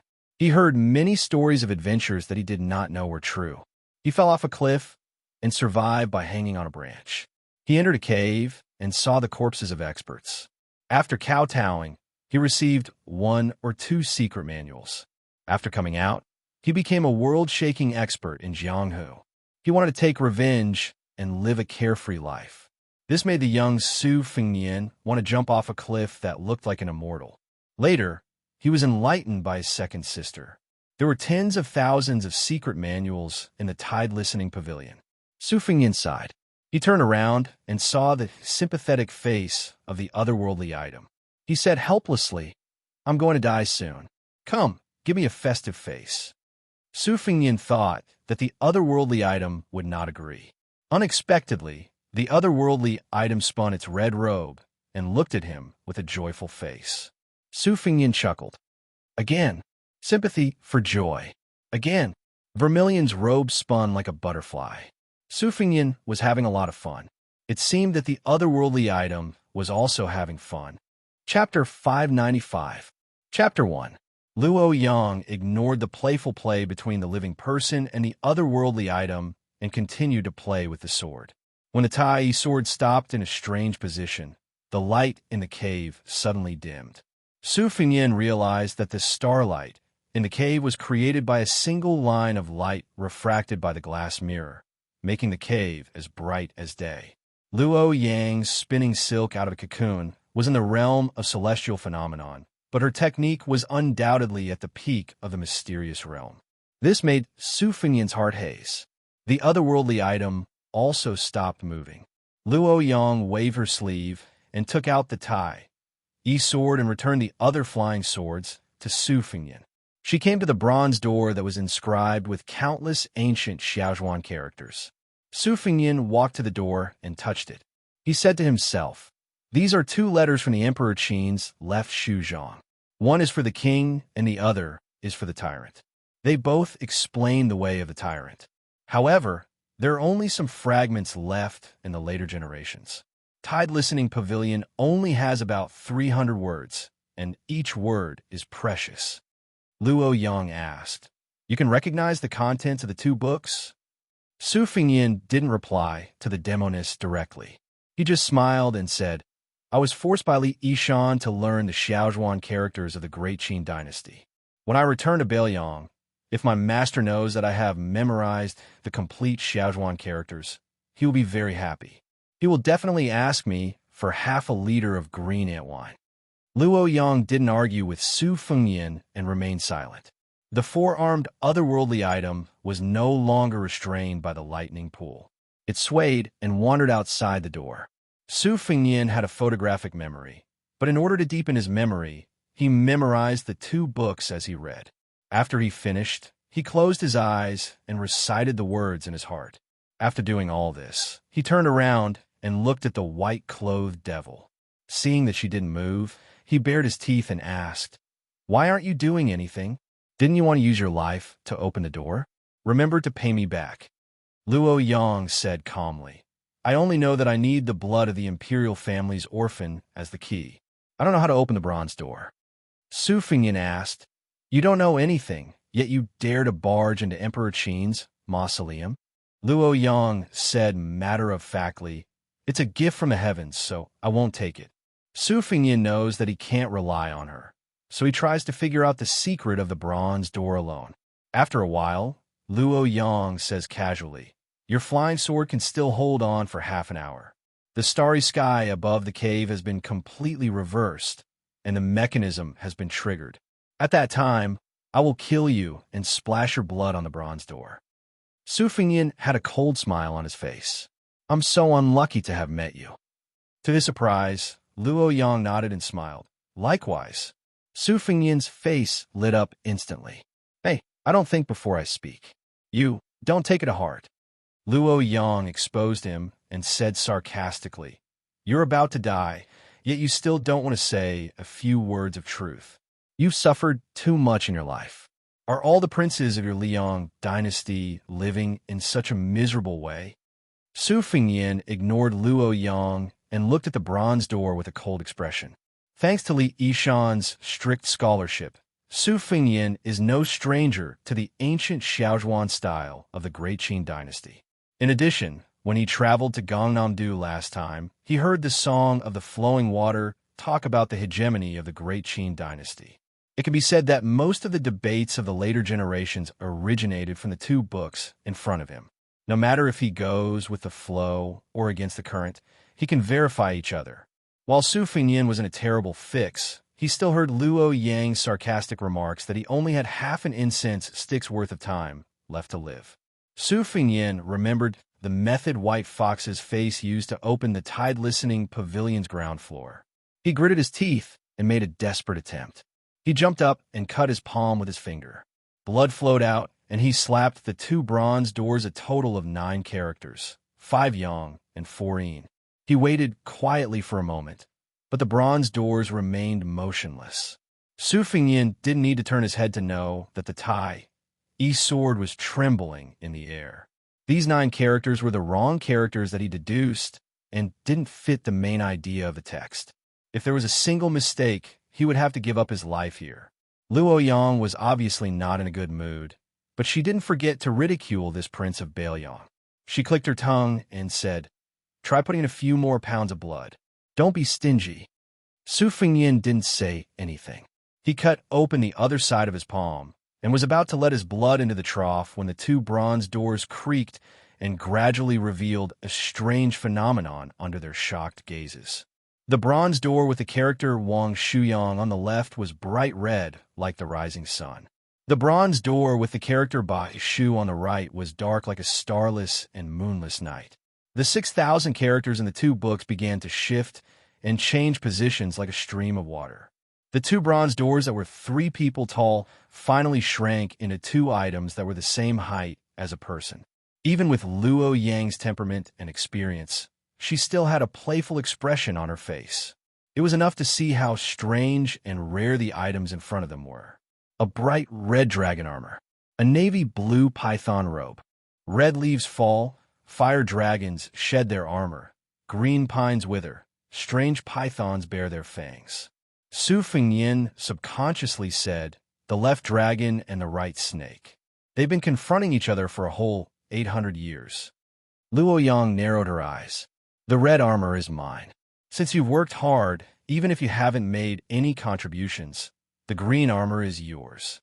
Su Fingyin didn't stand on ceremony and said with a cheerful face, "No problem. I'll send Su Xiao later. This set of general's armor is very impressive." Chapter 596. Luo Yang got the fire dragon armor for no reason, but she didn't wear it. She let the otherworldly item wear it. The otherworldly item, nicknamed Little Baby, seemed to be afraid of the wrist of the Grand Master of the Princess Tomb. Without saying anything, it put on the strange armor. Actually, as soon as the otherworldly item's arm touched the dragon armor, the red armor was like a living creature. Water gushed into the otherworldly item's body and condensed into ice, covering the otherworldly item inside the armor. However, the dragon armor was emitting the aura of extreme yang, which was a natural counter to the otherworldly item. The flames were burning fiercely. Even the otherworldly item, which didn't feel pain, screamed and tried to tear the red armor off with all its might. Luo Yang looked on coldly. Su Fingyin was afraid that the otherworldly item would perish together with the dragon armor. He carefully reached out his hand to touch the armor. Perhaps the dragon armor had received the favor of his blood, because the yang flame was suddenly extinguished. It was as docile as a little wife who had just met her husband. Only then did the otherworldly item calm down. Su Fingyin tried to retract his finger, but the flame was burning fiercely like a furnace. Su Fingyin put on the fire dragon armor, and the furnace finally stopped. After checking several times, Su Fingyin was sure that the fire dragon armor really listened to him. After hesitating for a while, he didn't let the otherworldly item burn alive inside the armor. Su Fingyin took off the fire dragon armor first. Su Fingyin then put on the azure python robe. The armor looked heavy, but when he put it on, he realized that it was as light as a feather. It was cold and refreshing, and when he closed his eyes, he could clearly feel a mysterious flow of energy. He had only heard about the blood test, but he had never heard of the blood test for armor. Luo Yang touched the fire dragon armor. After she put it on, the flames were even stronger than the otherworldly item's armor. The flames were like red dragons that were more than 10 feet long. They danced in the air, emitting heat waves. Su Fengyin felt pain just by looking at them. However, Luo Yang looked calm. Su Fengyin couldn't help but admire this she-devil's vigorous internal energy. After the bronze door disappeared, their horizons were naturally widened. A path appeared in front of them. Figurines lined the path, and weapons were pointed at each other. There was no end to the road as far as the eye could see. Luo Yang took the lead, followed by Su Fengyin and the otherworldly item. After counting more than 300 terracotta warriors on both sides of the path, they finally saw the end. On top of the 9 steps, there was a dragon throne with a white corpse sitting on it. This was the only emperor of the Qin dynasty who had unified the world. There were 9 steps, and on each step, there was a warrior holding a sword with both hands. The next 7 steps were made of stone figurines. Only on the 8th step were the corpses of real people. Su Fengyin did not have a good impression of the emperor, nor did he respect him. After all, no less than 6 emperors had died directly or indirectly in the hands of his father, Su Xiao. However, when facing this emperor of the Great Qin dynasty, Su Fengyin still had some indescribable feelings. Nowadays, the emperor of the Great Qin dynasty was only below one person and above tens of thousands of people. However, in the imperial court of the Great Qin dynasty, according to the historical records, there had never been any emperor who had no power. Even the head of the Left Shu clan could only tremble in fear under the emperor's eyes and do his best. However, when facing the emperor of the Great Qin dynasty, Su Fengyin still had some indescribable feelings. Nowadays, the emperor of the Great Qin dynasty was only below one person and above tens of thousands of people. However, in the imperial court of the Great Qin dynasty, according to the historical records, there had never been any emperor who had no power. Even the head of the Left Shu clan could only tremble in fear under the emperor's eyes and do his best. In the Great Emperor Qin dynasty, the head of the Left Shu clan led the army while the head of the Left Shu clan ruled the country. However, the head of the Left Shu clan died even earlier than the one who wrote the 2 books of the King and Tyrant. Su Fengyin sighed. The Su family had been able to survive until today. How light could the burden on Su Zhao's shoulders be? There were millions of households in Beiliang. How many of them still remembered this butcher's kindness? In Zhang Julu's political strategy, Beiliang's biggest role was to consume Beimang's national strength. That was all. Yin Qiji's family, who had fled to the capital, was proof of this. However, Northern Liang could not say that old Master Yin was an ingrate. Moreover, who in the court did not say that this Northern Liang famous scholar, who had just become a relative of the emperor, had the demeanor of a national scholar. Su Fengyin sighed again and again. When he came back to his senses, he saw the red-armored Luo Yang walking up the stairs step by step. She walked to the dragon throne and slapped away the skull of the corpse that was most likely the emperor of the Qin dynasty. Seeing this, Su Fengyin felt his hair stand on end. He thought to himself, even if you're the world's #1 devil, you should at least have some respect for the ancient people. The one you whipped is the emperor of the Qin dynasty. With her back to Su Fengyin and the otherworldly item, the white-clothed woman's eyes were gloomy. She stared at the tiger guarding talisman on her knees. It was obvious that the emperor of the Qin dynasty wanted to control the world, even if he died. Luo Yang bent down and grabbed the tiger guarding talisman. She took out a strand of golden thread that she had prepared beforehand and tied it to her waist. As she did this, the 2 armored skeletons stiffly pulled out their giant swords and turned around to kneel down. The mechanical puppets from 800 years ago were similar to the Thunder Pool in Heishan. They were still functional even today. The school of Mo's abilities were truly uncanny. Su Fingyin looked at the palm-sized tiger-guarding talisman hanging on Luo Yang's waist. He was a little jealous. Luo Yang looked down from above and saw through his thoughts. She sneered and said, "As long as it touches a bit of purple gold energy, it can open the bronze door. It's not rare. However, in the past 800 years, I'm the only one who can touch this tiger-guarding talisman and not die. If you don't believe me, you can try it." Su Fingyin waved his hand and said, "No need." Luo Yang lowered her head and looked at the tiger-guarding talisman that still had some luck. Then, she looked at the headless emperor of the Qin dynasty and laughed. She seemed happy and sad at the same time. In Su Fingyin's eyes, why did she feel like a jealous woman who had gone through untold hardships and succeeded in her plot? You're not Qin empresses who had to be buried in the same grave. Why are you happy? Luo Yang picked up the skeletons and threw them down the stairs. They smashed under Su Fingyin's feet. She sat on the dragon throne and took a deep breath. Her eyes were shining brightly. She held the tiger-guarding talisman in one hand and slowly uttered 2 words, "The world." Luo Yang closed her eyes and smiled. The world after 800 years. Chapter 597. Chapter 2. Chapter 3 will be uploaded in the wee hours of the morning and will not be included in tomorrow's update. Su Fingyin looked at the white-clothed woman sitting high up on the dragon throne. Compared when he first met Luo Yang in Dunhuang City, she was even more unfamiliar. However, since Luo Yang was shrouded in fog, it was not a big deal. Su Fingyin looked left and right.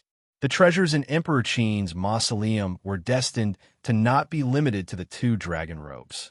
There was also a country-guarding tiger talisman and 2 sets of witch armor that were different from talisman armor. Su Fingyin believed that there would be some other things of a larger scale. Unlike the thin air outside, although the inside of the mausoleum was gloomy, it was not suffocating. The otherworldly item was naturally like a fish in water, inhaling deeply and exhaling very little. It was as if a single breath of air could increase its power. The joyful expression became more joyful, and the sorrowful expression became more solemn. Luo Yang sat on the dragon throne with both hands clasped on the dragon throne and closed her eyes to rest. Su Fingyin passed through the figurine formation, which was a huge formation of carriages and cavalry. When he stepped into the left room, an armory came into view. The bronze wares were rusty. Su Fingyin held a halberd head, wiped away the rust, and looked at it with rapt attention. As a crown prince of Bailiang, Su Fingyin's thoughts were far more profound than ordinary people's. Great Qin was in a transition period where the imperial army was flourishing with each passing day, and the imperial army was declining with each passing day.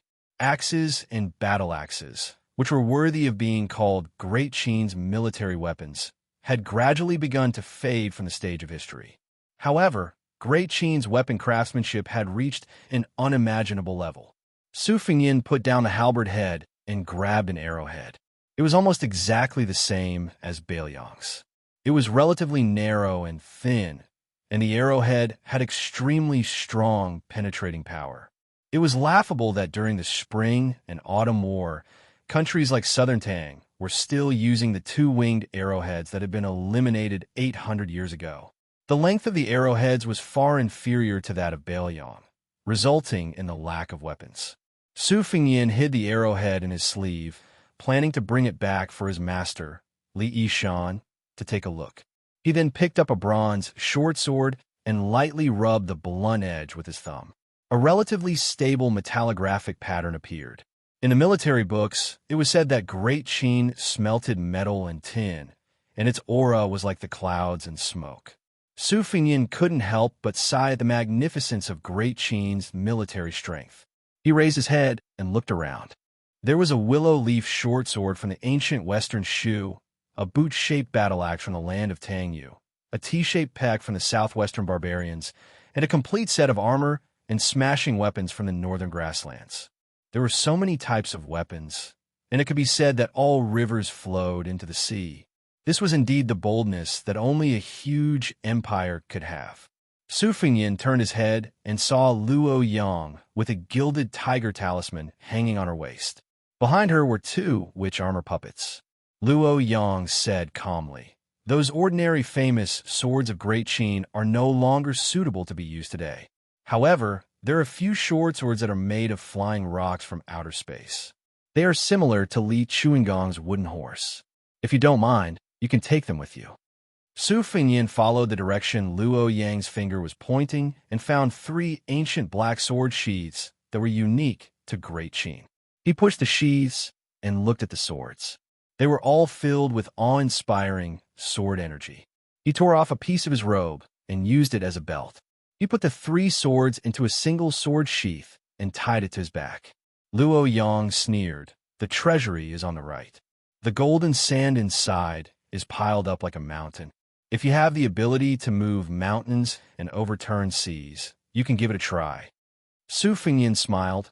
I can't move it, and I won't leave it for Beimeng. I'm going to destroy it before I leave the mausoleum.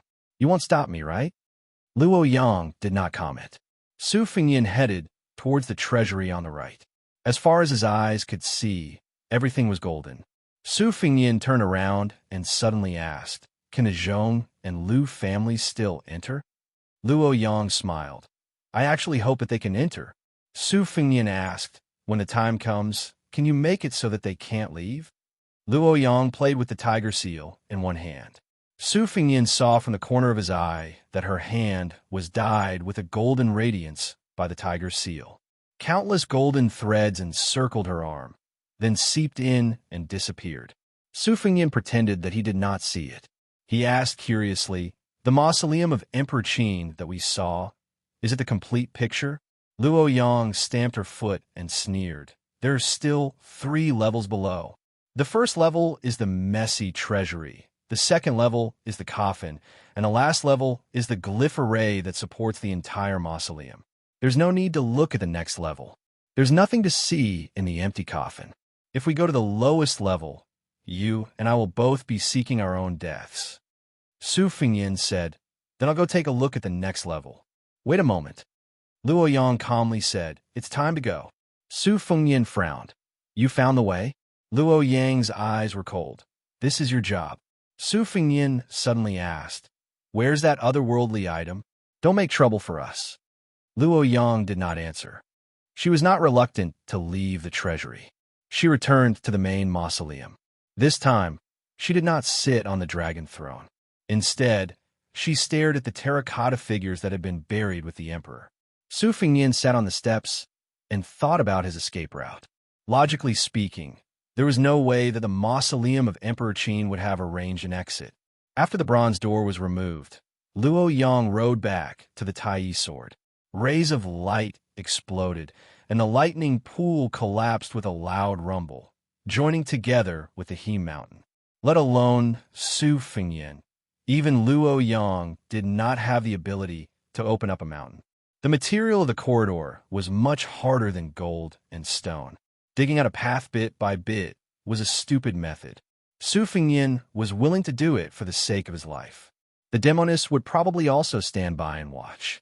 When the time came, who knew how long it would take for Su Fingyin to dig to the cliffs of the Yellow River?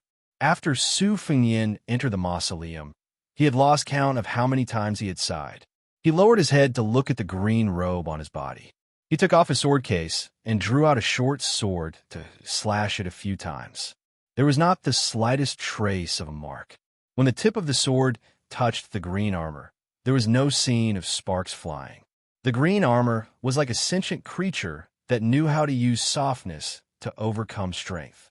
It sank a little, and when the tip of the sword retreated, it instantly recovered.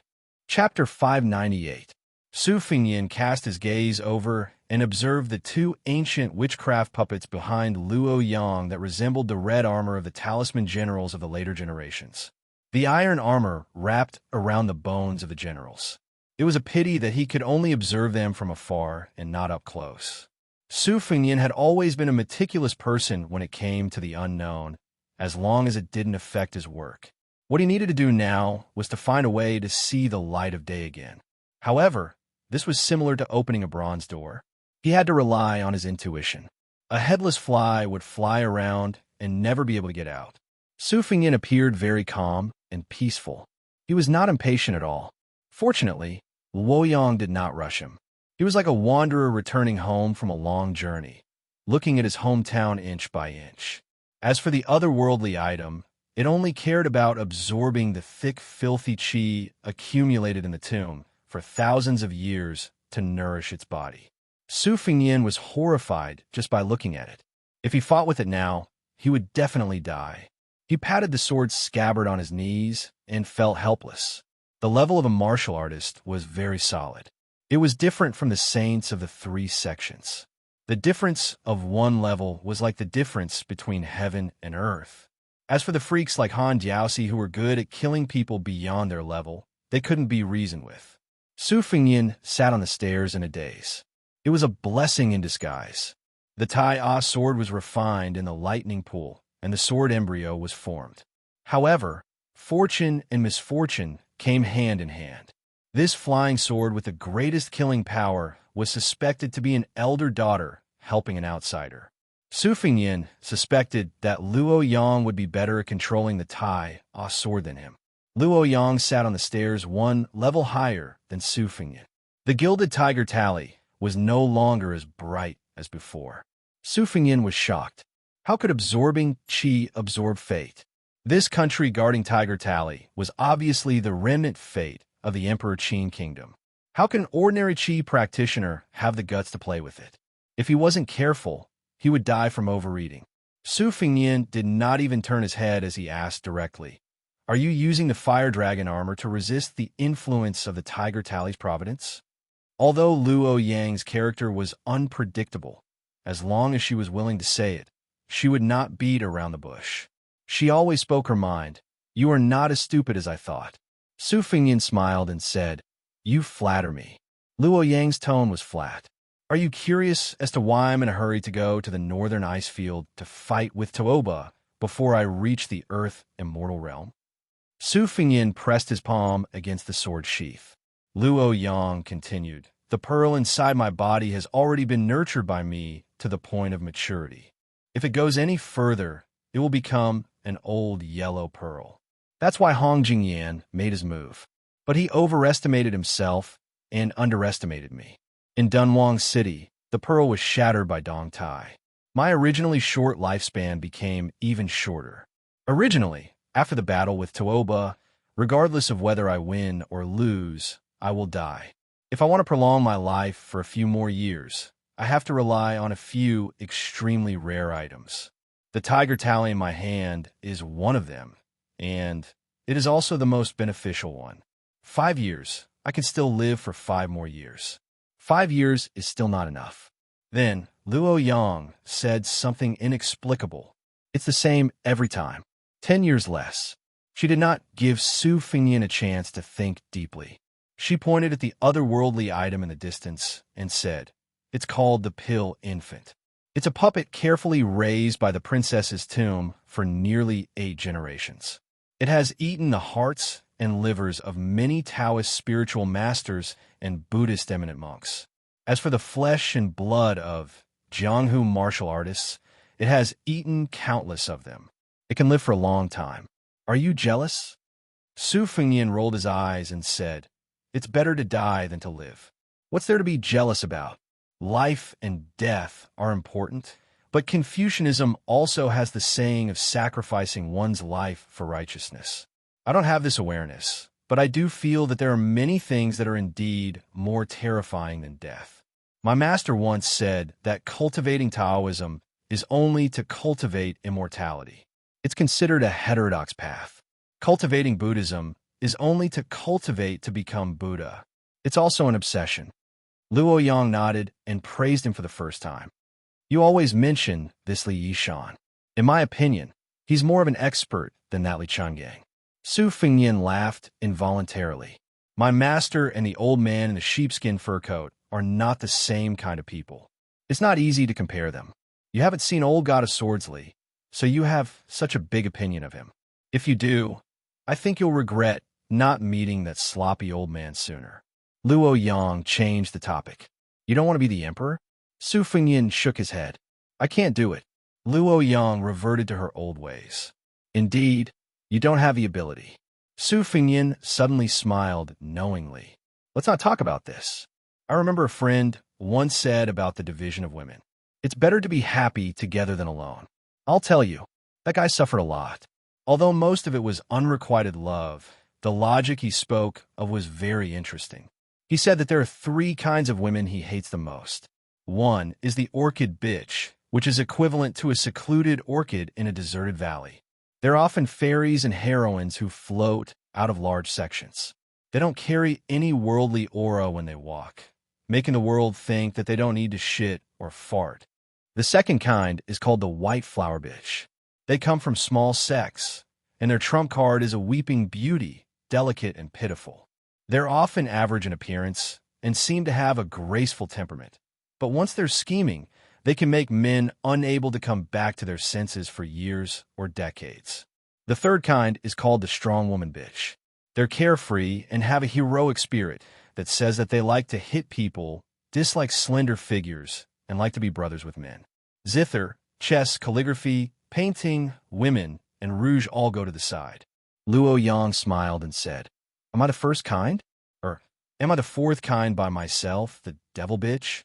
Su Fingyin laughed and said, "You're exaggerating." Luo Yang dismissed it with a smile. She stood up. "Let's go." Su Fingyin was confused. The devil woman's mouth twitched. I remember the way back. Su Fingyin was both worried and happy. "After we go out, I still have to compete with Tuoba with you?" She sneered and said, "You're still pretending to be obedient after taking advantage of me. If it weren't for the fact that you still have some use, you would have died a long time ago." Su Fingyin smiled and tied up the sword case. He even had the mood to sing in a Bailiang accent. The furthest road in the world is the road that gets farther and farther away from home. Although the otherworldly Dan Ing was reluctant to leave the mausoleum, it still understood the gravity of the situation. It followed Luo Yang and Su Fingyin to the so-called way back. When the yellow river flowed backwards, the surface of the river would fold up, and the water flow was particularly fierce. Everyone saw it, and even Helian Wu didn't believe that it was Su Fingyin's doing. He only thought that the otherworldly item was committing crimes at the bottom of the river, revealing its ferocious nature. The old general rushed to the mouth of the long waste pot and silently stood at the edge of the cliff. His eyes were gloomy. The water fiercely fell into the mouth of the valley, and the sound of the waves was so loud that the hoofbeats of the 1,000 Kung Bijuan horses following behind were covered. The mist soaked his clothes, and not long after, Helian Wu's clothes were soaked. The dozen or so riders in the lead came to the old general's side. After they dismounted, they didn't dare to say anything. Helian Wu retracted his gaze and turned his head to look at Zhong Shintong. The 2 foxes who had been in the bureaucracy for dozens of years looked at each other and smiled. Nothing needed to be said. Helian Wu was so angry that he laughed. He was annoyed that Zhong Shintong didn't help him when he was in danger. On the other hand, Zhong Shintong felt at ease. The otherworldly item had attacked without any warning. If the Kung Bijuan wanted to blame someone, it should be the princess's grave. It had nothing to do with the Zhong family. In the government, who didn't smile and hide a knife in their sleeves. It was already very kind of them to not hit someone when they were down. If you, old man Helian, dare to vent your anger on the Zhong and Lu families, the 2 of us are not soft persimmons that you can bully. Helian Wu couldn't wait any longer, so he had to lead the Kung Bijuan back. Zhong Shintong waited for a long time and met his brother, Zhong Liang, who came and went like a ghost, so they returned together. When a mountain closed, there was a mechanism to open the mountain again. After walking through the corridor that was no longer dangerous, the dragon wall flipped over. Luo Yang in white clothes and red armor, Su Fingyin in green armor, and the otherworldly item, the Dan Ing, followed the dragon wall out of the river and into the river channel. Su Fingyin put his palm on the left side of Luo Yang's back. A golden sword completely pierced the woman's heart. When the woman in white fell into the river, she turned her head and smiled. Chapter 599. Chapter 3. In the twilight, a young man in cyan armor sat cross-legged on the edge of the cliff that formed the shape of a woman's waist. Purple smoke rose from the river trough under his eyes. Behind him stood the two-faced, four-armed Danning. Before entering the mausoleum, the two had been fighting fiercely, as if they were irreconcilable enemies. Who would have thought that these two, who were full of evil tricks, would form an alliance in such a short time in the Emperor Qin's mausoleum without any communication? Their spearheads began to point toward the devil Luo Yang. This was also forced by the situation. Luo Yang could easily crush the two of them in her normal state. Whoever stood on the side of Luo Yang, other than asking a tiger for its skin, would have a good end. Before entering the mausoleum, Su Fengnian had wanted to kill Luo Yang. At that time, he had walked out of the corridor alone and returned. It was not because Su Fengnian had a bodhisattva heart, but at that time, even if Luo Yang had died in Mount He would have died in the mausoleum. It was not worth it. After that, he played a face-changing game with the otherworldly item. It seemed boring, but even if it was just a simple exchange of glances, it actually had the meaning of putting himself in the other's shoes. Later on, the otherworldly item absorbed the filthy death aura. Although Su Fengnian looked frightened, in his heart, he was actually happy that it had absorbed all of it. When Luo Yang opened the mountain and flipped the dragon wall, it could be said that Su Fengnian's most exquisite move of the unreasonable hand. It seemed unreasonable, but in fact, it was advancing step by step. Luo Yang considered everyone else to be beneath her. When she opened the mountain, she used the red dragon chi of the red armor to resist the impact of the tiger talisman. It should be known that the red armor was an item that recognized its master. This master was Su Fengnian and not Luo Yang. Luo Yang could borrow it, but Su Fengnian insisted on taking it back. What would the consequences be? In the mausoleum, Su Fengnian had teased the otherworldly nascent soul that had been burned by the flames after wearing the fire dragon armor, which had been partially confirmed. When the dragon wall rotated, Luo Yang was the first to rush out. At that moment, the otherworldly item spat out the filthy energy that had accumulated in its body and restrained Luo Yang's body. It tried its best to eliminate this great devil's inexhaustible aura energy. At the same time, Su Fengnian used the sword control technique to control the red armor. Just like the immortal immobilization technique in supernatural novels, he firmly nailed Luo Yang in the air. Just a moment was enough. In an instant, the sword pierced through Luo Yang's heart.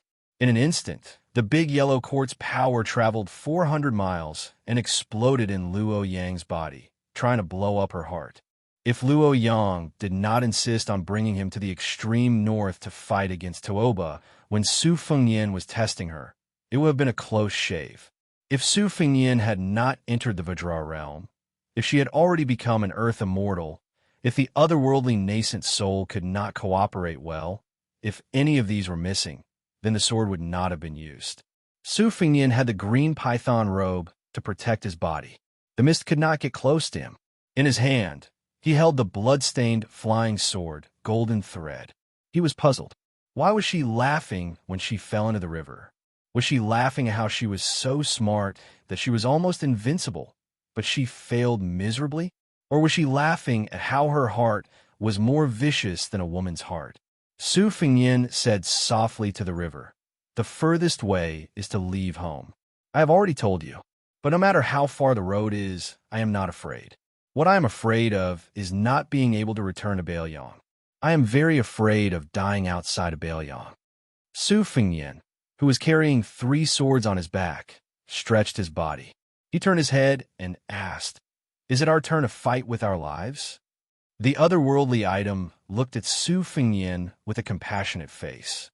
It did not say anything and showed no sign of wanting to attack. This was strange. Su Fengnian asked, "I can roughly guess that the first time you attacked me, you coveted the big yellow quart, the remaining Buddha's golden blood, and the purple-yellow gas in my body. At this moment, you and I have a 70% chance of winning, 70% for you and 30% for me. However, my chances of escaping are not small. But with your greedy nature, don't you want to swallow me alive? If you succeed, your cultivation will skyrocket. The big consciousness, Luo Yang, will be dead, and the small consciousness will not be able to confine you. The sky is high and the earth is far away. You can live freely in this world with your little immortal body. If it were me, I would have made this deal long ago." The otherworldly item imitated Su Fingyin sitting on the edge of the cliff. It rested its chin on its hands and gazed into the distance. The fingers of its other hands were crossed on its abdomen. It was as compassionate as Ksitigarbha Bodhisattva. Su Fingyin said self-mockingly, "Anyway, if you don't take the initiative to kill me, I won't make things difficult for you. The well water does not interfere with the river water. It is the best thing." The otherworldly item looked at Su Fingyin with its unchanged face and made a gesture of reaching out its hand. Su Fingyin wiped the blood on the gold thread flying sword. He did not react to the otherworldly item's mocking gesture. "Why are you laughing?" Su Fengyin, who was in a daze, and the otherworldly Dan Ing, who had been in a daze, turned their heads at the same time. They saw the white-haired old man appear behind them. He threw a book box to them and glanced at the number 1 otherworldly item in the princess grave. He said expressionlessly, "I've brought it to you. I'm too lazy to ask about other things. I always felt that you shouldn't die here." Hellion Old Man's original intention was to go down the river and look for you for a whole night. "Then I'll take these things to Bailiang." It's also a way to explain to Su Shao. Su Fingyin suddenly stood up and asked, "You don't want to ask where the big consciousness went? What is this green armor I'm wearing? Why didn't the Danning fight with me?" Chapter 600. The old man sneered impatiently. "Why do you have so many bullsh asterisk T questions? I'm just a slave who can't control my own body. Hellion Wu is the guest of the princess tomb. If you want to ask, he's the one who led the cavalry to chase after you. This old man has a good relationship with that old man, and he has a good relationship with you as well. Anyway, he's not partial to either side. When the sun rises, this old man will return to the city. In the future, you'll have to fend for yourself. Don't push your luck and think that Grandpa will be your bodyguard. Our relationship hasn't reached that point." Su Fingyin bowed and said, "Thank you, Grandpa Chu." The white-haired old man showed a regretful expression and waved his hand. "Don't be so sentimental. Get lost." The black sword box with the 3 ancient swords was not big. He put in the box together with the spring and autumn thunder. It was not suitable for him to go to the magistrate's mansion anymore. It was enough to let Hellion Wu know that he didn't die in the Yellow River. As for the tomb robbing between the Zhong and Lu families, Su Fingyin didn't want to get involved. Whether they could find the Dragon Wall or not, it all depended on whether Zhong Shentong lived up to the name Shentong or not. The fire dragon armor and the tiger talisman in Emperor Qin's mausoleum had sunk to the bottom with Luo Yang. The mountain of golden armors had also collapsed after Luo Yang cut open the mountain. This huge project was 100 times more difficult than cutting the river. Su Fingyin flew to the other side of the Yellow River. While in the air, he lowered his head and looked down. The old man's clear voice came from afar. "If there's a chance, go to this old man's grave and propose a toast to Old Huang. Tell that blockhead that if you compete with him in this life, you'll be the most convinced when you lose." Su Fingyin flew a few miles and noticed that the otherworldly item was following him. He stopped and asked with a frown, "What are you doing?" The red-robed core formation stage cultivator licked his lips and raised his hand stiffly, pointing at the green armor on Su Fingyin's body. Su Fingyin thought about it and weighed the pros and cons.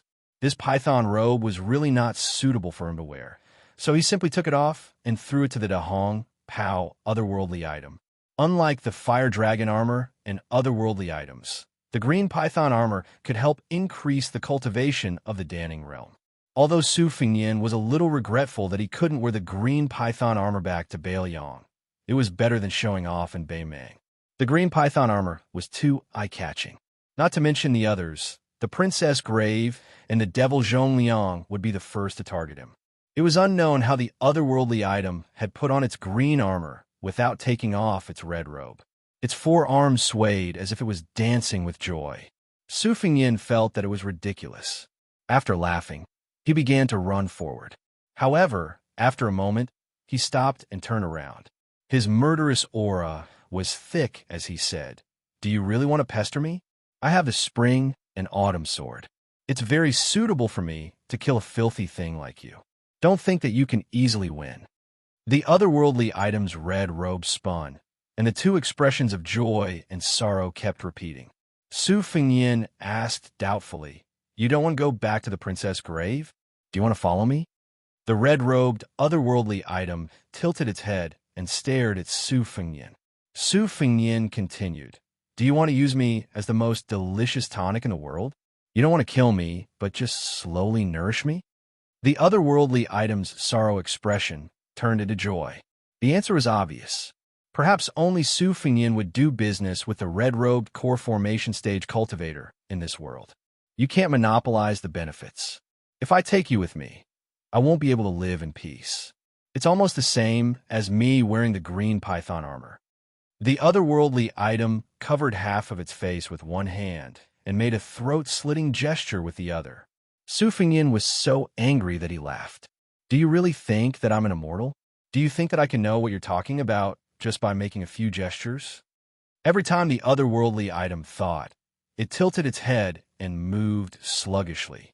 Then it pointed at the dragon wall of the Yellow River and drew a big circle. It repeated the throat-slitting gesture and drew a small circle. Su Fingyin thought for a while and asked skeptically, "You mean that Luo Yang has a big idea and a small idea? She will kill me? So, as long as you're fed, you will protect me?" The happy expression, one wave after another. It was really restless. Su Fingyin asked an important question. "Then tell me, which one is more powerful, big idea or small idea?" The otherworldly item hesitated for a while. It drew a big circle and then a small one before cutting its own throat. Su Fingyin understood and exhaled in relief. It drew a small circle, pointed at Su Fingyin, and then cut its own throat. Su Fingyin took a deep breath. "I've seen the embroidery on the sachet of a maid from the Zhong family. Is the small idea of your family a woman with half a face?" The otherworldly item nodded stiffly. Then it turned into a pitiful face. Su Fingyin turned around and waved his hand. "All right, we can fight side by side for our future. Let's go, let's go." On the other side of the river channel, the white-haired old man stood at the same spot for a long time.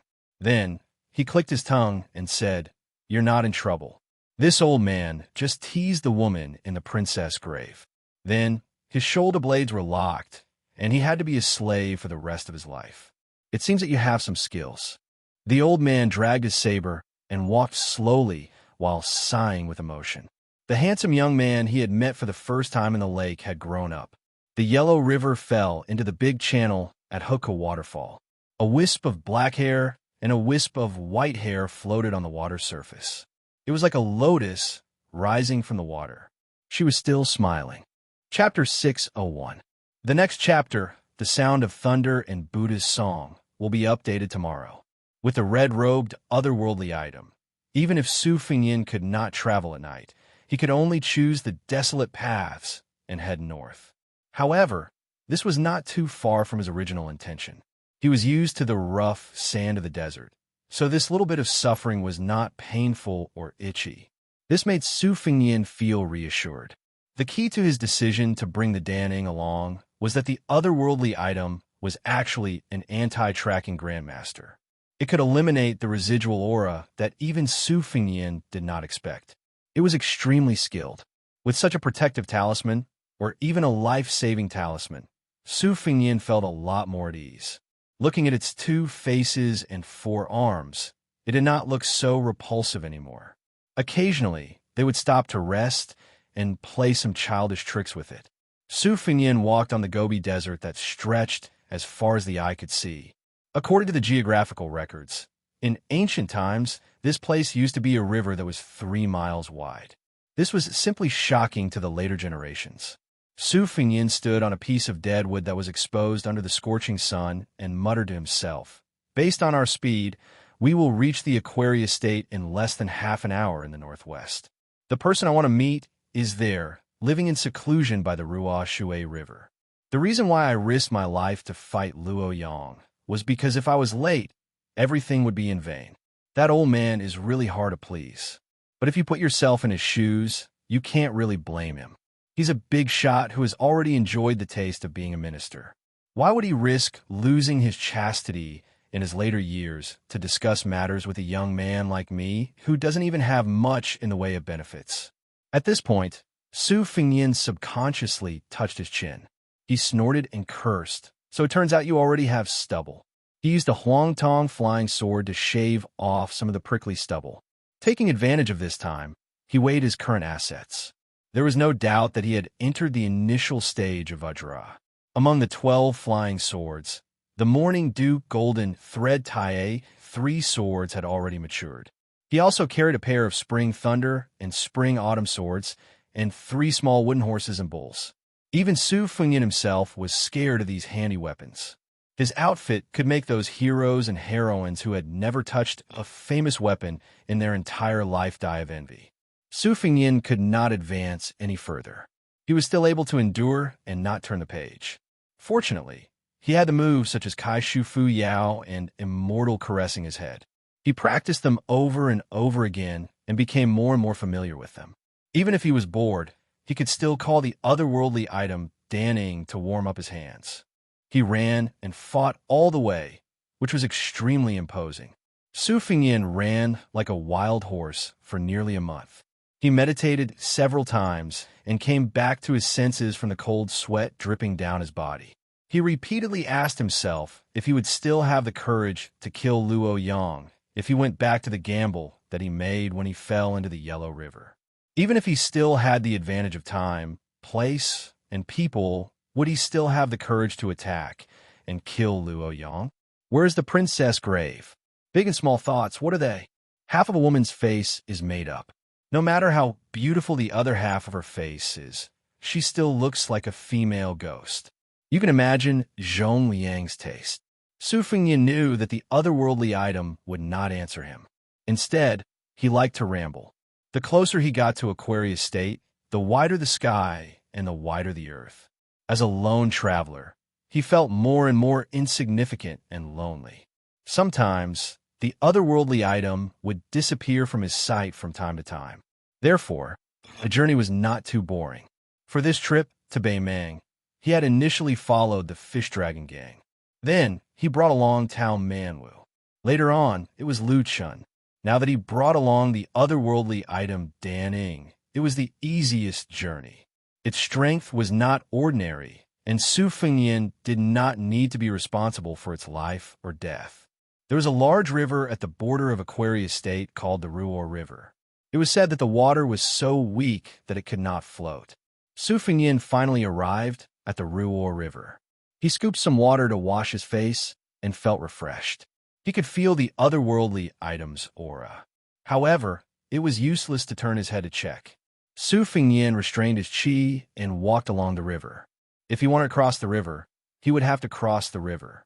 Then, he saw a ferry with a sheepskin raft approaching the opposite bank. Obviously, the Ruor River was so weak that it was a complete nonsense. This made Su Fengyin very disappointed. As he approached the ferry, he saw a pair of shabbily dressed grandfather and grandson. The old man wore a tattered Taoist robe, with the yin-yang fish embroidered on the back. He held a green bamboo pole as a walking stick and carried a book box just like Su Fengyin. The child's face was so tanned that it looked like only a pair of small eyes were left. When he looked at people, he did not look like a simple child. The grandfather and grandson were also waiting for the raft to cross the river. The child squatted at the edge of the ferry and threw stones into the river. After Su Fengyin confirmed that the old Taoist did not know any martial arts, he quietly looked at the opposite bank.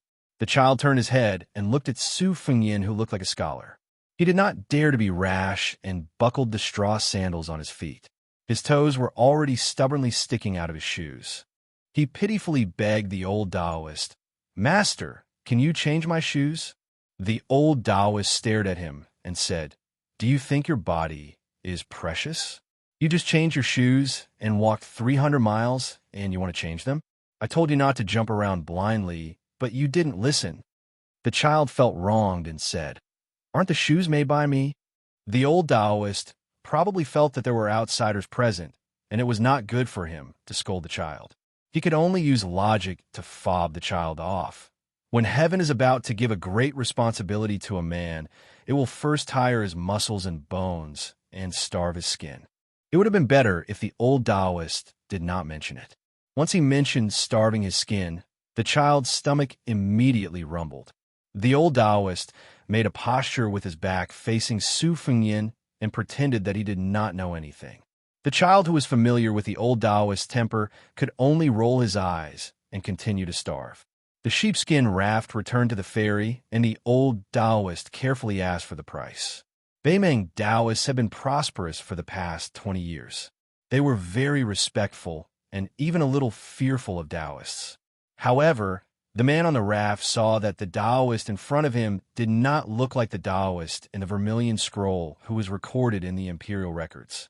He dared to accept the money, but he lowered the price and did not charge based on the number of people. The old Taoist reached his hand into his sleeve and weighed the money pouch. When he had enough money to cross the river, he felt relieved. He then gave Su Fengyin a look and told the man on the raft that the three of them would travel together. This could be considered a favor to Su Fengyin. The man on the raft was well aware of the situation, but he could not expose the truth. He just muddled through and gave the old Taoist some face. When they boarded the raft, Su Fengyin nodded at the old Taoist. The old Taoist gently shook his sleeve, indicating that Su Fengyin did not need to pay attention to this small matter. The Ruo River was not as turbulent as the Yellow River. The river was still and clear. The child was naughty. He leaned on the edge of the sheepskin raft and reached out to grab some water. Then he screamed and suddenly leaned back. He bumped into the old Taoist and almost fell into the river. The man looked at him angrily. He did not earn much money from this transaction. If someone fell into the river, it would cause a lot of trouble. How could he be happy? The child pointed at the river with a trembling finger and stammered, "There's a water ghost." The old Taoist felt that he was being nosy and scolded loudly. Children do not speak of strange forces and chaotic gods. The old Taoist's mouth was full of Confucian classics. If he was not wearing a Taoist robe, he would really be a pedantic old scholar. After the child recovered from his shock, his face turned red. It's really a water ghost. It's wearing a red dress, and it's a female ghost. Su Fengyin caught a glimpse of a red robe from the corner of his eye. It was like a red carp swimming near the raft. In a flash, it was stuck to the bottom of the sheepskin raft. The old Taoist obviously did not believe the child's solemn vow and angrily shouted, "Shut up!